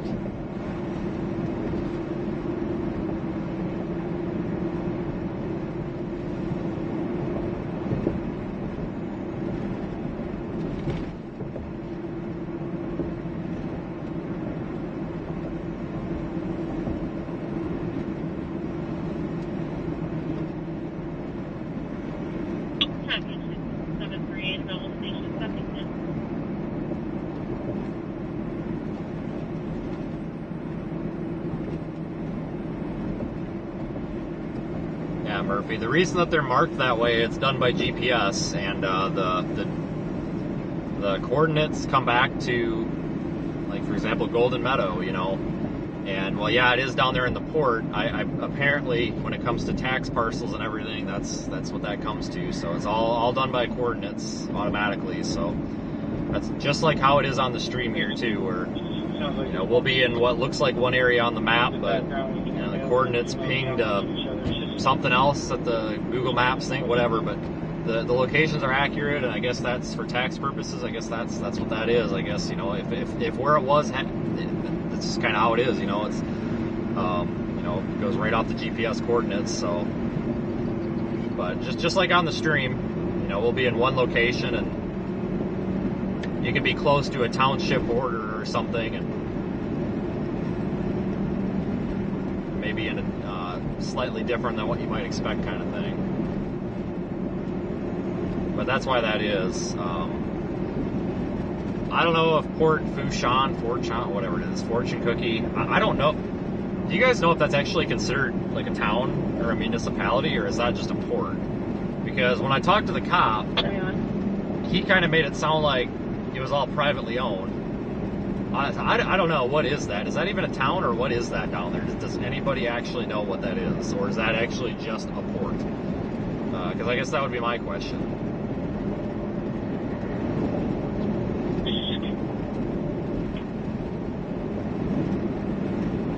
It's just a port. Yeah, that's probably why it says Golden Meadow, though. But yeah, I don't know, because sometimes, you know, you look on Google Maps and, you know, it's Port Fourchon or whatever, and it's like, well, that doesn't really tell me, you know, is this a town or just the port or what, but I'm not familiar with these areas down here much at all. Really not down here very much. So I'm really, you know, when you guys have questions and stuff, I'm really not much help for this. Basically, the only thing I can say is look at the map, because that's really all I got. Even for hurricanes, you know, we're usually farther east than this. Yeah, I don't know how to say it. I think it's Fushan, but I could be wrong. Everything is spelled funny down here, so that's all I got. And even if somebody tells me the proper way to say it, I'll probably never say it because I've said it this way so many times, so it's probably just a lost cause at this point. North southeast, it's going to be in reference to about 7 or 8 people physically fighting, yelling at each other. We don't know what kind of injuries, but the caller said there are injuries. The 95G is located inside a truck on the property. No one has it currently.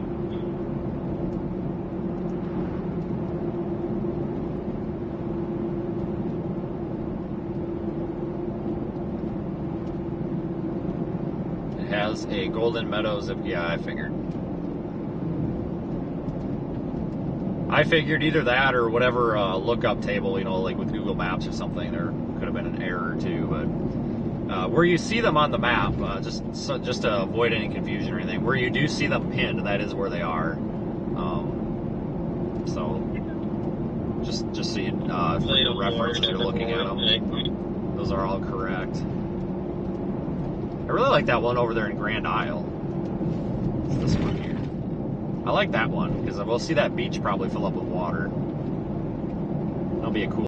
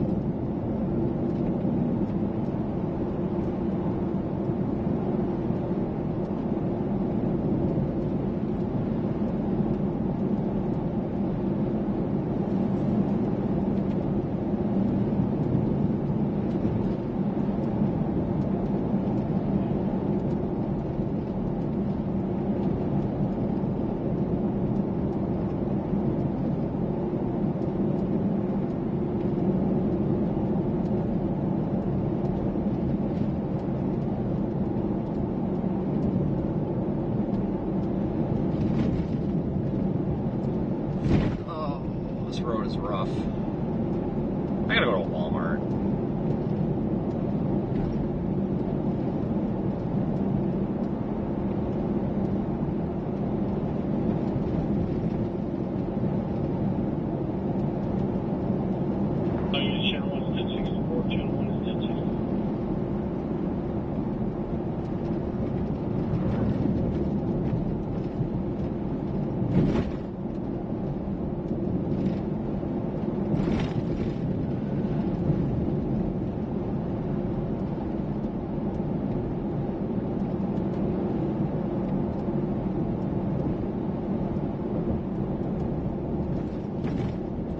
And also, I know some people have asked you, the reason why we're most interested in placing these cameras east of the central track of the hurricane is because that's where your onshore flow is. So the hurricane spins counterclockwise, like the opposite way of a clock, for those of you that don't know, or anybody born after 2000 that doesn't know how to read a clock.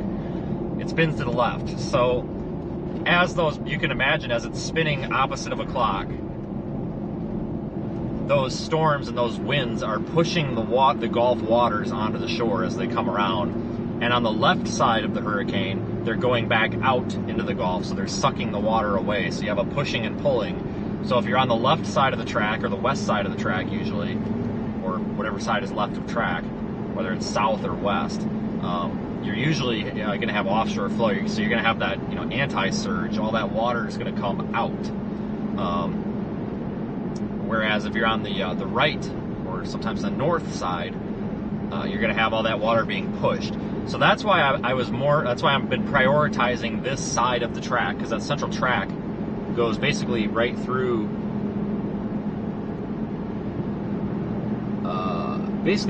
Morgan City for the most part. Jesus, dude, I couldn't even see that freaking guy. We almost picked him off. God dang, get off the road. But that's kind of the justification behind that. We want to be, we want to favor, if we only have the time and resources to put out so many, they need to be on the right side of the track for the most part.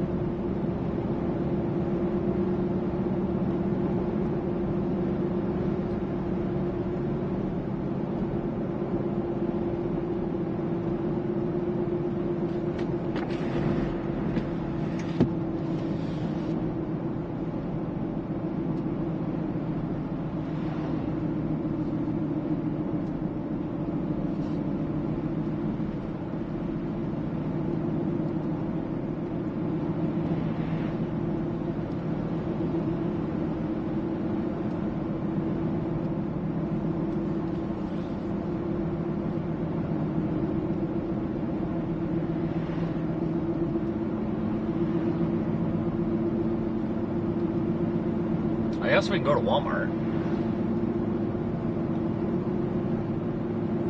Oh my god, I'm sure Walmart is going to be a freaking zoo.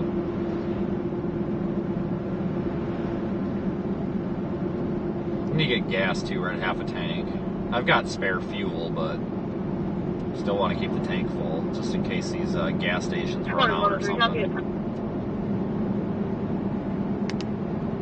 203 Scott Lane, 203 Scott Lane. Michael Billy, I'm calling in through 911. Dollar General's full. Wow, that is really dark, isn't it? Yeah, this camera sucks at night, so I need to switch it. So I apologize for that, but Refusing to let him have the baby. Baby's with her in the truck.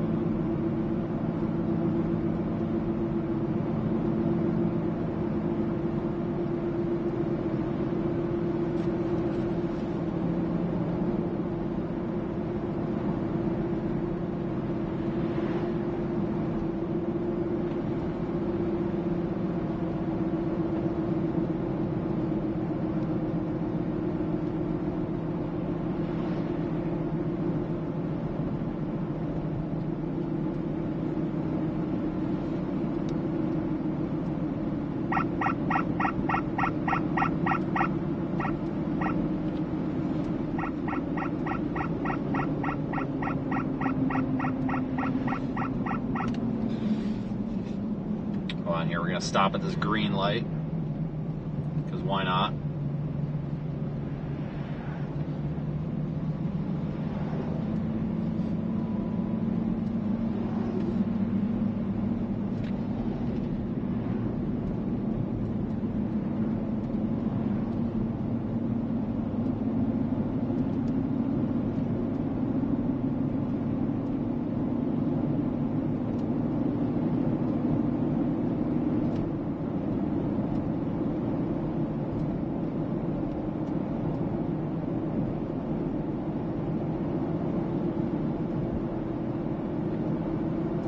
Dark quick, I tell you what.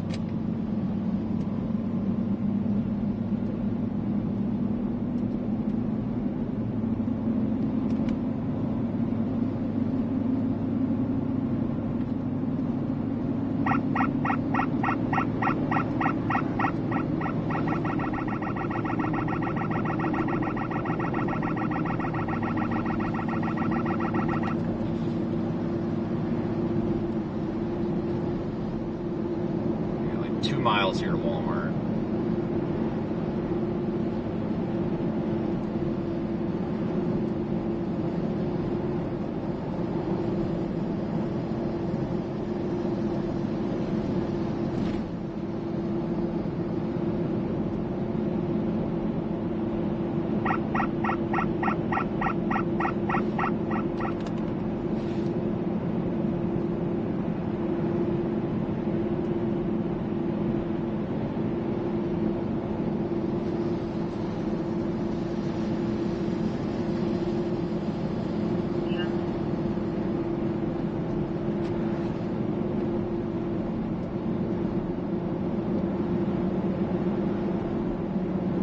The night vision on that camera down there that we put on the side of the road, on that roadside. Isn't that cool? Really nice IR on that. I tell you what though, that grass is going to be kind of helpful to visualize the wind, I guess. Should get the raw power of the wind out there too, because there's really nothing to block it. It's just all swamp. Again, folks, you can go download the Radar Omega app to see those cameras. I-10 east to the Troop B line. It's going to be 1038.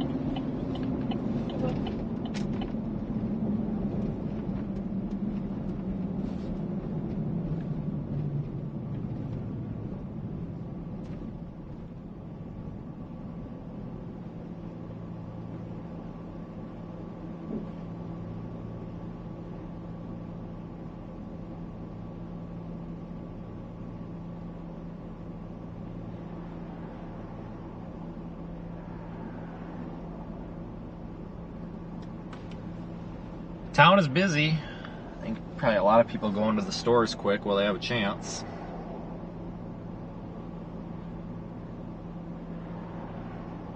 Literally a guy walking around the middle, riding his bike around in circles in the middle of the street down here. What? Why? Like, let's hold up traffic so we can do like 15 circles in the road with our bicycle. You probably can't see him, it's so dark. I wonder if he's drunk. Oh my Jesus Christ, that truck just about picked his ass off. Not the truck's fault. This guy's wearing dark, like, black clothes on a bicycle with no light, no reflector, in the middle of the freaking other lane, just doing circles, and he almost got picked off. And I bet he would have cried and said that it wasn't his fault, too, if he would have got hit. What the hell's wrong with people? He's got to be drunk. What an idiot. That is just stupid. Not, like, riding down the road, like, literally just doing, like, la-la circles in the middle of the freaking 4-lane there, or 2 lanes on the other side. The freaking Chevy truck about picked him off, and I tell you what, it wouldn't have been the truck's fault.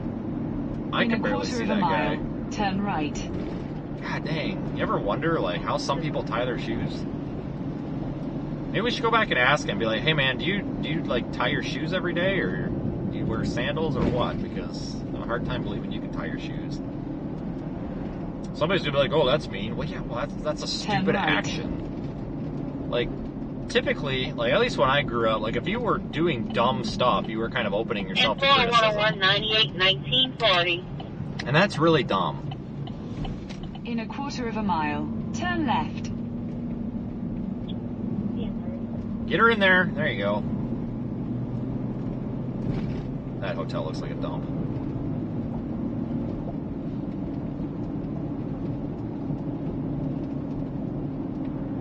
Yeah, sorry about the darkness. I will, normally I would probably try to switch to that other camera at night. But I just don't feel like doing it right now because we're going to wrap up at some point. Turn left, then turn left. Is this actually taking me? Oh no, that is the Walmart. A little questionable there for a minute because I feel like I'm kind of in the back 40 here, but I think this is indeed Walmart. Yeah, Hot Rod over there, he's got to floor it. Right. He thinks he's cool.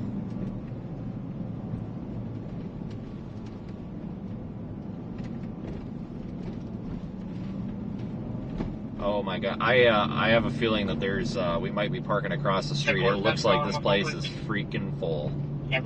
Turn right. Then you will arrive at your destination. Oh, maybe not. These are just the pickup spots. Oh, holy shit, guys. Is the whole parking lot like this? Maybe it is that full. Oh my god. Oh no, it's not. It's not. I thought it was full the whole way, but it's turn not. Right. It's not. Alright. Oh yeah, it's actually not that full at all. Turn right. Then turn right.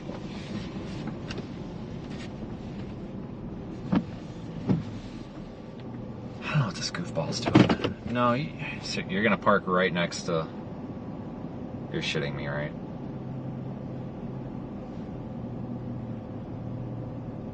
You've got to be shitting me. You've got all these places to park, like... Sorry, I don't want to door ding this dude and be responsible for his truck. I'm gonna just move up. You have arrived. I'm gonna end up accidentally door dinging that guy. And I'm gonna feel bad.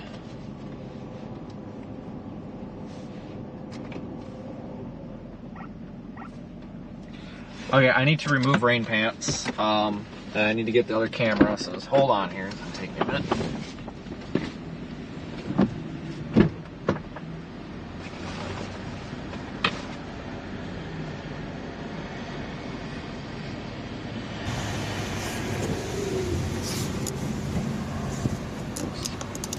Okay. So we will remove rain pants, get ready to go in. So we will remove rain pants, get ready to go in. Oh Christ, here comes people. God damn it. If you look like you're busy or talking on the phone, like that, then they keep rolling. And I have no problem with people stopping to say hi. It's just sometimes I kind of want to just get my stuff done and move on with my life. I'm just not in a stop and talk kind of mood. I really just want to get my stuff, go to the damn hotel, and have the first thing to eat that I've had since yesterday. Like, that's all I want to do right now. Really just don't feel like questions right now. Just... So I'm going to keep pretending like I'm talking on the phone. Christ with the cracker. Come on, people. Just leave all that. Okay. Where you from, man? Sorry? Where you from? Wisconsin, sir. Wisconsin, yep. You ride to Stone out? Possibly, yeah. Possibly? Yeah. Be careful if you're from here, though. Oh, yeah. All right. 2 minutes down the street. All right. Be careful, man. Yes, sir. Ditto. Yeah, it's going to get busy. Y'all be good. Yep, see ya. Oh, Jesus Christ. All right. Scared the shit out of me. Sorry, guys. I've had some, like, close calls where people have tried to, like, jump me. So, like, when people just come up by me, it scares the living shit out of me at first. All right. So, we're good there. And anybody who thinks they're going to come steal my truck, you can't. It's got an ignition interlock, so even though the key's not in it, it's running. You cannot put it in gear. It'll turn off. Don't even try. What a mess. I got to get this cleaned up, too. I need... Hold on, guys. Oh shit. Well, I probably need that. No. Freaking magazine floating around in here. Oh, no. Alright, so for those who know, I believe in responsible carrying, and we're not going to get into the topics of it. If you don't agree with it, fine, then don't. Something goes here that I don't want on video, but I am an ankle individual first aid kit carrier. I know some people have caught this on the live stream, and a lot of people have accused it of being an ankle-carried pistol. No, I would never carry my pistol on my ankle. That is not a good choice. Folks, the reason I do this is because, number one, a man is not a man without a flashlight. But number two, if you are going to carry, or you're going to be out in public these days and be responsible for a family or yourself, unfortunately, there are people that do bad things to good people and shoot up malls and shit. I'm not going to let somebody kill me, and I'm not going to sit there and wither away and die. So I do carry, because it's the only place I can fit it on my person. Because people have asked about this. Somebody thought it was an ankle monitor, so we might as well come clean about it and open about it. 2 chest seals, because entry and exit wound.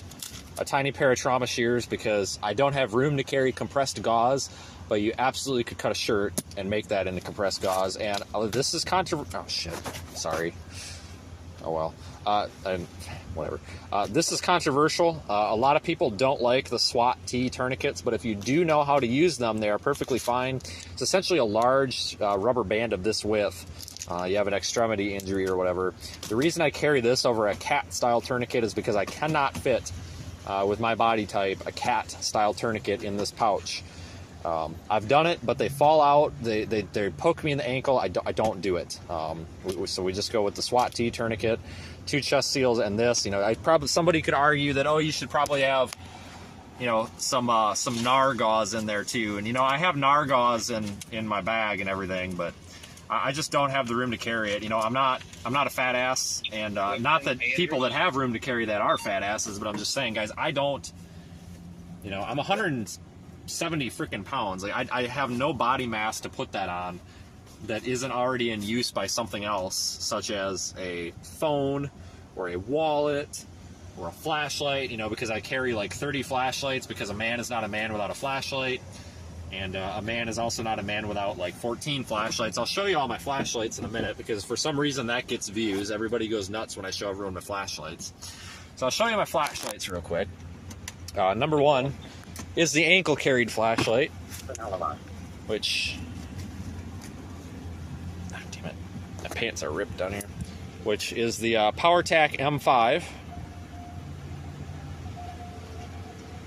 Super nice, rechargeable, incredibly bright. Probably gonna scare the shit out of somebody, but lighting up the building over there. But this is fantastic. Go buy one. They're like 80 bucks. They are not a sponsor. I've tried to get them. If anybody here from PowerTac knows me, send me flashlights. So I got that one. I carry an E9R with me, which is right here in the door panel. This is PowerTac E9R Gen 4. I know the signal's choppy. Wait to stabilize. So this is PowerTac E9R. This is basically the big brother to the M5. It's got a wider throw, so this is more of a floodlight. The M5 is a spot, but this has a more flood pattern. And this is a really nice, if somebody's trying to kill you at night light, you can jab at them. Just kidding, but it does have the strobe function on the tail switch. Signal dropped. This is a really, really nice light. Highly recommend it. This is about $130, about 130 bucks, and it's totally worth it. Get it on Amazon. Hold on here. I'm going to try to stabilize the signal.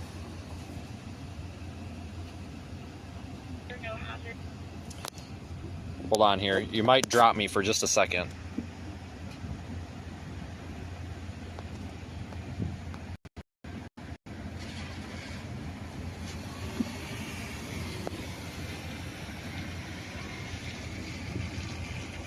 Think we're coming back? I think we're coming back. All right, so then on my bag, or my bag, as all of you Wisconsin people call it, we have, what do we have? Let's see, what do we got today? We have the Olight. Oh, god dang it, guys, the signal is so bad out here. I'm sorry.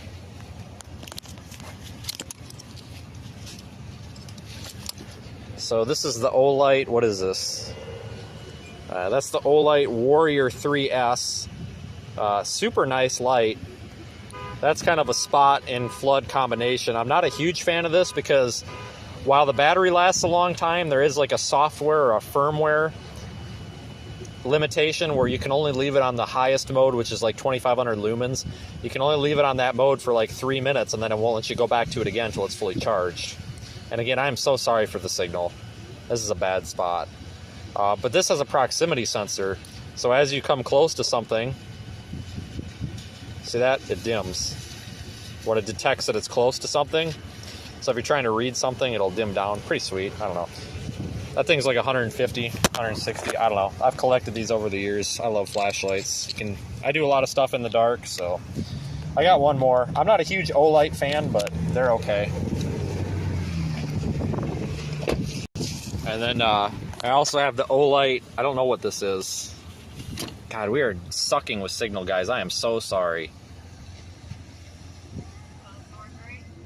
Hold on. Stabilize, stabilize, stabilize. This is the Olight Seeker 4. This is a flood pattern light.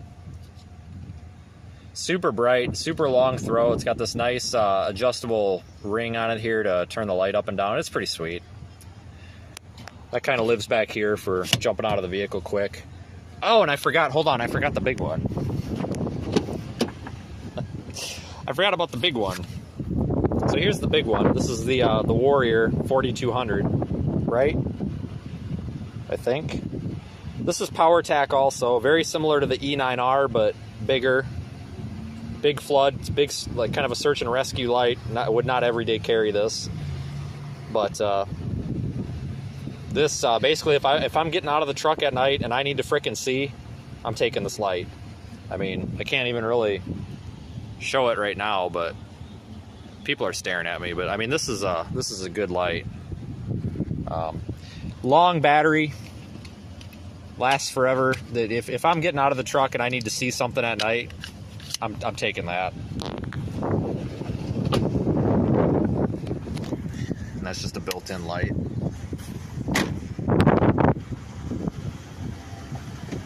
All right, we're ready to go in. I'm hoping that the signal stabilizes here, guys. I think it's just I'm in a bad spot.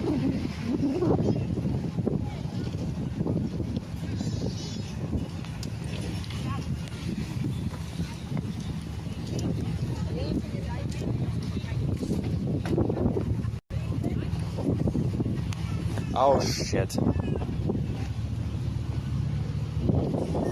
Forgot my radio.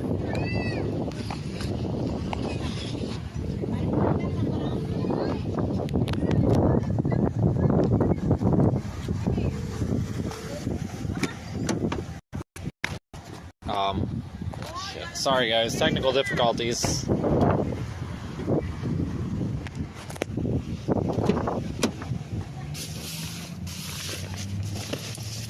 Christ on a cracker. Is that it? Yep.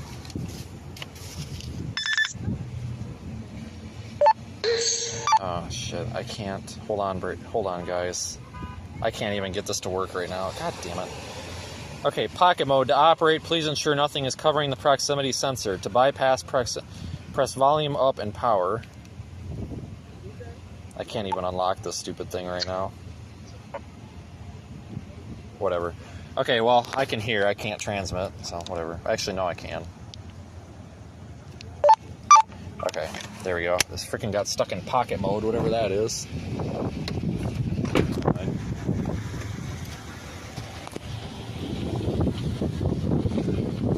Alright, so I wonder why the cops are here. Oh boy.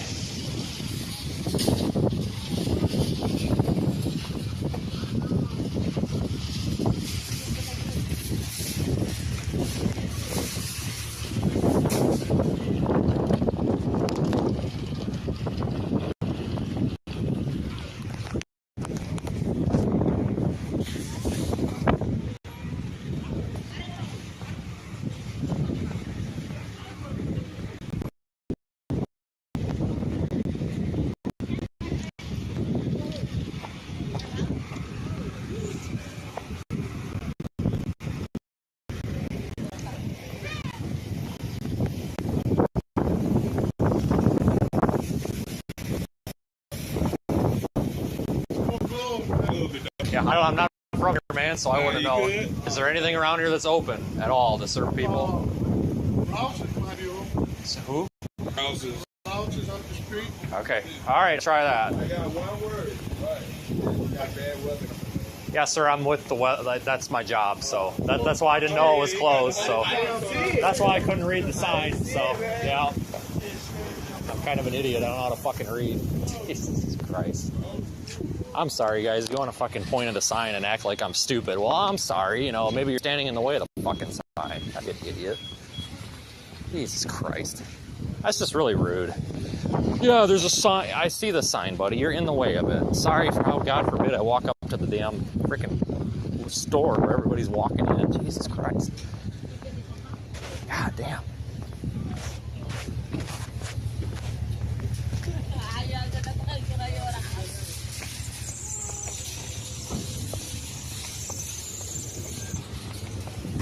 Sorry guys, where I come from in the rural areas, it's not dog, it's sir, ma'am, guy, buddy. I have a real, like, and I understand whether people mean it or not, but I do not take kindly to people calling me dog or dumb shit. Like, it's just, it's so, I just can't stand it.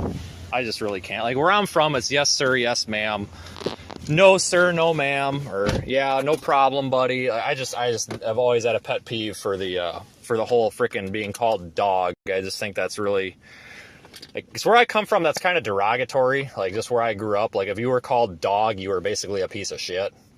And I just think it's kind of, I really don't like when people call people that. It's really rude. We'll just go to Dollar General since they're open to serve people. I have no idea why they're closing, which probably to send families and stuff home, but I think they got time. This is really surprising. So we'll just go down to Dollar General. Head southwest. Where, just hold this. We are literally almost to Dollar General. So, but no, the reason I got ticked at that guy is, oh, it's closed. And I said, oh, and he freaking points at the damn sign like I'm stupid. Feet, turn left. I don't know if you guys heard the guy, not the old guy, but the guy that was behind me goes, can't you read? Like, turn left. No, I'm sorry, I'm not from here. You know, maybe I can't read because this guy's got his big ass head in the way, but whatever. It's just my thought. Jeez, turn right. Then turn left. We're gonna go to Dollar General because you know what? You know where everybody that cares goes to shop? They go to Dollar General because you can get everything you need at Dollar General.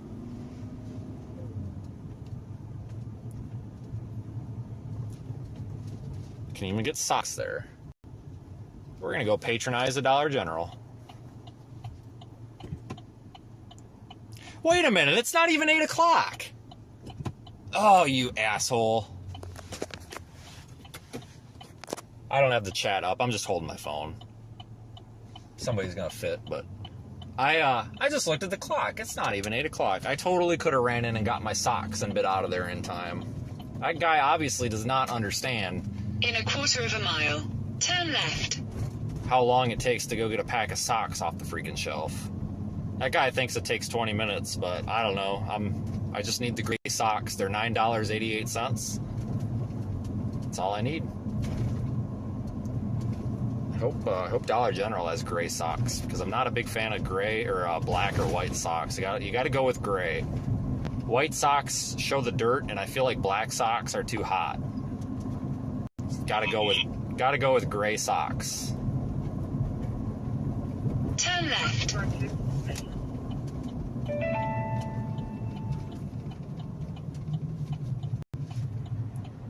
feel like this is all right. Those guys are taking too long. Am I even going the right?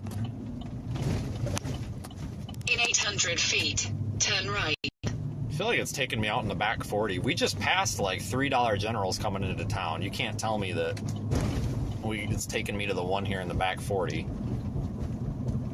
Oh, yeah, I don't want to go to this Dollar General. Right. This is one of those strip mall Dollar Generals. Oh, it's not the same. Headquarters 414, go for. Is this even a freaking driveway? I don't know. I'm going over the curb. I thought it was an entrance right. Then turn right.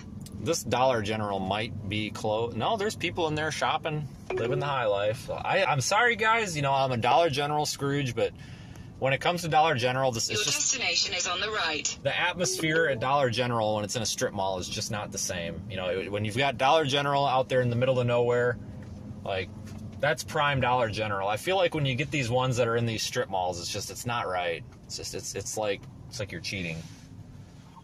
There's got to be somewhere to park right here. I'm hoping for a genuine Dollar General, but I guess we'll settle for strip mall Dollar General. God, I hope I don't get like shot here or something. This place looks a little rough. We'll go for rough Dollar General, I guess. Hold on to your hats, people. Freaking Pizza Hut's open.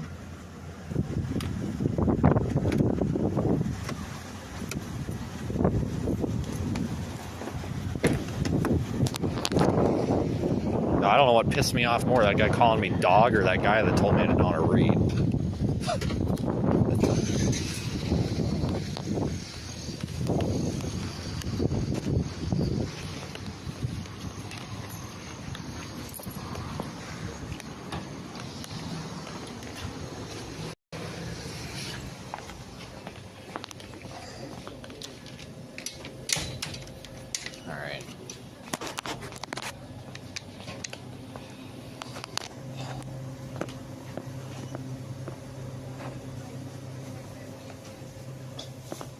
Spicy nacho? No.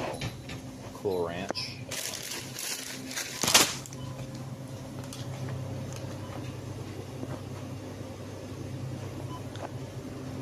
It's cheaper than that.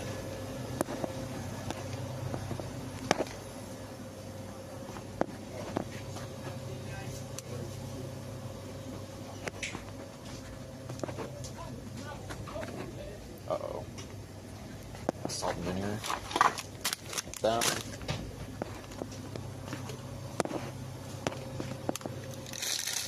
Combos.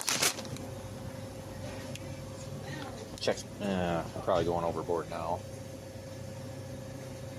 Oh, damn. Gotta be strategic here. These.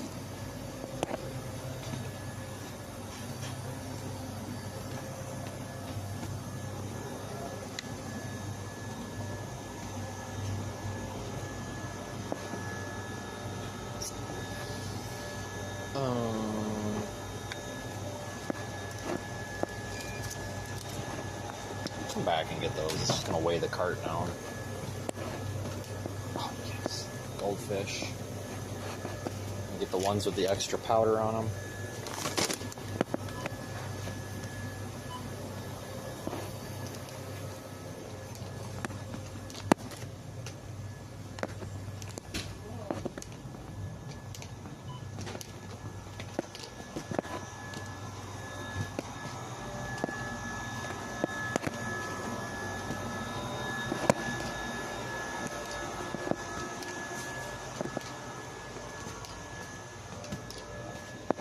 Screw the socks.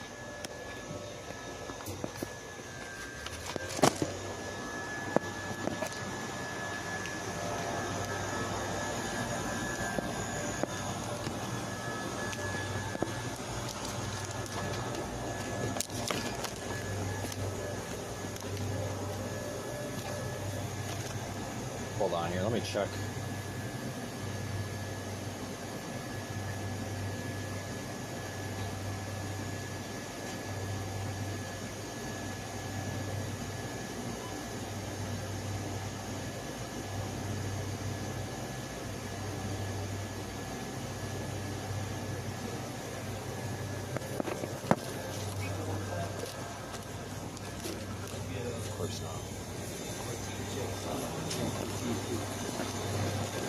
Let's get a backup dinner.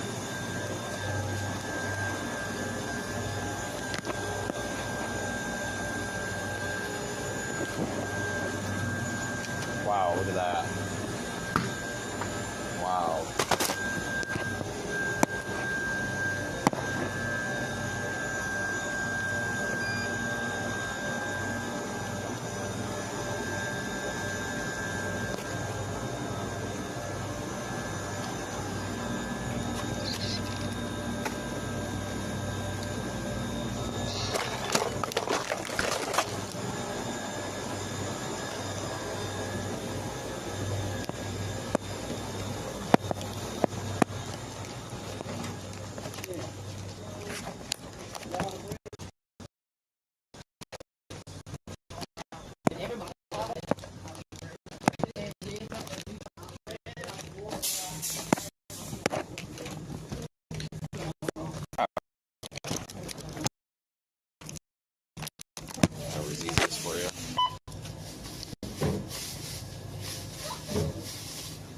So if you were to guess anywhere in this town that's open for any sort of food, any thoughts? I really have no idea. Yeah. I'm not originally from the area.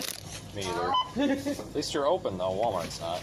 Yeah, they closed at 7 or 8. Yeah. Guy told me I couldn't read the sign. I was too stupid, so it was 7:55. Sign said 8. All I wanted was socks. So that's all right. It's okay. I got snacks, so we're good. 2601.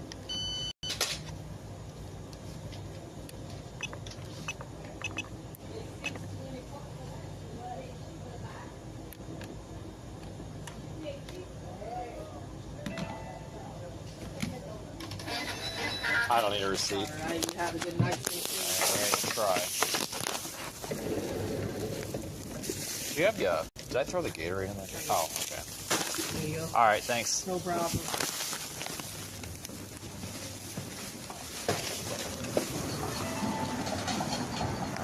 success. Thank you, Strip Mall, Dollar General. All right, we'll try. Good luck. Have a good night. I don't know what to tell these people. I'm in the storm. I don't know. Hey, good luck. You're in a hurricane. Like, honestly, what am I like? What are you supposed to say? Hey, don't drown. Don't swim in the water. Storm surge is bad.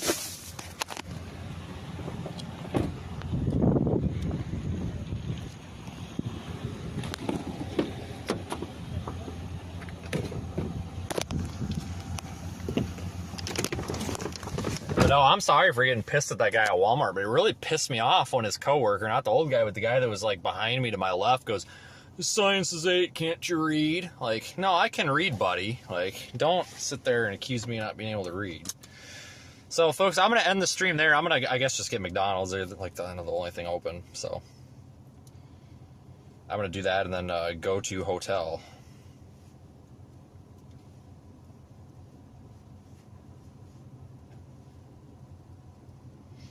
Hold on. So, thanks for watching, folks. I appreciate it. You got to see real life in, IRL. Me getting annoyed at Walmart. But you know what, folks? Once again, Dollar General, Strip Mall Dollar General. I can thank them. Look at that.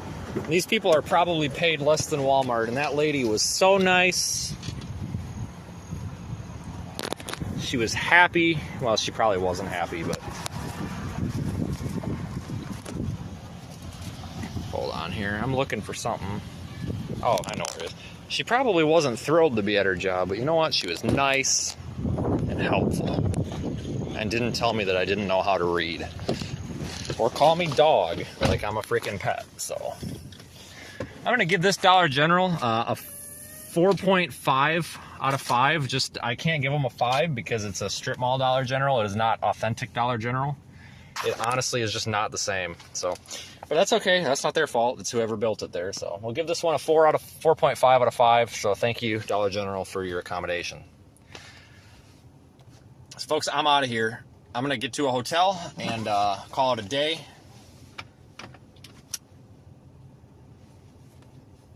Thanks for going shopping. And I hope McDonald's is open. If they're not, that's okay. I have chicken nugget TV dinner. So, and sausage, egg, and something breakfast bowl, and I can warm those up. I didn't get the socks because I just, whatever, screw it. But I also have regular snacks, so I will survive. Sorry, haters. I'm going to make it. But, no, if you're in Houma, go shop at this Dollar General. Service with might be a fake smile, but at least it's a smile. I'll take it. But seriously, especially these minimum wage workers, like, it's always nice when you run into, like, a really nice, like, helpful minimum wage worker because... I mean, when you're making minimum wage, it's hard to be happy, but... Man, cell service in this town sucks. Channel 4. I can't get McDonald's to work on my phone. What the fudge? Stand by, folks. I might have to switch to satellite here. Why is it doing this? I'm going to take you with just to see if McDonald's is open, and I'm pretty sure I'm driving over the curb. I don't know where the freaking driveway is. Oh, no, that's the driveway. Okay.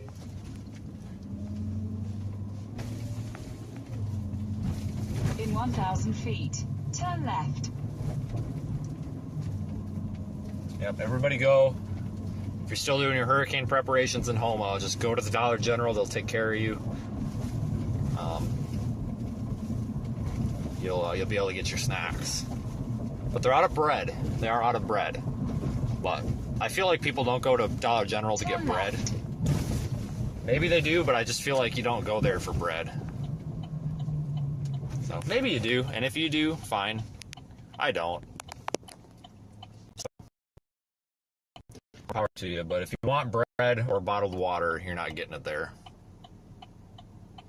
So I have enough hurricane food that I can survive. Like, if we have to go, like, 3 days, I mean, not really. Like, realistically, if we can't find any food tomorrow, I've got Doritos, Pop-Tarts, Pringles. Did I get the Chex Mix? And combos. and like 6 bottles of Gatorade. So, I mean, we're fine. I'm not going to be happy. If we can't get anywhere that has food tomorrow, I'm not going to be happy. But at least we have options. I'm actually kind of excited for the Pop-Tarts. Those cookies and cream Pop-Tarts are, those are usually pretty good. And they're the cheap Dollar General brand. They were only $1.25, so you can't beat it. And they taste just the same as the regular Pop-Tarts, cookies and cream. But if you folks are Pop-Tarts, like if you're looking for a cherry Pop-Tart or a strawberry Pop-Tart, first of all, don't ever get the raspberry Pop-Tart. Raspberry Pop-Tarts are ass. But if you get like a cheesecake, a strawberry or a cherry Pop-Tart or a mixed berry Pop-Tart, make sure you get the actual Pop-Tart brand. Do not get the Dollar General brand or the store brand. They are not the same. But the cookies and cream one, you're safe with Dollar General brand. Folks, I have put way too much effort into figuring that out, but I've figured it out. I really like cherry Pop-Tarts, but just not the Dollar General kind.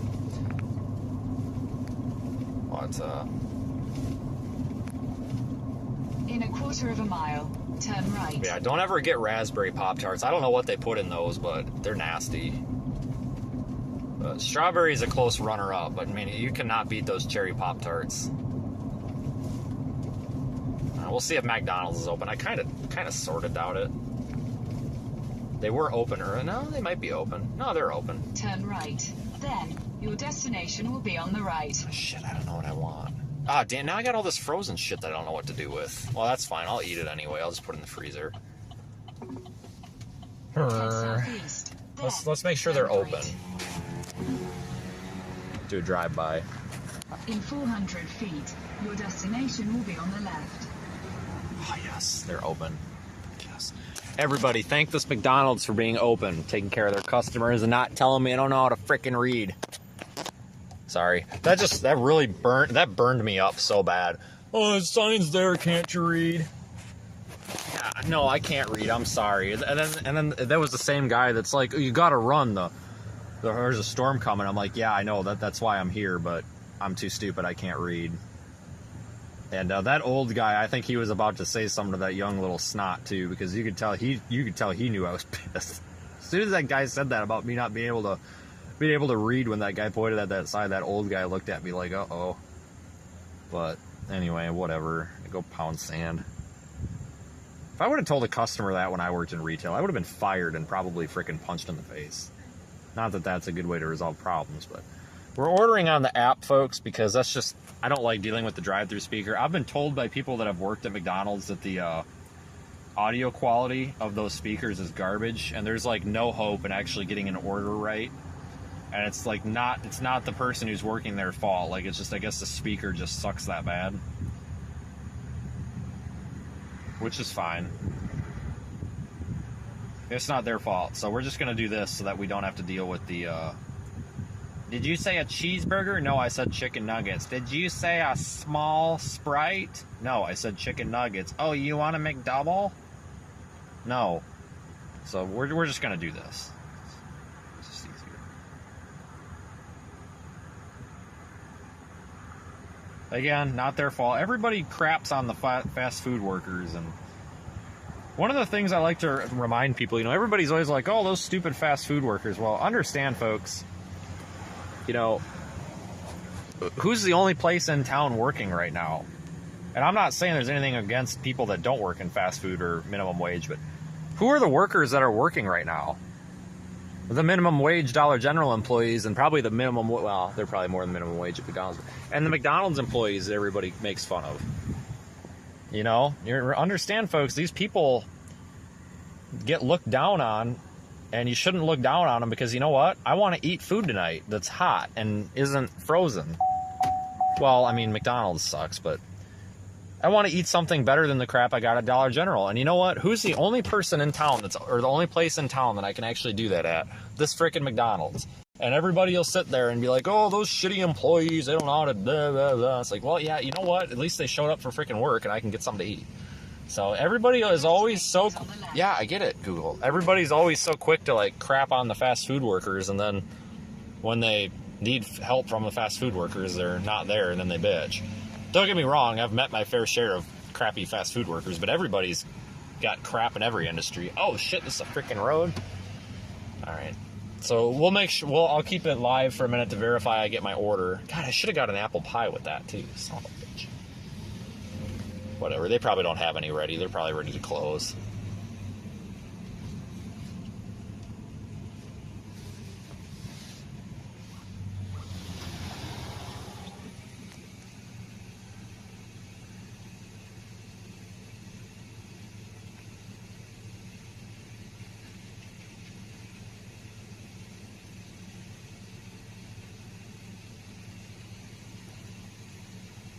Uh-oh.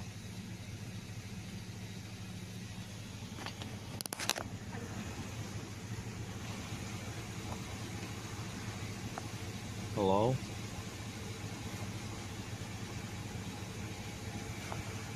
Thank you for choosing McDonald's. Yeah, I got a mobile order. It's JZ75. Good driver, huh? Okay, thanks. Guys, I was getting nervous. I was waiting for them to be like, we just closed. I was probably gonna cry. Which window did she say? Okay, I'm gonna go to the next one.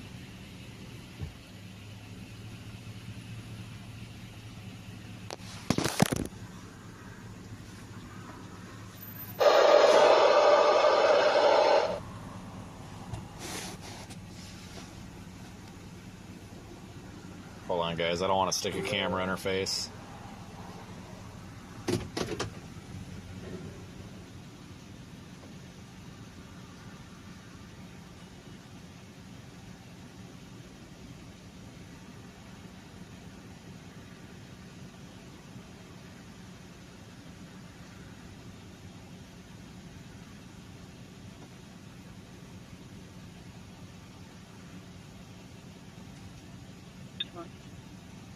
Stand by, folks.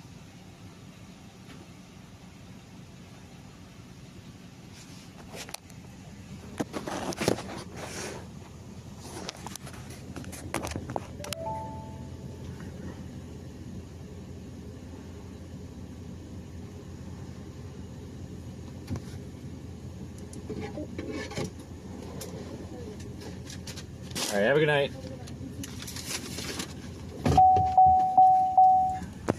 Let's verify.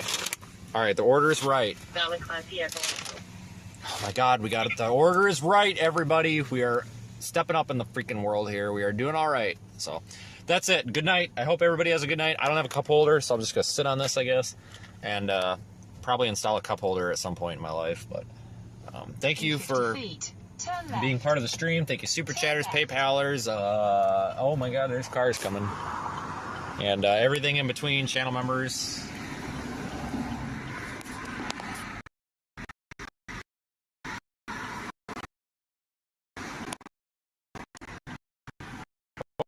More probably at latest, I would imagine. Probably